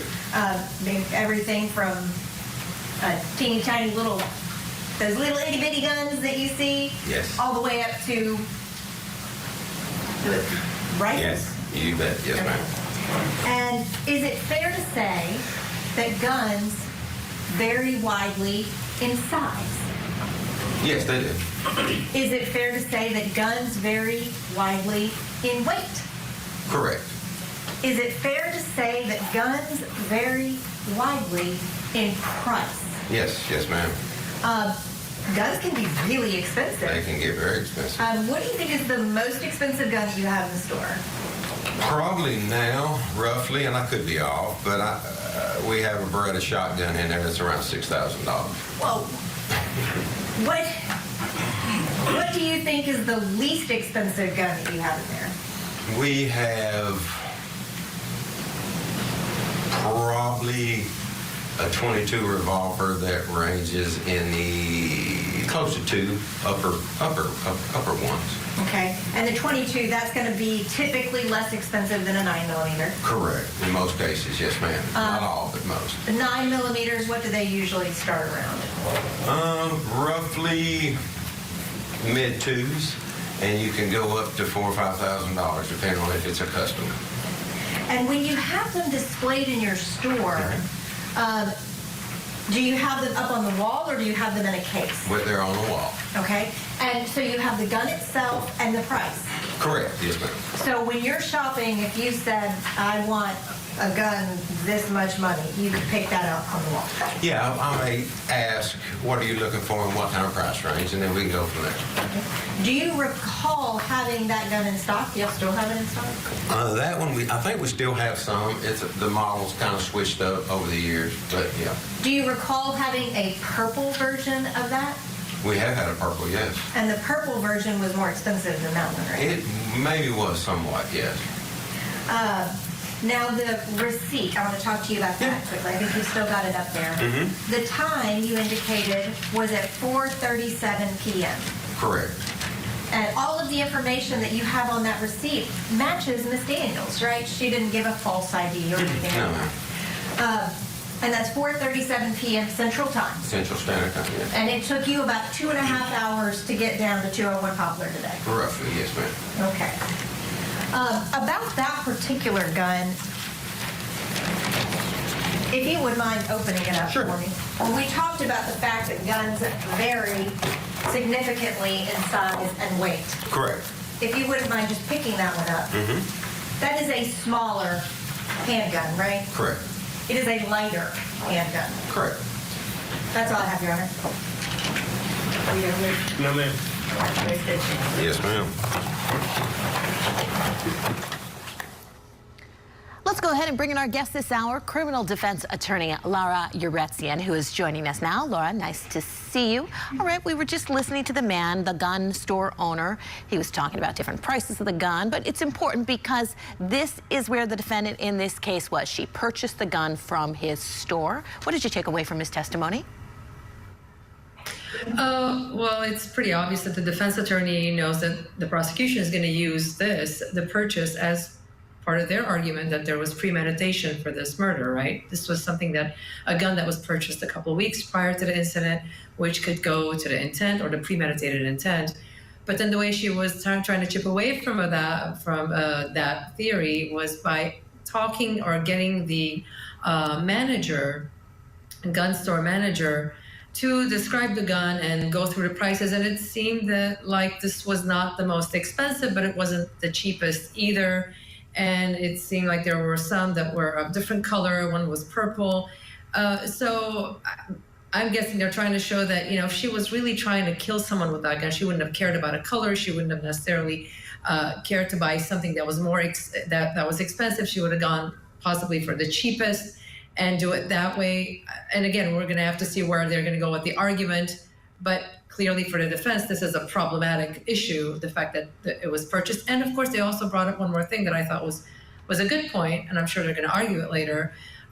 They did bring up that she wasn't hiding her identity. Again, that's going to go against the argument that a prosecutor is going to make, that she was planning this, but if you're planning this, you're going to try to hide it and not purchase the gun under your own name. All right, Laura, a couple things. Number one, it wasn't a couple weeks before. She actually bought the gun on the day of. She leaves her house, drives about 12 miles to the store, buys the gun, and then drives 3 miles to Collierville, Tennessee from Arkansas, and ends up with, we know how it all ended at that point. So my question to you is, does that change the way you see this idea that she buys it on the day of the shooting, and she buys it at a place that's close to her home and still 3 hours away from where this happened? Does that add anything to either side's argument about this either being a heat of passion shooting or a premeditated shooting? Well, each side is going to argue it the way they want to argue it, obviously. As far as the prosecution is concerned, I think this definitely does show some premeditation, because she had about 3 hours, right? And that's going to go against this heat of passion argument. But again, the defense is going to try and argue that this was heat of passion, that she was still in that moment, she was still upset, and this was, I'm assuming they're going to be arguing that this was voluntary manslaughter and not a first-degree murder. Look, the argument can go either way. It all depends on the rest of the facts in the case. Fair enough. Yeah, we're going to have to see exactly what takes place here. But just when the closing arguments take place, and I'm just jumping ahead a lot, but, defense counsel's going to be able to say and talk about the lies that he told her. And I do think some jurors are going to be like, wow, maybe manslaughter is the way to go here. Yeah, I mean, that's definitely something. Laura, quickly, let me ask you. Yesterday we saw tapes of this guy. It was actually videos that he had made where he was talking to the defendant. What came across with this was that this guy was manipulative. He took advantage of her during a time where she was emotionally distraught. He represented himself as someone who would help her. This is some of that video of him talking to her. He would send her a number of videos trying to sell her on this idea of this sister-wife concept and this ethical, non-monogamous relationship type thing. If you can convince, in your mind, you can convince this jury enough to not like this guy enough, can that get them to some sort of lesser included, maybe second degree, maybe manslaughter? It's possible. Look, there's such a thing as jury nullification sometimes. You give them a reason and they feel sorry for the defendant, and they may go with the voluntary manslaughter. The closest thing to this would be it would make sense to do a voluntary manslaughter. And look, just because she had the gun doesn't mean she was going to kill him. We know that, or she was planning on killing him. We understand that the defense is going to argue that she was going to commit suicide, and this was her last confrontation, and something probably triggered something he said or something he did, and the fact that he was upset that she was at the apartment may have triggered her reaction and the actual shooting. Yeah. And that would be heat of passion. It seems like from what we've been learning about this case is she wanted him to walk her out to the car. He then said, my wife can walk you out to the car. She wanted him to. Yeah, and the more the defense can shrink it down to that conversation with him, the better chance they have of getting a voluntary manslaughter conviction rather than that first-degree murder. All right, Laura, stand by. We're going to take a break. When we come back, the forensic pathologist in the Broke My Heart murder trial will be on the stand. And in the teen lovers killed grandmother trial that's taking place in Texas, the medical examiner describes the many injuries the victim suffered from a single gunshot. Keep it here on your front row seat to justice.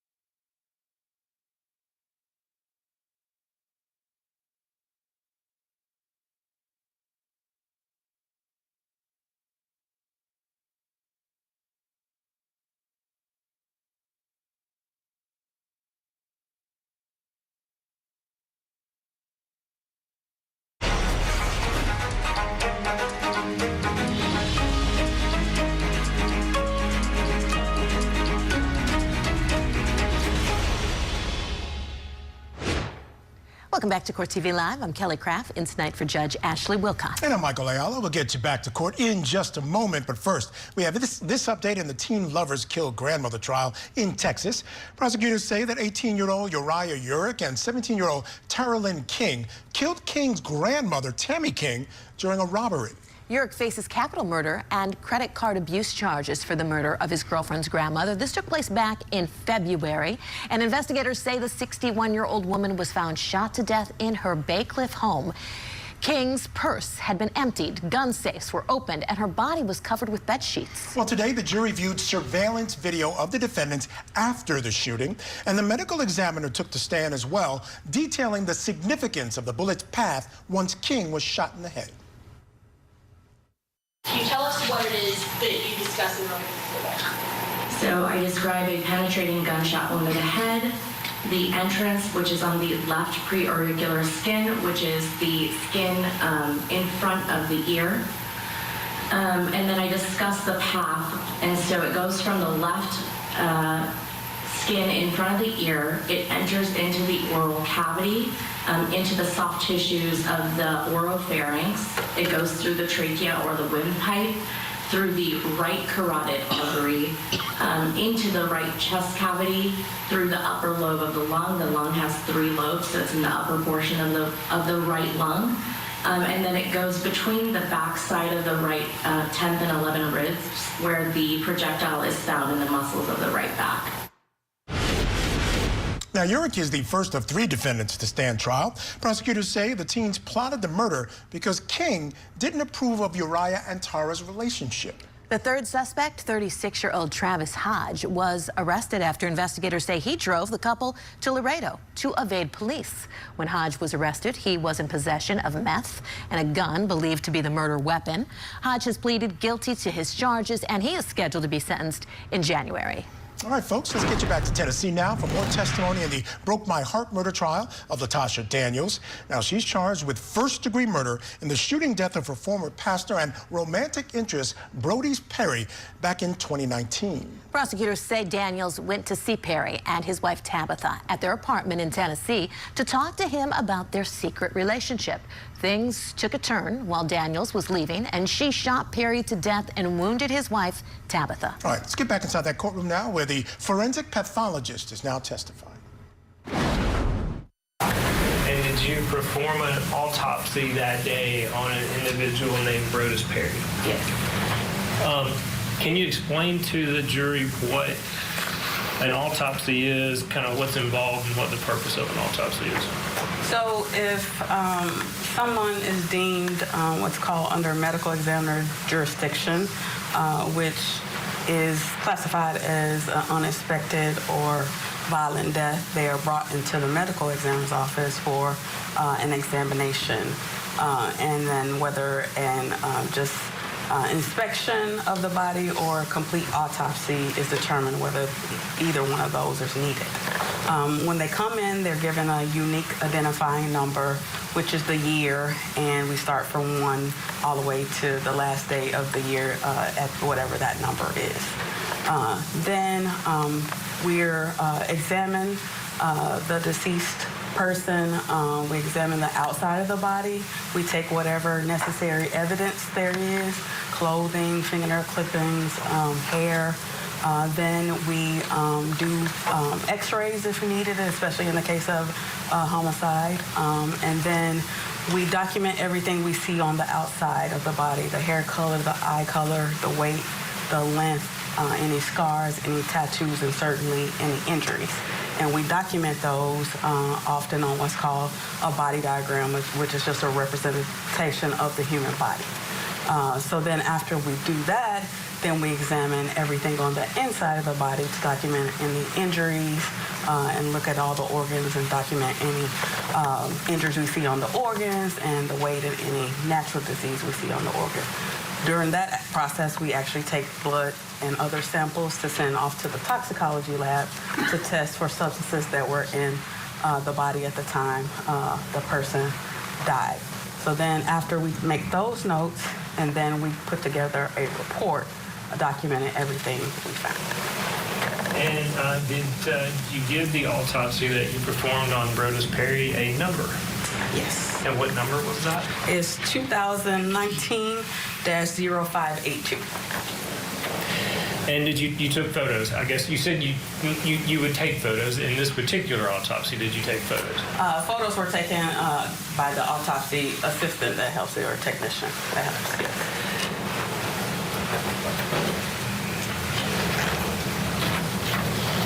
Can you describe to the jury the injuries that you, if any, that you found when you performed this autopsy on Mr. Perry? Yes, I'm going to refer to my notes.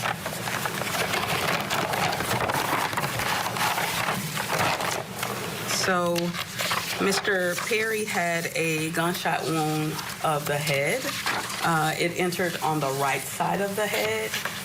It fractured a bone close by where it entered, and then it also fractured the bone of his right eye, and then it also caused some injuries to the brain, and then it traveled into the mouth where it injured the tongue, and then the bullet went through the left side of his jaw and injured the jawbone, and then the bullet lodged on the left side of his jaw and then created a wound right under or right above where it lodged, which was what I termed a partial exit wound, meaning the bullet didn't go completely out.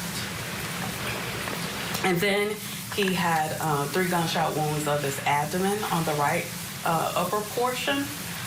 Those went into his abdomen or stomach cavity, injured his intestines and his liver. And then it also injured his right adrenal gland, which is a endocrine organ that sits above the kidney, and then it completely made his right kidney go into 2 halves. Those are the injuries that happened on the abdomen, and then there were 3 bullets recovered associated with those gunshot wounds, 1 in the spine, 1 from the back, and 1 from his left hip. And then he had a gunshot wound that was on his right buttock, and then it went into the soft tissue and most of the right buttock, causing hemorrhage, and then it traveled into his right side of his lower back, where a bullet was recovered from there. And then he had a graze wound, just meaning the bullet went past the skin and didn't go into the body. He had 1 of those on his right upper arm, and then 1 on the front of his left wrist. I'm going to hand you a picture and ask you if you can identify that, please.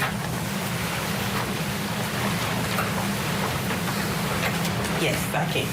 And is that a photo you took of one of the wounds you just described to the jury? It was a photo taken at the time of autopsy, not by me, but the autopsy technician, but yes, of the wound of the head. And does that accurately depict what you observed while taking? Okay, we do need to take a break. When we return, the forensic pathologist continues her testimony about the wounds to the victim. Keep it here on your front row seat to justice. Tonight on Closing Arguments, the latest developments in true crime stories from across the country and key moments from today's courtroom proceedings. Closing Arguments with Vinnie Politan. Tonight at 8/7 Central, only on Court TV. Did you murder her mother to try and drive her back into your arms? Oh my God. Interview with a Killer. New episode Saturday night at 8 Eastern and Pacific, only on Court TV.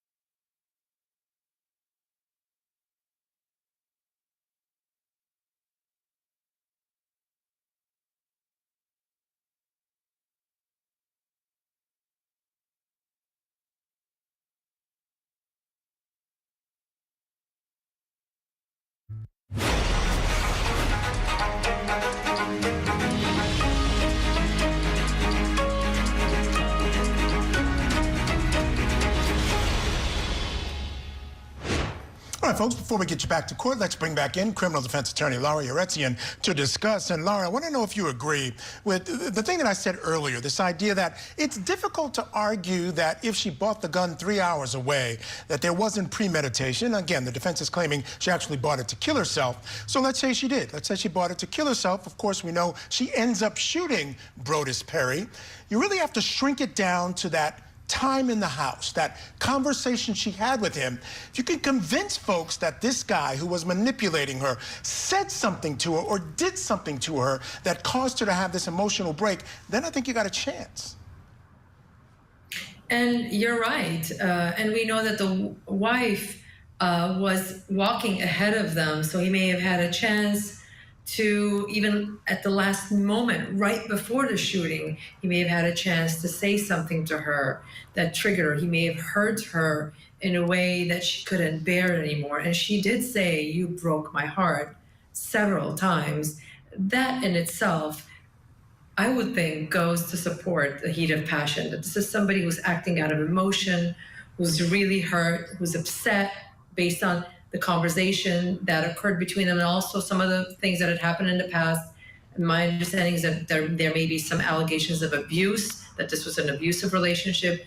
You bring all of it together, it doesn't take much to trigger a person and hopefully establish heat of passion for her. Yeah, I would agree, because not only does she say it, Kelly, when she's shooting him, also when the cops arrive, after he's already been shot, she's still saying it to them, which suggests to me that maybe it was this mental break. Yeah, I think so. And then even talking about the basis for the attempted murder charge, Laura, and when we take a look at these cases, I really think some of the standout testimony from today was when that lead investigator on this case did say, they had him take a look at that transcript, and then he remembered that the wife of the pastor had said, "I do not believe she was trying to kill me. She was trying to kill my husband." That's important for that attempted murder.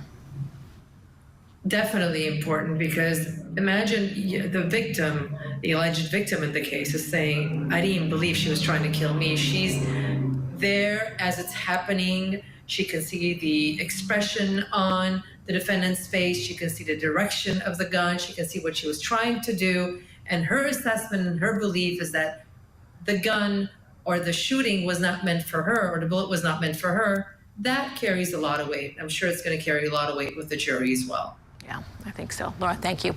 Let's get you back inside the courtroom now. The forensic pathologist continues the testimony. Judge, I would ask that be marked next exhibit, please. No objection. We'll show A315. It's a photo of a wound of the head. And may I publish that for the jury, please? Yes.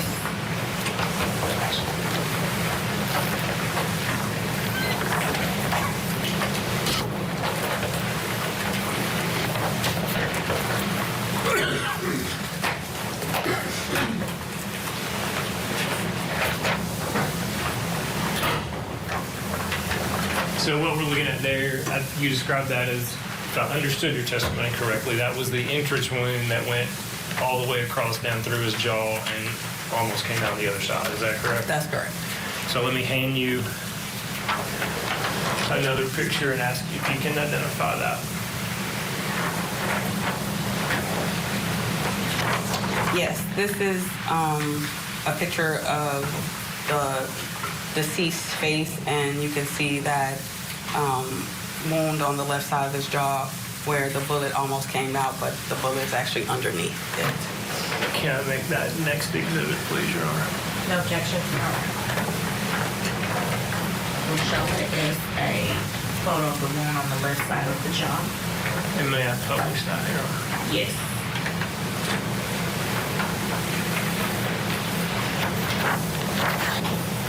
And so that's the photograph you just identified, is that correct? That's correct. And again, you described it as a partial exit wound, meaning the bullet is still there, but the injury that we see is where the bullet almost exited the body. Is that correct? That's correct. And you.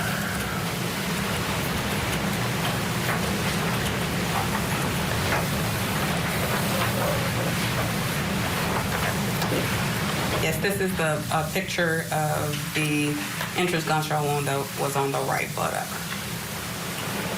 Judge, I would ask that before next exhibit, please. No objection. We'll mark exhibit 17 as an entrance of the wound to the right buttock. And if I may publish that. Yes. And so is this the picture that you just identified, Dr. Curry? Yes. And that entered, stayed in the body, and you recovered that bullet while performing the autopsy? That's correct.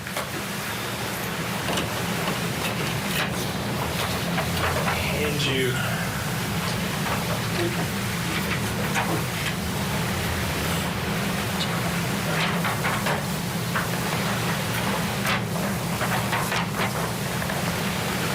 Can you identify that photo? Yes, this is a picture of the deceased's right arm and kind of the right side of his chest and abdomen.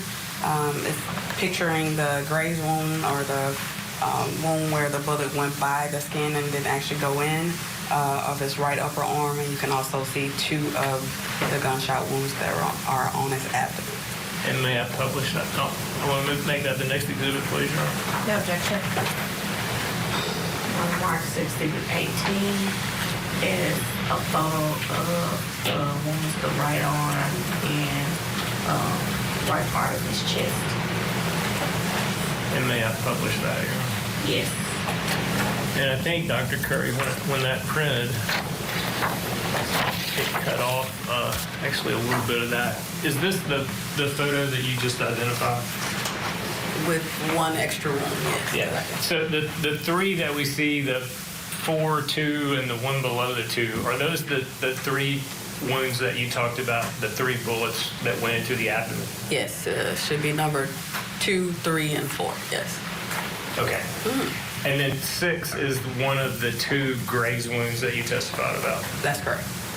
So you recovered the bullet from the head, you recovered those 3 from the abdomen? Yes. And you recovered the one from the back, Buttock, yes.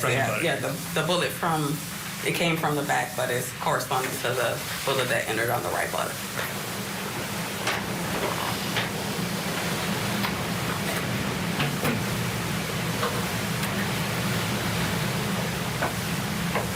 And I have one more photo, which is the, well, I'll let you tell us what it is.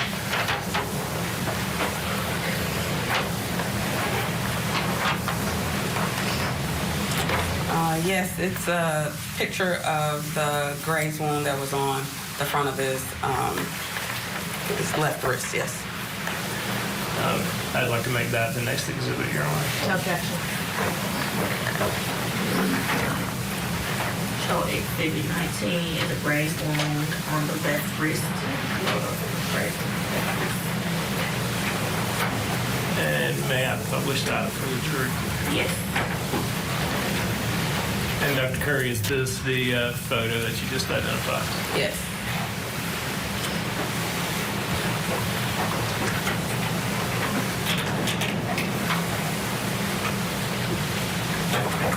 And tell us what happens when you recover evidence, or in this case particularly bullets, while performing the autopsy. So they're packaged in a sealed evidence envelope. I initial and date them, and then they're... Thanks to Laura Uretzian for joining us tonight. Folks, stick around. Coming up in our next hour, we're going to head to Texas, where one of the co-defendants in the teen lovers killed grandmother trial takes the stand. Keep it here on Court TV, your front row seat to justice.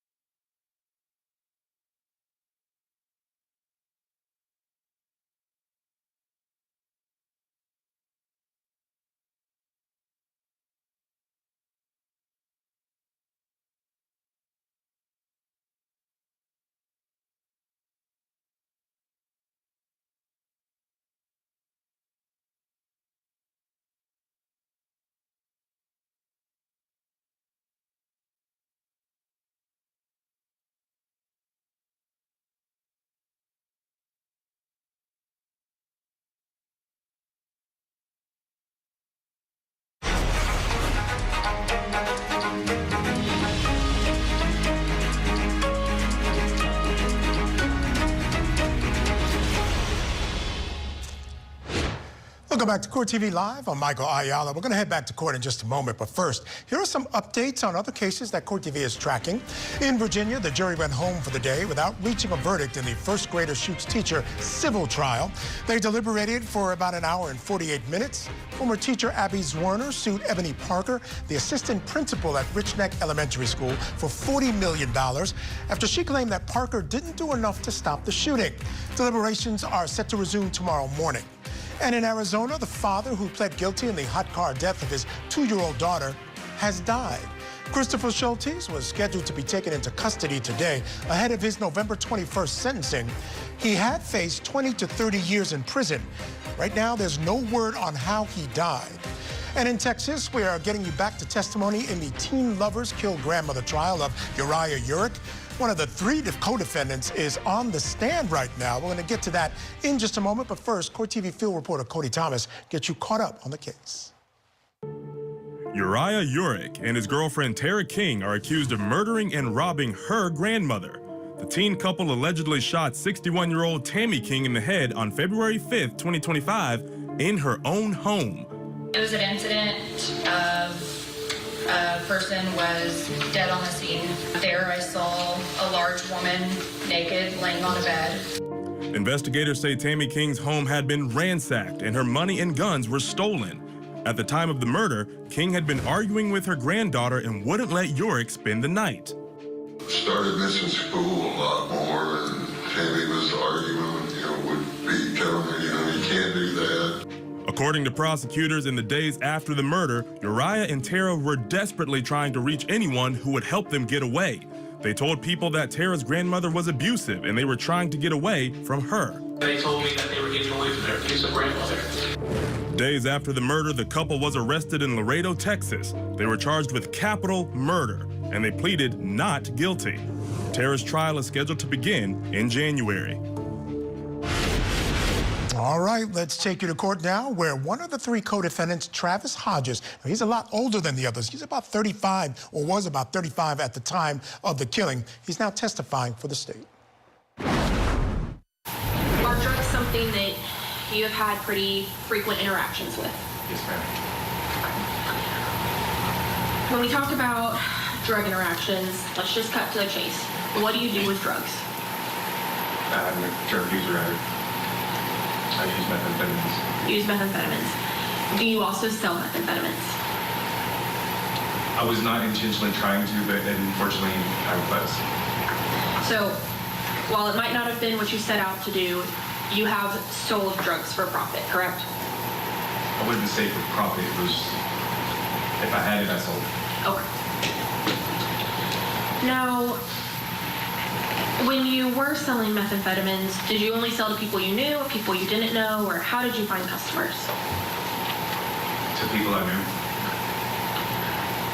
I want to ask you, do you know anyone by the name of Uriah Urick? I do now know that Uriah Urick is also somebody that I knew by Percy.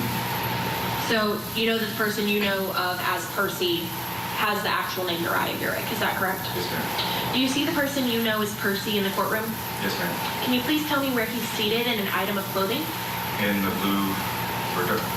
black or blue shirt over there. Your Honor, may the record reflect this witness has identified the defendant. The record will so reflect. Can I see the attorneys a very briefly, please?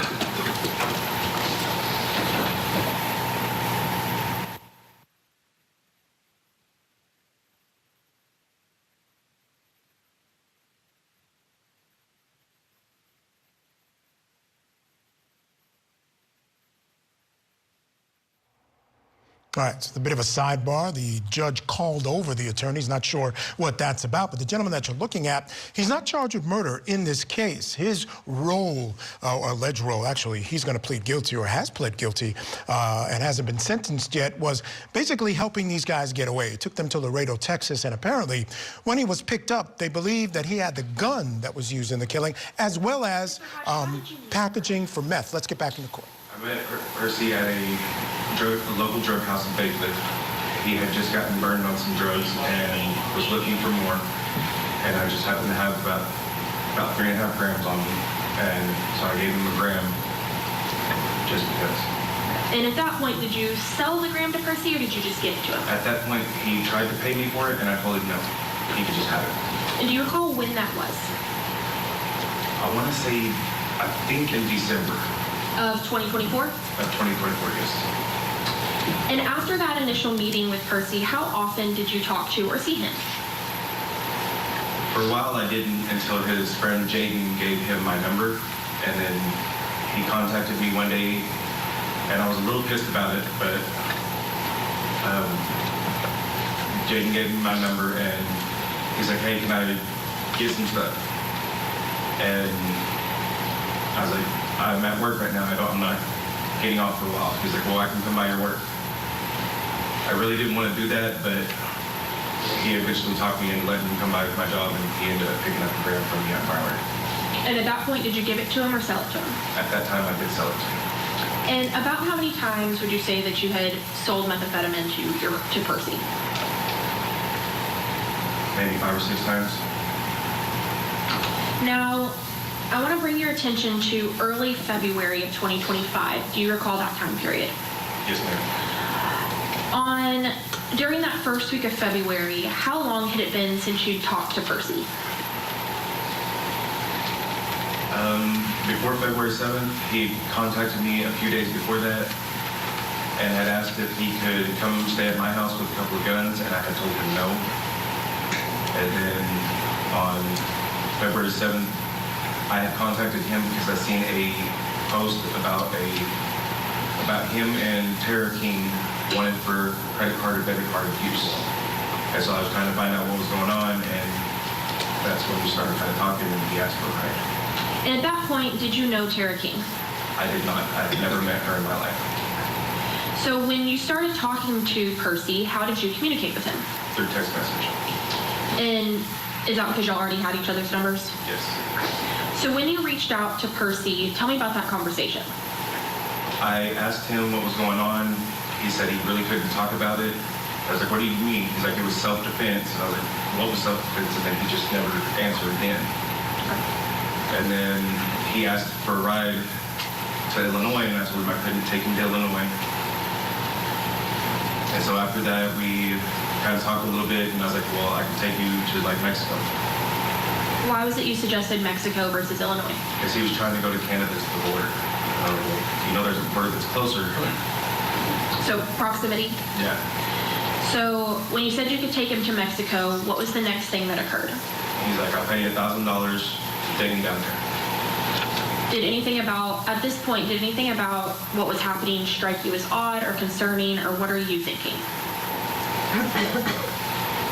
Yes, it did strike me odd, but at the same time, I was like, well, I was trying to figure out what was going on.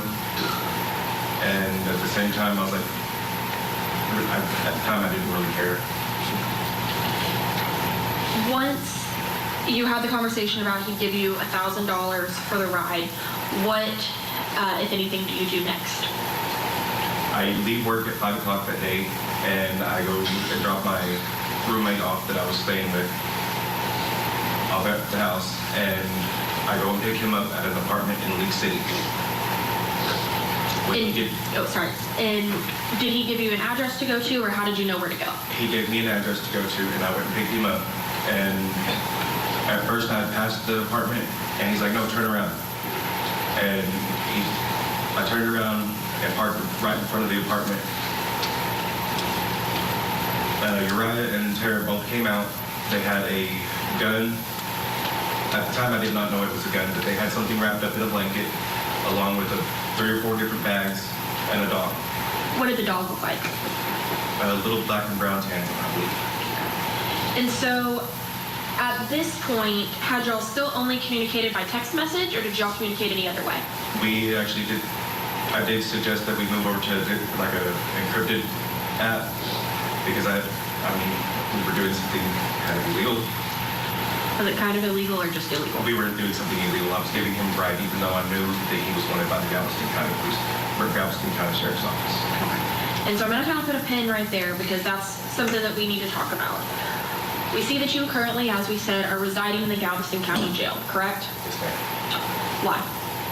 I am currently facing charges of possession or manufacturing and delivery of a controlled substance akin to group 1, namely methamphetamine, as well as I'm facing a gun charge and also a hindering apprehension charge.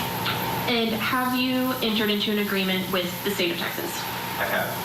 And do you recall what that agreement is? I do. It is 10 years in the Texas Department of Criminal Justice. Is it on all 3 charges or 2 charges or 1? It is on 2 charges. It is for the manufacturing and delivery of methamphetamine and the hindering apprehension. And is that also in exchange dismissal on the unlawful possession of firearm by a felon? Correct. And as part of the agreement that you've entered in with the state, what are you required to do? To testify. Do you just have to testify, or do you testify and tell the truth? Tell the truth. Thank you. And is your agreement to testify in any trials to do with this case? Yes.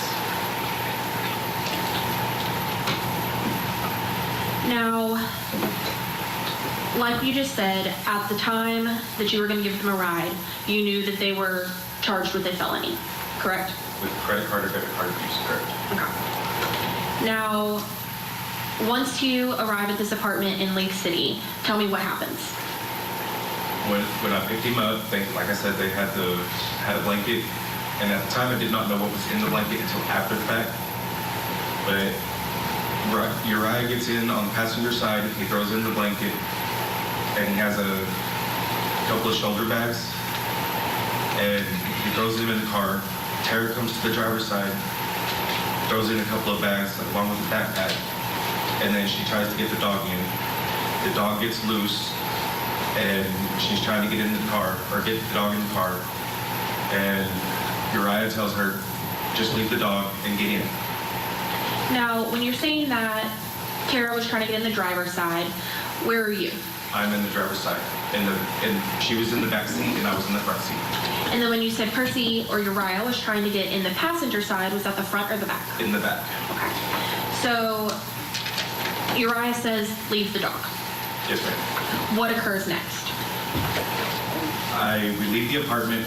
I go down to Main Street, and I turn right on Main Street, and I drive down a little bit, and I stop. All right, so he agrees to help these kids out, no questions asked. All right, we're going to take a break. We'll get back to court in just a moment, but first we have an update in one of Court TV's newest trials.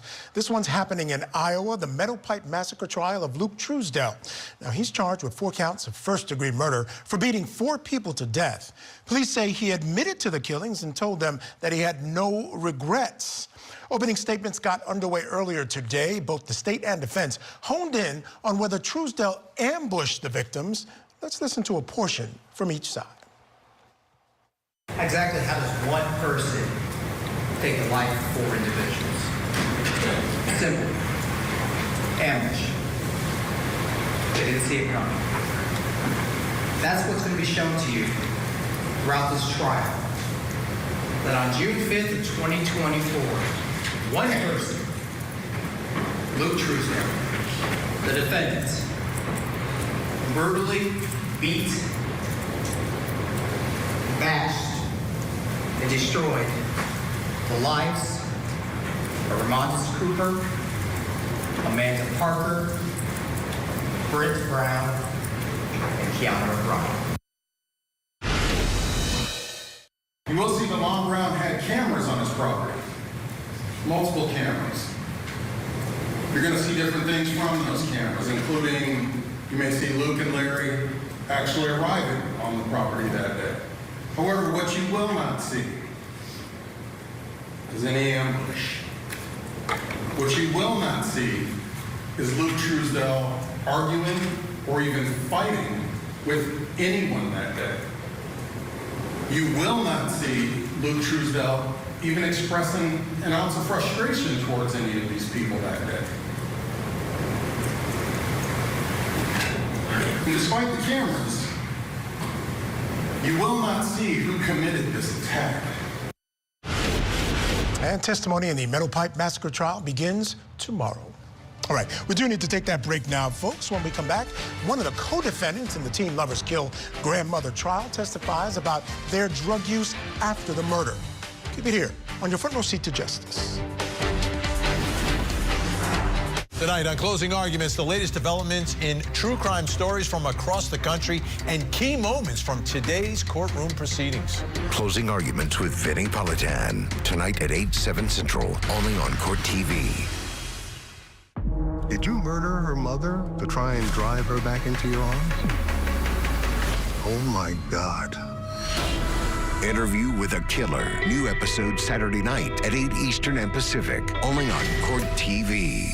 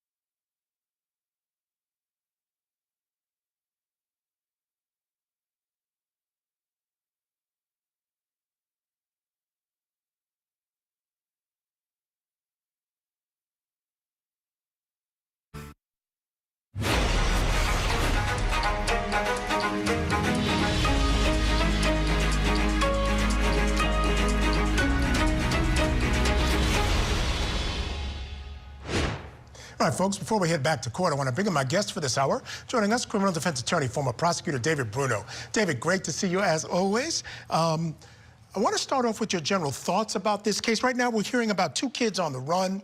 I'm not sure where the defense wants to go with their defense, but it sounds like Uriah is just as much on the run as Tara. So if he wants to claim that this was Tara's situation, still has to answer questions about why he's so much getting out of the country. Really, he said he wants to go to Canada.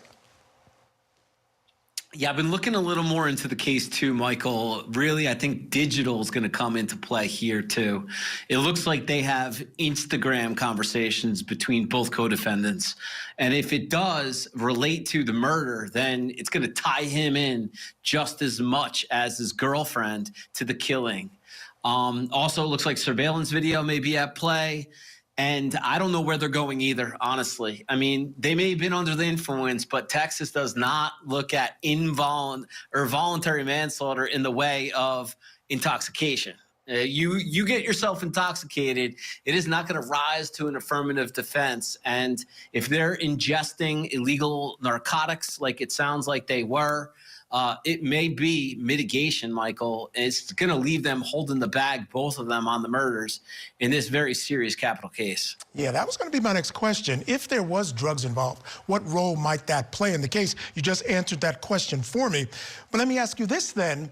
If this defendant, Uriah, claims, look, I never pulled the trigger, I may have these conversations, this is his girlfriend, they're young, they're claiming that there was some sort of abuse going on in the house. We heard from the boyfriend of the victim, the grandmother in this case. Didn't sound like she was that kind of woman, but again, we don't know. I would imagine if that's the case, and they have these types of maybe video or even Instagram messages, he's going to have to get up there and tell his story in order to get around that. I didn't think he would, but now that I'm hearing that, and I wasn't aware of this sort of Instagram messages, we'll have to see how that plays out. But if that's the case, does he have to take the stand?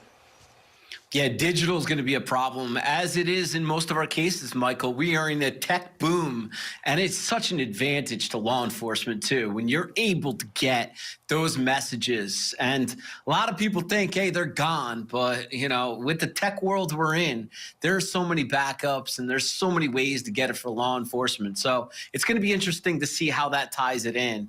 You know, also, Michael, the house was ransacked. They were clearly trying to steal. They got into the safes. They got into her purse. You know, there was a lot of theft going on too. And even if this girl was abused, it could cut both ways too, because that also could be the motive, especially when you have premeditation, prior conversations, planning, and all the things that probably could be provided by prosecutors. Yeah, it's interesting because abuse by itself, not really a defense on the right circumstances it could be. And one of the first things he told this particular witness when he jumped in the car was it was self-defense. So we'll have to see how that plays out. All right, David, stand by. I want to get folks back inside the courtroom. And as I said, co-defendant Travis Hodge, he continues now his testimony on direct examination by the state. I talked to Uriah again, and I was like, look, if it was self-defense, go ahead and turn yourself in. Because he had already told me that it was self-defense. I was like, what was self-defense?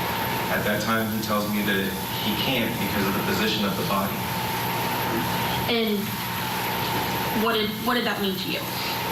That he actually murdered somebody. At that point, did you know who had been murdered? No, I did not. Once you're talking to him at Walgreens, does he say anything else at Walgreens?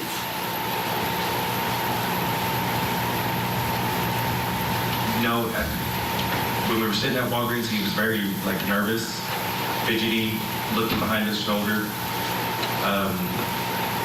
I think he thought I was setting him up because he kept looking out the back window. Once we got on the highway and started off towards, I believe, Alvin, he handed me $500 and then we stopped at Alvin. So at this point, what is Tara doing? Tara's in the back seat. Her and Uriah are whispering the whole time. She doesn't really ever conversate with me. So is Uriah who you predominantly speak to throughout this drive? Yes, ma'am. But Tara and Uriah are communicating? Yes, ma'am. What happens next? So after we go to Alvin, I guess Tara had told Uriah that she was wanting some snacks and stuff. So I stop out at a convenience store. Uriah hands me $20, goes and says, go in and get get stuff for us, get whatever you want. But he tells me stuff that she wants and stuff for him. So I go in, I get it, I come back out, I give it to them in the parking lot of the convenience store. We both roll a bowl. I have my own stuff. I'm going to pause for a second. For those of us who may not be as drug savvy, what do you mean by roll a bowl?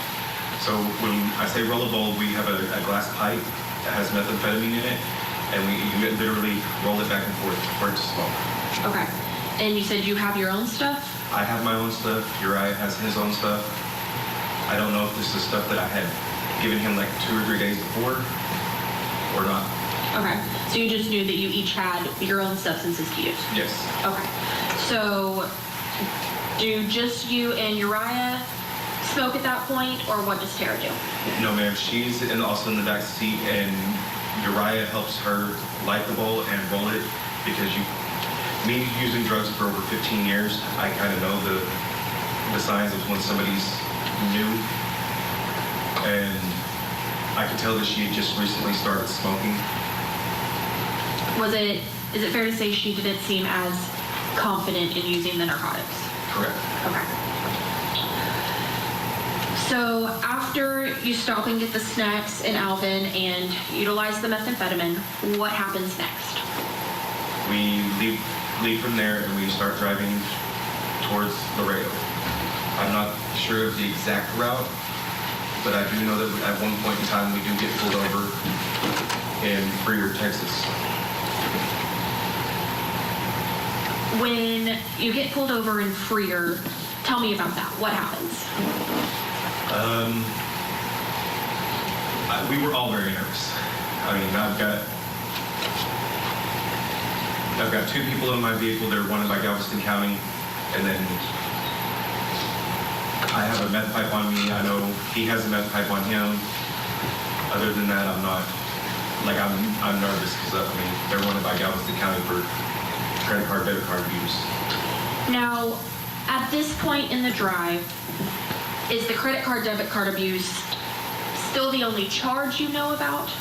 As of when I got back, I even looked online, and as of February 8th, yes.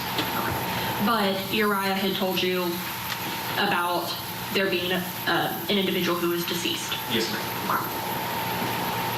Now, when you get pulled over by Freer, walk me through exactly what happens during that stop.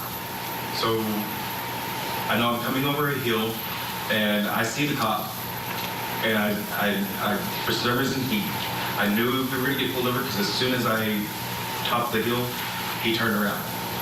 And so I knew that we were going to get pulled over. I don't know why, I just knew we were going to. Now, earlier when All right, let's step aside here and take a break. Still ahead, we'll have more testimony from one of the co-defendants in the teen lovers kill grandmother trial in Texas. Coming up, he testifies about looking for the border as they were on the run. Plus, Ryan Kohlberger wants to get out of paying restitution to the victims' families, and a major mistake by the prosecutor may just make his wish come true. We'll have those details right after the break.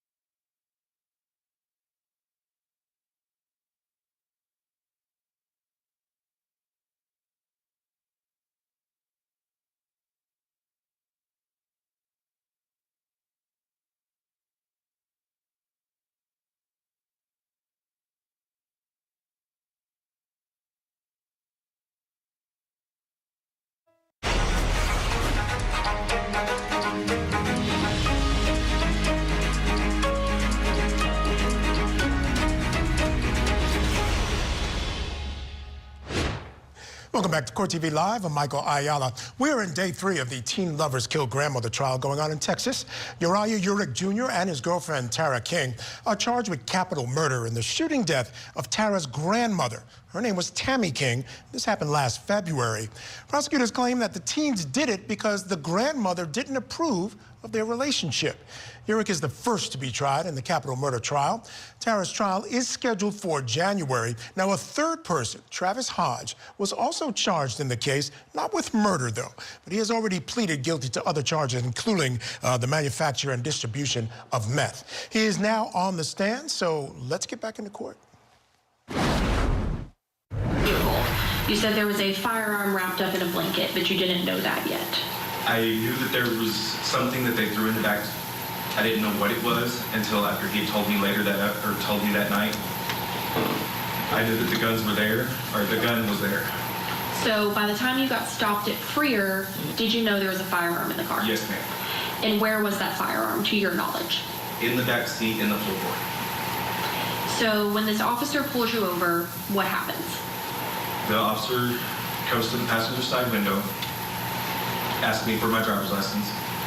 They're both in the back seat, and since I had kind of been staying, I was staying in my car, but I was staying at a friend's house too. I had my windows covered, and so they pulled the cardboard off my window so that way the officer could see in. While the officer was in the back running my name, Uriah is digging around in the back, in the floorboard. Okay. And so I got really nervous then. Why? I told Uriah, just calm down. Just let him do his job. Because the reason I got nervous is because I thought he grabbed one of the guns. Or grabbed the gun. And he being, you thought Uriah had grabbed the gun. Once the officer returns to the vehicle, what happens next? He tells me that my headlight was blinking, but it's not blinking now, so he can't really do nothing about it. He hands me my driver's license and says, have a good night. And so we take off and we go, I think the next town was Meadville. And do you stop there or keep driving? We stop there at a convenience store. Tara has to go to the bathroom, so her and I both go in. She goes to the bathroom, I go to the bathroom. I stop and get some no-dos because I had ran out of meth already. Then we go across the street to the Whataburger and get something to eat. After you get something to eat, during this time, is Uriah saying anything else to you? I mean, we're talking, we're just not talking a lot. Just talking, not really talking about anything. There's a random chit chat? Yeah. So after you get Whataburger, what happens next? We continue on to Laredo, and when we get to Laredo, I stop at, I believe it's Circle K, and we put gas in because my car's almost empty. He hands me two $20 bills. I go inside he hands me a $100 bill at that time. I go inside and I get gas. I come back out and he tells me to just keep the change. After that, we're driving around Laredo because I'm not familiar with Laredo and I'm kind of looking for the border. I didn't know where it was at. So I stop off at another convenience store and I ask where the border crossing is, and the cashier there tells me. Make sure you don't tell me what anyone other than Uriah says, okay? So you get information about where the border is. Yes, ma'am. Okay, what do you do next? We drive around a little bit, and I'm still trying to figure out where it's at. And I had gotten information of a homeless shelter there at the convenience store also. Do you recall what that homeless shelter was called? Bethany House. And where did you go from there? From the convenience store, we ended up at another convenience store because Uriah and I were kind of both looking for drugs, but I was just trying to get them out of the car by then. Why? Because they had murdered somebody, and I was just wanting to get rid of them and get back home. And at this point, has Uriah told you anything else about the murder, or are we still going on the first conversation from Walgreens? So when we were at Alvin, I forgot about this. When we were in Alvin at the convenience store, he had told me that he couldn't get the smell of the burning flesh out of his nose. And so other than now at Walgreens, and then at Alvin, has he mentioned the murder again at this point? No. Okay. What happens next? So after we stop at the convenience store and we see a bunch of homeless people hanging out on the side, Uriah gets out of the vehicle. It goes and talks to him for a minute. He comes back and tells me to go across the street to the motel. I do. Then he comes back from being over there, gets in the car and tells me that I need to take these guns and do whatever I want to do with them. At this point, you said these guns. At this point, how many guns did you know were in the vehicle? At the time, only one. After, when we got to the motel or hotel, whatever it is, I found out that there was two. And did you observe those guns? At that time, no. I did not take them out and look at them, no. He tells me to throw them in my trunk because I told him that I was a convicted felon. He's like, I can't take these guns. I don't like guns to begin with. And I had told Uriah previously, do not get in my car with guns. And he's still there. So when he tells you you need to take these guns, what happens? So I get out and I put the guns in my trunk. And I drive them to Bethany House. I drop them off at Bethany House. They take off everything that they're going to take with them. I leave from Bethany. It certainly seems like Uriah is the bad guy, certainly the criminal of the bunch. Anyway, before we go to break, we have an update from Idaho where a judge is weighing whether to order convicted quadruple murderer Brian Kohlberger to pay additional restitution to the victims' families. Kohlberger reportedly owes about $300,000 in fines and restitution to the families of the 4 University of Idaho students that he murdered back in 2022. But Kohlberger is fighting the court-ordered compensation. Prosecutors were seeking an additional $30,000 in restitution for travel expenses incurred by the families and the victims' families. But in today's hearing, the state admitted that they made a mistake and cannot seek travel expenses per the terms of the plea agreement. Instead, they can only ask for some funeral expenses, reducing the total from $30,000 to a little over $3,000. Take a listen. So what the state is actually requesting today is just additional restitution for the funeral-related expenses, which are the urns for the families. Given that the state has clarified its position that it's only seeking reimbursement for the urns, it's my understanding that that amount is $1,420 for one family, $1,587.79, and then another $167.79, which would be a total, I believe, if my math is right, of $3,075.58. Now, Kohlberger was not in court today. The judge didn't make a decision on restitution, but instead is taking it under advisement, and he will make his ruling later. All right, let's take that break now. When we come back, the co-defendant in the Teen Lovers Killed Grandmother trial testifies about his arrest in connection with the case. So keep it here on your front row seat to justice. Tonight on Closing Arguments, the latest developments in true crime stories from across the country and key moments from today's courtroom proceedings. Closing Arguments with Vinny Politan. Tonight at 8, 7 Central, only on Court TV. Sunday nights on Court TV. Join us for a night of food, friends, and our favorite legal dramas. It's Order in the Court. And this week, we're binge watching Bull. Sundays on Court TV.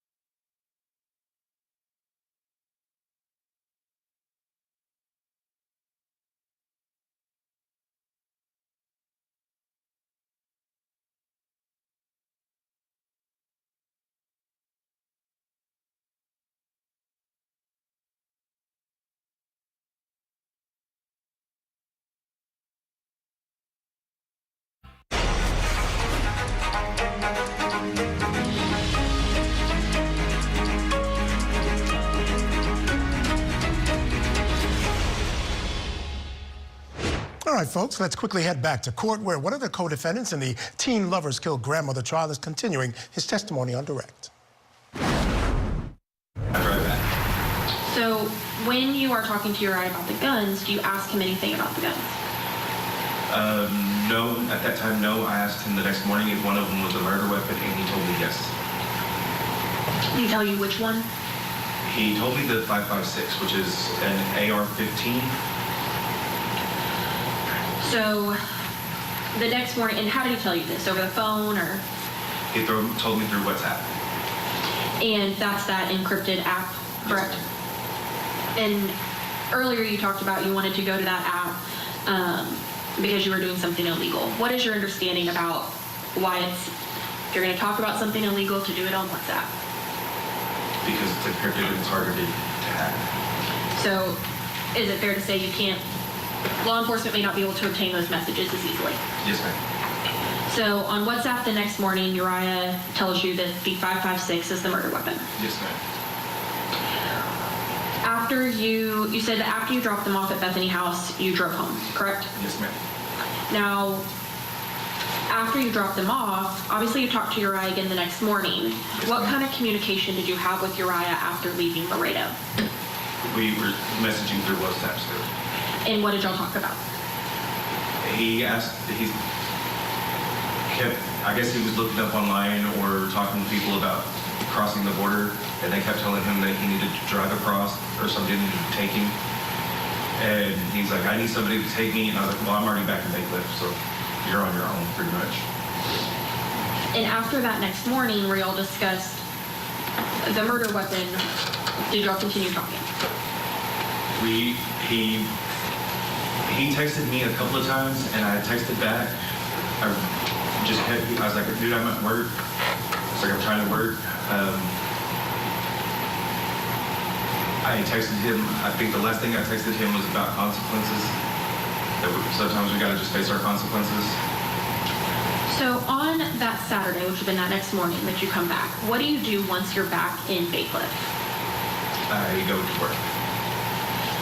And what do you do with the two guns at this point? At that point, they were still in my vehicle. Is that where they remain? No. What happens next?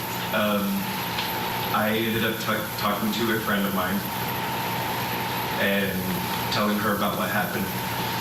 And so she takes the guns for a couple of days at her house, and or where she was staying, and then she gets kicked out.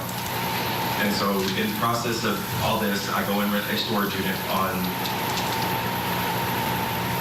the 9th, I think, and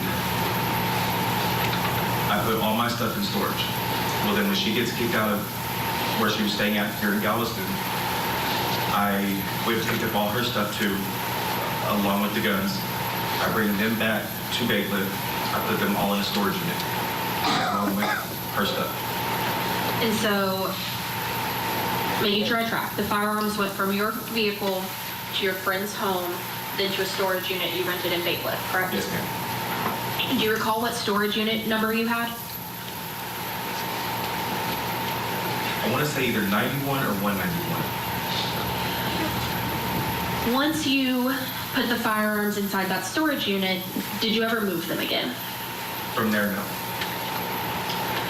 Was that the last thing that happened with your involvement in this case? Until I got arrested, yes. So let's talk about that day. Yes, ma'am. Do you recall what day you got arrested? February 26th. Tell me what you were doing that day. I was on my way to work.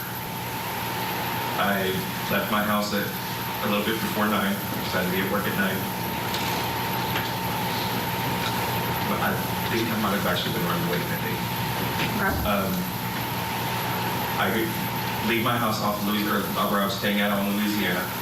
I turned right on Roberts, and then I turned right again on another street, and then I turned left, I believe, on Gordy Road.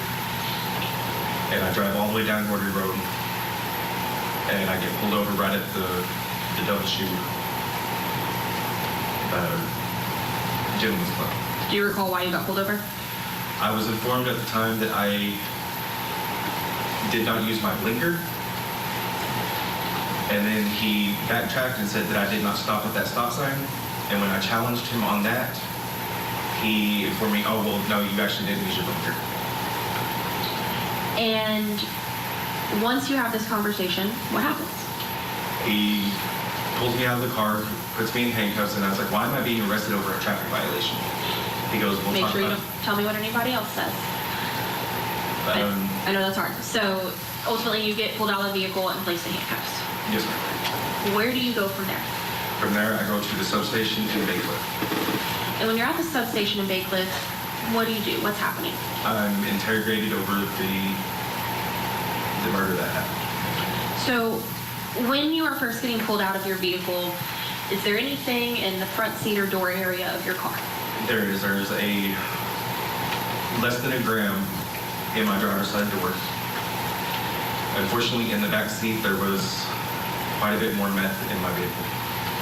So when you're at this substation, what are you doing? I'm talking with detectives and telling them what happened and gave them permission to go into my storage unit where the guns were, because I did tell them that I did have the guns. And I knew that's what they were looking for.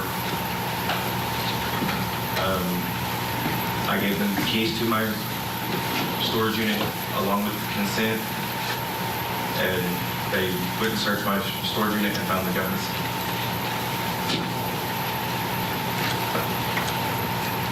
When you were being talked to at the Baycliff substation, did you fully cooperate with the police? Yes, ma'am, I did.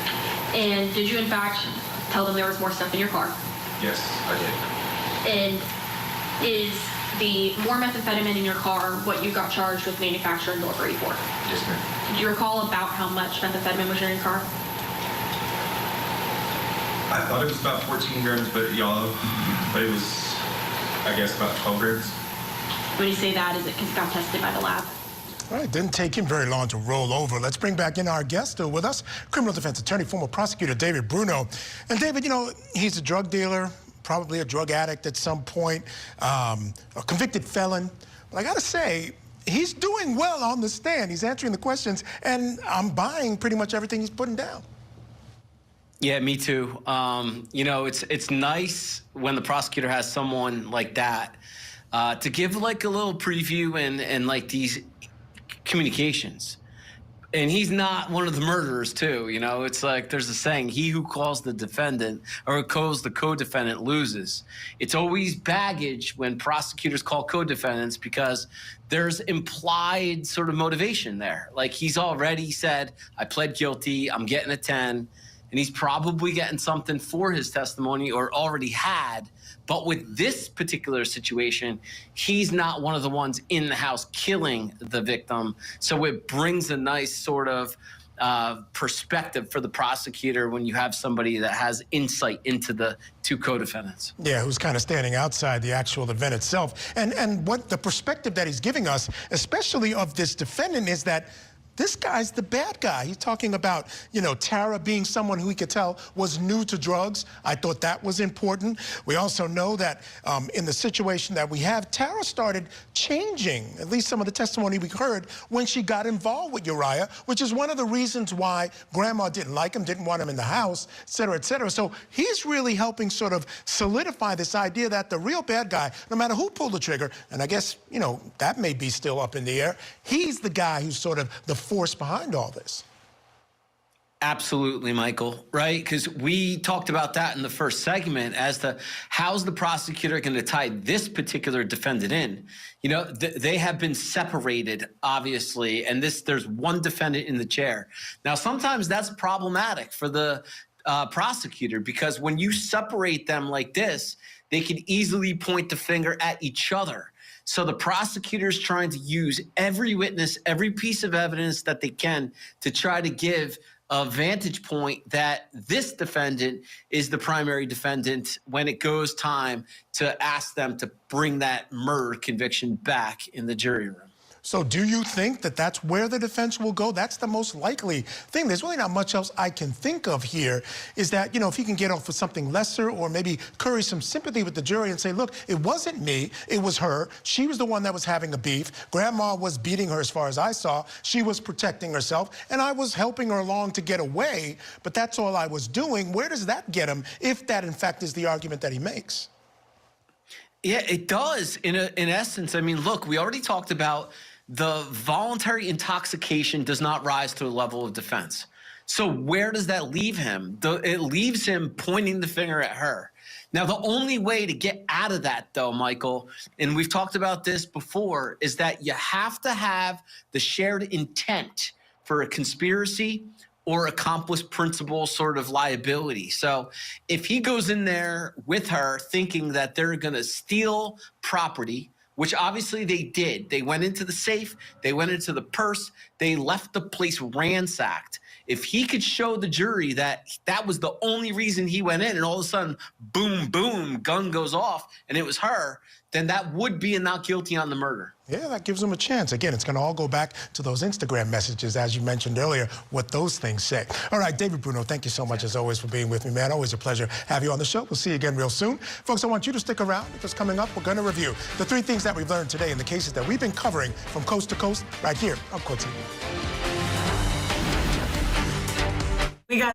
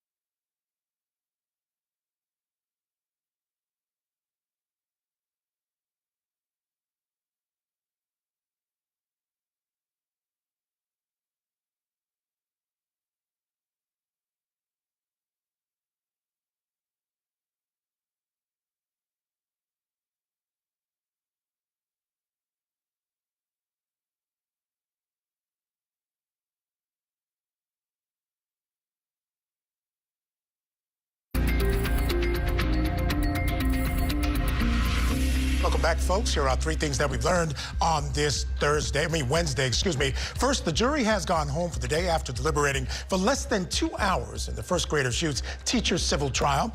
They will decide if Richneck Elementary School assistant principal Ebony Parker is liable for the shooting that left former teacher Abigail Zwerner injured. Zwerner is suing Parker for $40 million, claiming Parker failed to act even though she was warned several times that the 6-year-old student had a gun. The jury will resume deliberations tomorrow. And second, in Florida, less than a month after she was sentenced to life in prison for plotting the murder for hire of her former son-in-law, Donna Adelson, has filed a notice of appeal in her case. Adelson was the 5th person to be convicted in the murder of FSU law professor and her former son-in-law, Dan Markell, who was gunned down at his home in 2014. And third, in Arizona, a father who pleaded guilty in the hot car death of his 2-year-old daughter has died. Now, his daughter, Parker, spent almost 3.5 hours strapped in a car seat while Schultes was inside playing video games. Now, following his guilty plea last month, Christopher Schultes was due in court and set to be taken into custody today. He faced 20 to 30 years in prison, and right now, no word on how he died. All right, I'm Michael Ayala. It's been a pleasure being with you. Thank you so much, as always, for being with me. Coming up next, 48 Hours investigates the rising violence surrounding relationship breakups among young people. And then after that, it's closing arguments with Vinnie Politan. Vinnie takes a deep dive into the defense's case in the Broke My Heart murder trial of Latasha Daniels. So keep it here on Court TV, your front row.